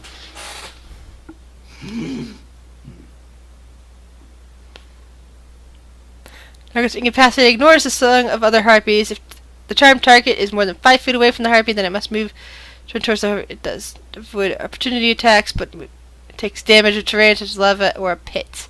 Which means that William essentially is going to jump off the edge of that thing and get himself seriously hurt. He already sprained an ankle jumping off of that thing once. The last time he heard a song. Which one is singing? Green. The green. I'll put a song Alright. thing on her, hold on. I'm gonna jump right off this ball. Don't worry. Sunday! William, don't worry. If you fall, you get to make your saving throw again. Right. I'll see ya.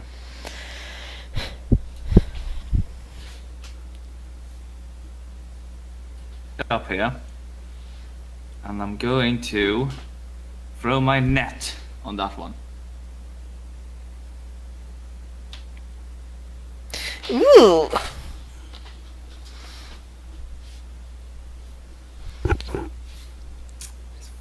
Okay, I'm trying to see if the, let's see.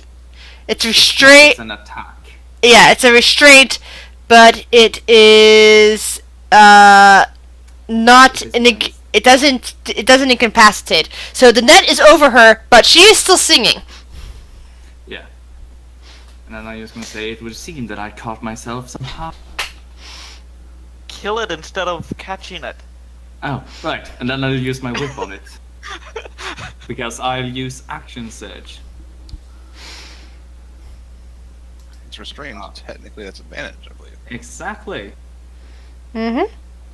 Yeah, but she can still sing because you're not silencing her. You're not incapacitating her, and even though she's now in pain and has a whip mark across her, and in the net, she's still singing. Stop that 'Cause- singing. So William. William is gonna jump right towards green, because that's where he wants Yeah. to go, right? Rhiannon, what's that weapon there again? It's a giant purple book. I Alright. mean, I'm jumping towards green. Yeah, which means you're gonna fall right down past here. I also Ow. take an attack of opportunity from red. Yes, you do. But can I still use Warding Flare? Against your attack of opportunity, yeah, but you take 17 damage when you land on the ground. And collide, especially since you're colliding with Rhiannon's book. Let's see. She gets an attack of opportunity. She wings her club at you. And she misses. But you take 17 I'm damage doing from, great, from landing. You also I'm get to doing repeat the great. saving throw because you fell. Yeah. If you actually stay standing. Hey. Hey! You now have your Out that charm symbol.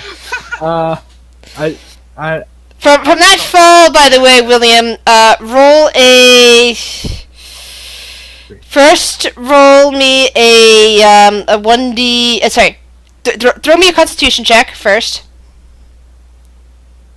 good thing I have my backup gadget prepared. Alright. So, roll me a 1d2. Great. Ooh. Alright, so as you land, you come down hard on your right leg, and you can feel something buckling in there. You don't think it's broken, but you think it's terribly sprained. You are reduced in speed by 1/2 for the duration of this journey. And anything that manages to trip you, knock you over, that's basically an instant success, rather than anything that you can do to get away from it, because you can't quite maneuver on that foot. Weird question. Do I get the rest of my turn because I broke free of the charm, or not? No, that's the last thing that happens on your turn. Oh. You basically Alright. fall down there, or an extremely amount of pain that's enough to wake you up from the charm effect. I'll quickly shout, I need healing! You're here. Calmel. Well, as much fun as it was playing with you, my lady, I think I will go. And I'm going to use my bonus action to do phase step. We'll do it right over there. It just vanishes and reappears. And green, what should green get? Choices.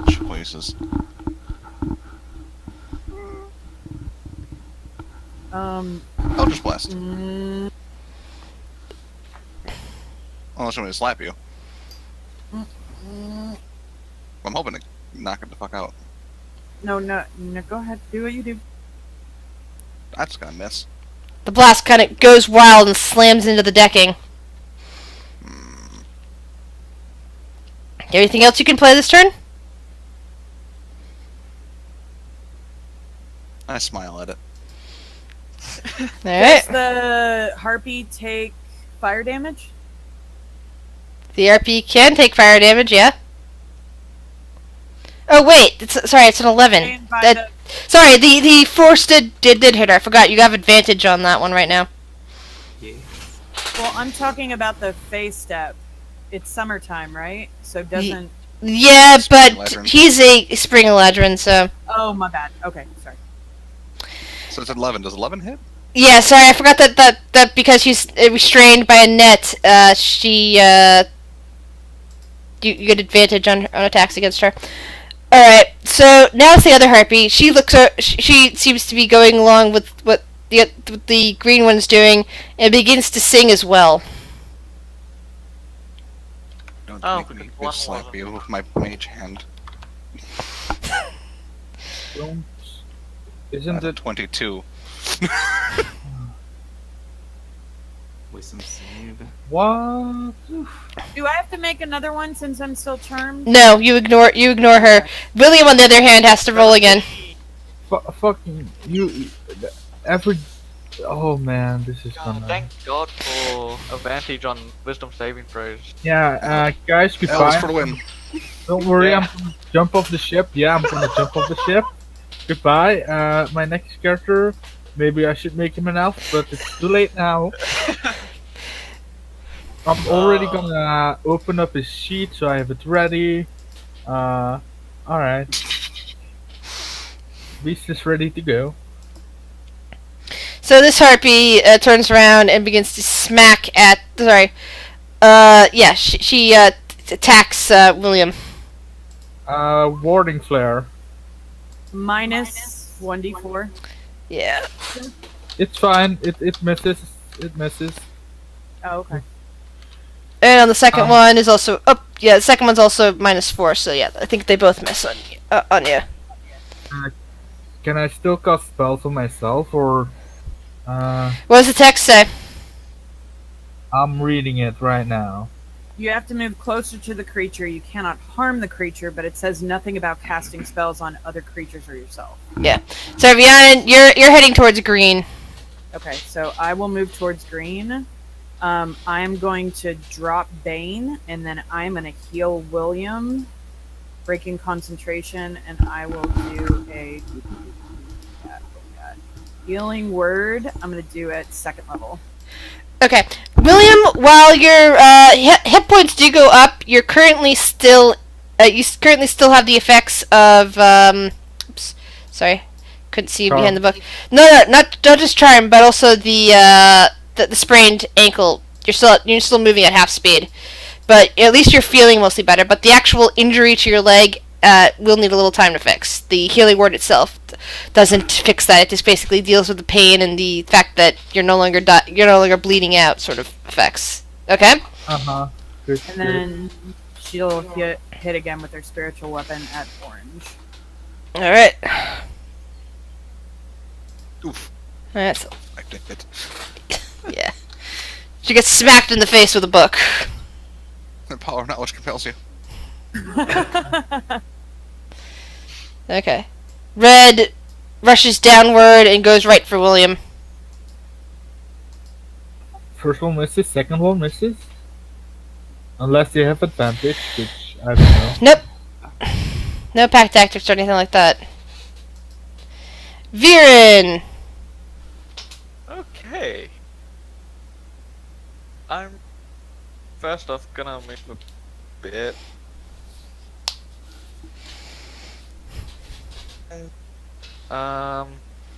Shoot a.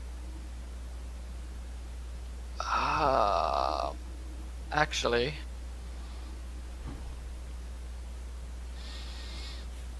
I'm just trying to figure out how this spell works. I've never used it before.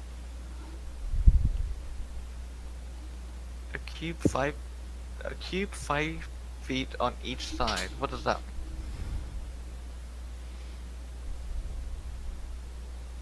Be like?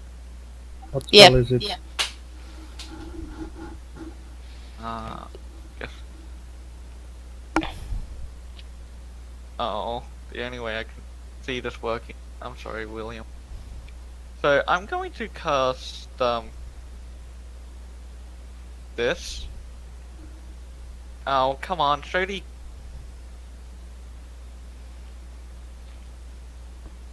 My backup character. Yeah. William, you already got healed some, so. Yeah. Yeah, but now I'm gonna get There cloud you go. backward. There's kind of So, And where's I wanna- either the attack roll or the DC to that? Or is it the equivalent of the magic missile?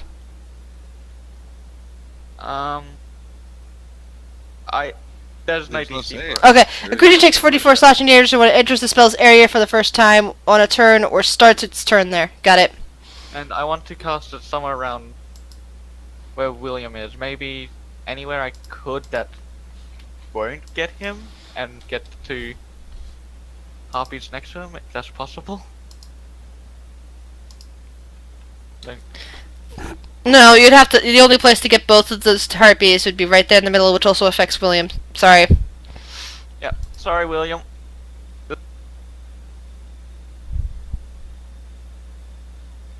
Don't worry. It will, it might break him out of his thing. Yeah, they all take 5 damage because that was my first roll. I forgot to make my wisdom save too. Can I do that? Yeah. There you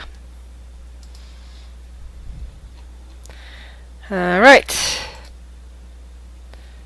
So, this harpy is in that net. That was a strength check, right?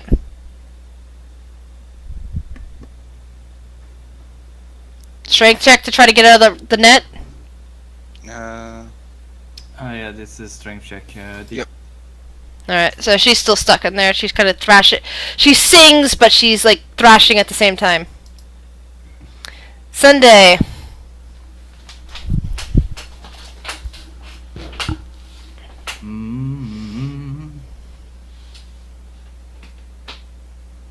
I will use. Yes, I will use my whip. Just a whip attack. On green.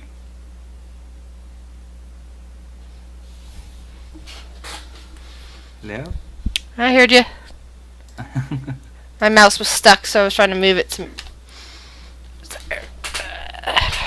You see another line of blood dripping down from the harpy.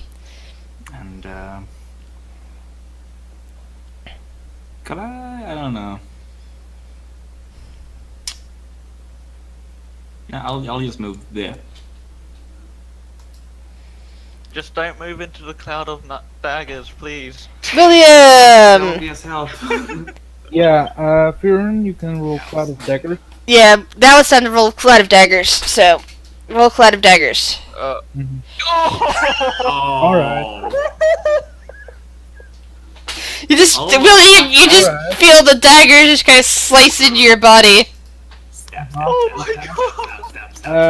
And then I guess I'm gonna move, because I need to move, but first I'm gonna cast, Demi should be able to break You can make a it wisdom out. saving throw real quick too first. yeah, I'll quickly make a wisdom save, because that's gonna help me. Hey, Oh. I saved. Yay. Yay! What can I do to help myself? I guess the only thing I can do is Shield of Faith, action dodge, and then walk up to the harpy and take 2 attacks of opportunity. You know. I'm sorry. Oh no, I don't need. I mean, I need to move because I don't want to stand in the cloud of dagger. Yeah, but that's how much damage you just took as you tried to walking away. The harpy just went, If I'm yeah. dodging means Disadvantage. disadvantage. Shield of Faith plus 2 to my armor class, which means I'm at 18, which means that. Ah, good. Alright. Luckily, I dodged because else I would have been dead. Yep. By the way, there's the second attack because there were. Yep, 2 I'm waiting for you to move. Oh, yeah. I mean, I don't need to move closer to that one, so I might just stay here. And I guess I'm just gonna stand there dodging. Because, you know, that's the best option I have at the moment. You hear Viren in the background. I'm sorry. Galamel, you see, you just basically saw the elf's power like being launched over towards your drunken companion, your new drunken friend, and well, the one that's been drunk up in the cloud's nest, and the fact that the daggers sliced through his body and nearly killed him. Blood is just dripping down from his torso, even as a shimmering wall of force erupts around him to try to protect him from more damage. Well, this is a shit show. I'm sorry, again. one net. But I'm done with you. Bonus action's gonna be Hex. And I'm going to Eldritch Blast it. So that is 9 points of force and 5 necrotic. That's 14 damage then? Yep. So you basically see her crumple to the ground. That's the first one. Next. Will be the ones that are in my cloud, hopefully. I'm just gonna move. Yeah, he would move right here. William is proper fucked at this point. Oh, don't worry. I'm just looking at all the icons. I'm like, God damn. Don't worry. The one two, right next to me is gonna go in a second. and I have 5 HP left, so... Oh, don't worry, it's going to take a bunch of damage when it starts, hopefully. Yeah. Yeah, Yeah. like Or could 4. take 4. Yeah. I could roll god awful on damage. So this one is like looking around and hisses and just rushes at William. Oh, that no. was a dumb idea. Alright. Good thing I really like my friend. Oh, I'm dodging. That was I'm so He lucky. missed! Yay! Dodging shield of Yay faith. for dodge. Nope. Other harpy is, I think, in the cloud of daggers. So roll. 11 damage. She grimaces in pain, and then makes a dive for William. Oh god, thank you. Before going over here, which gives William an attack of opportunity on her. And the Yes. book, I think, too. Books don't get a take off opportunity. Alright, then just William. Yeah, 20 hits. This is my first hit in this whole combat. A well of blood opens up across her breasts. But she's still with you. Rhiannon! God, fucking hell. She's going to. Oh Jesus! Seeing how low William is, she's going to. Healing. 16. Doesn't prayer of healing take like a minute? Not to steal your buzz, but I think it takes like 10 minutes to cast. Oh, never mind. Yeah, you're right. Yeah. Yeah, if it's a ritual, then yeah. Yeah, no, it's not. Yeah, ritual, so it's just Yeah, it makes sense since it's a prayer. Yeah. Okay, then I will cast Healing Word at level 2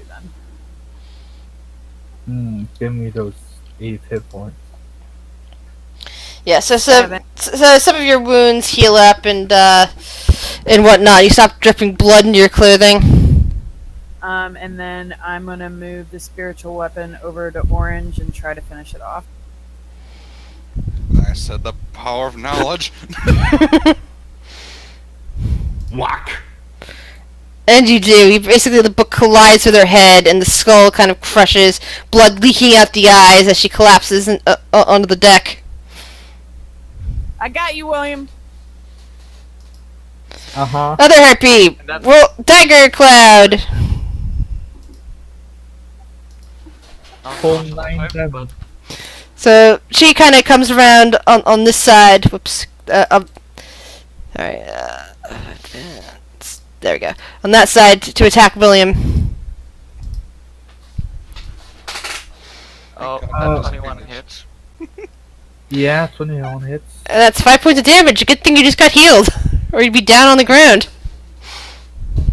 Yeah, now I'm gonna make a constitution check to see if my shield of faith is still up. It is? Question mark? What's a 10? You gotta beat a 10. Yeah. Yeah. 10 or half the damage, whatever's higher. Alright. 10. Viren! Math. I Alright, was so told there'd be no Fireball math. doesn't be my best method of attack, so I'm gonna just use. Are you sure you could hit like 6 people? You nearly killed William with it, but you didn't kill any of the harpies with it. I could cast Cloud of Daggers again. Wow. Oh, Like you cast it like right there and hit the 2 harpies and William. Yeah. Why not? Why not? Why not? I'll just use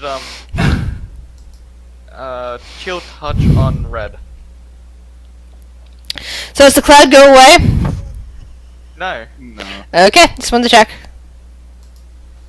And, the red now has disadvantage on. Hang on, does it need to make the save? No, it's an attack roll first, so So I think it's only undead that have disadvantages, don't they? Yeah, only on that and can't heal anymore, I think. Well, nothing can heal once you're touched with that.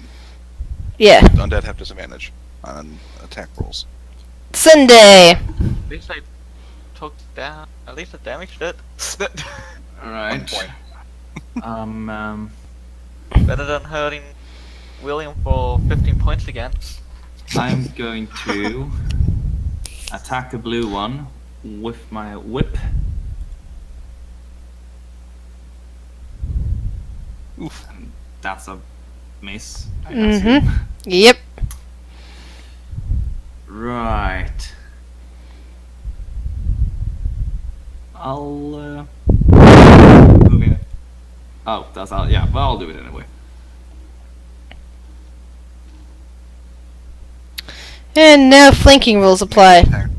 Oh, that reminds me. Yeah, oh, that's right, because you have disadvantage. Therefore, oh, that earlier one should have been a 6 instead of a 5, because technically the heartbeats are flanking you, William. Yeah, but 17 still doesn't hit because of... Yeah, the 17 doesn't hit because of Shield of Faith, but the other one would have Crit. yeah, would have credited you. Oh. Yeah, I took 6 damage down. I didn't realize it wasn't a crit, so it doesn't matter. Yeah, it technically wasn't quick because we're flanking. Now Sunday's Yeah. flanking this one. Yeah. William, and you're flanking blue. You're not flanking red, though. Yeah, I'm very angry. I'm gonna step blue. Alright, you hit. We'll go stabbing the blue one. I'm gonna do flurry of those. That's right, I haven't tinted your thing yet.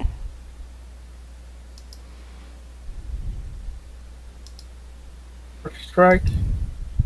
That misses, that doesn't matter, and then the second strike is the one behind me. That misses, but that No, also it doesn't miss. Oh, 12 doesn't... 12 hits? That's Yep. nice. They have low AC. And because I'm mobile and also a drunken monk, I can run away 30 feet. You can only do half that. Remember your Nope. your ankle? Nope. Yeah, my movement speed is 50, but if Oh! I use... Your movement speed is if 50. Sorry, my movement speed is 50, and if I use... which means it's currently at 25.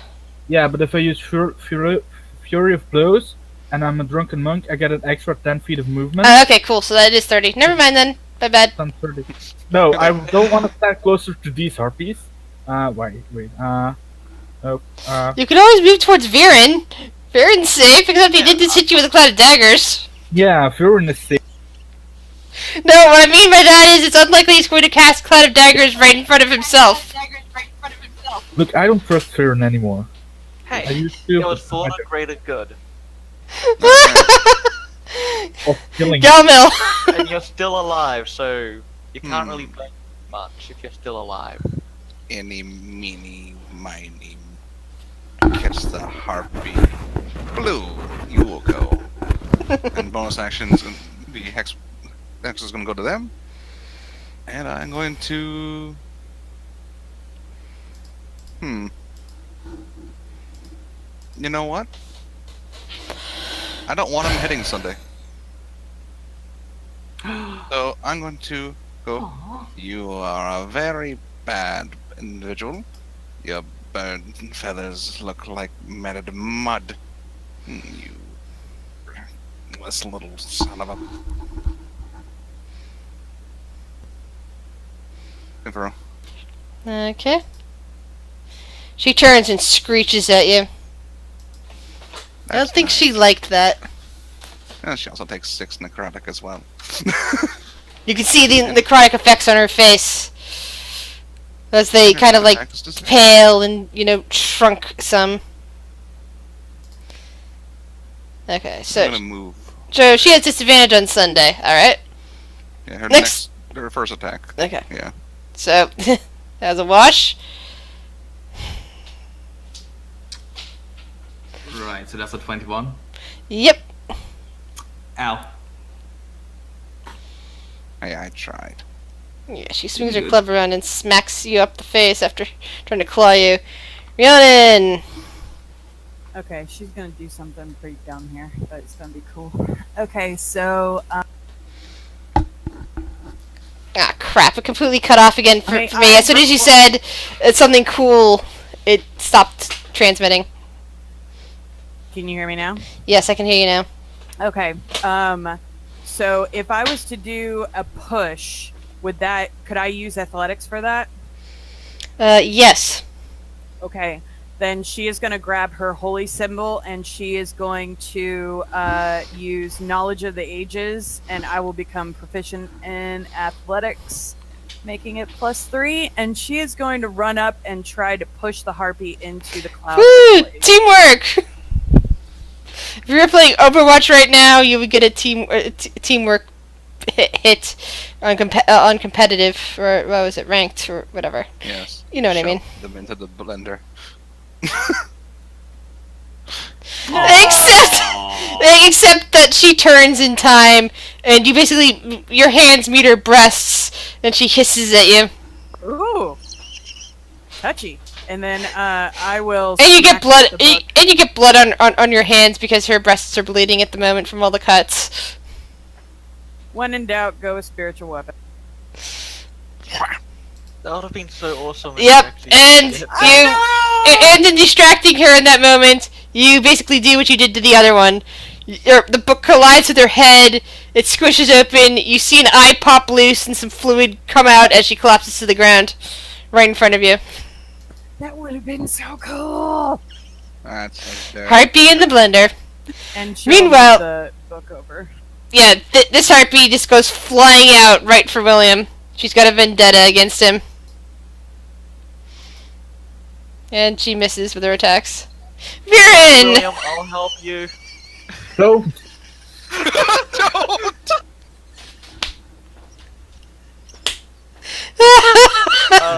I'll make sure I can't screw this up with a magic missile on it. Alright. Cast Cloud of Dagger centered on William.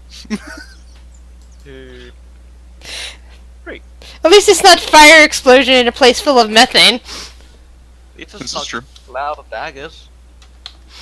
Again. Sunday. Move through here. Get here. Use my whip. And if that doesn't kill her, Whip Oh. kind of strikes down right through her back, and you see feathers flying. They can't be tripped. She's flying at the moment. so I can't pull her to the ground. Do you wish to move it towards, like, your whip wraps around some part of her body? Yeah, I'm thinking I'll snatch at her and then grab a hold of one of her limbs and just try to pull. Alright. She manages to avoid the strike. She's basically the Three whip more cut. damage. Yeah, the strike didn't land. It didn't wrap around her to do the extra damage. Ah. William! William, kill it. I'm a bit spooked, but I'll try to kill it. First, All you have to do is poke. I just hit. I'll use flurry of blows to be sure. Alright, that hits. You basically punch her, and you hear ribs cracking, and she collapses to the ground. And meanwhile, you hear the pirates cheering as they've cut down their harpies. And this looks like a good stopping point, because I imagine that we've gone way over at this point. Some of you want to get out and go to sleep and whatnot. I am so glad that none of us died. And we can resolve the William situation next weekend. And arrive at Port Mardor. I'm still alive, luckily. Yeah. Goodbye, till next week. So, I think the session went well. It's far less fighting than I thought we were going to run into. I figured that, okay, I've got a few places completely marked down on my map of, okay, here's where this encounter's going to happen. They're going to run into the storms where it's going to be dangerous and fun, and 10 days go by and nobody rolls a 1d6. Nobody rolls a 6 on a 1d6. You're welcome. That's clear sailing. So you actually encounter your port in 10 days. My current XP is... Yeah, the thing is everybody has different XP, so you can't really count on that. Yeah, I No, think I me have and the same. Sunday have the same. Oh, that's right, you Yeah, and Sunday do. Yeah, that was a Uh, very great round. I'm on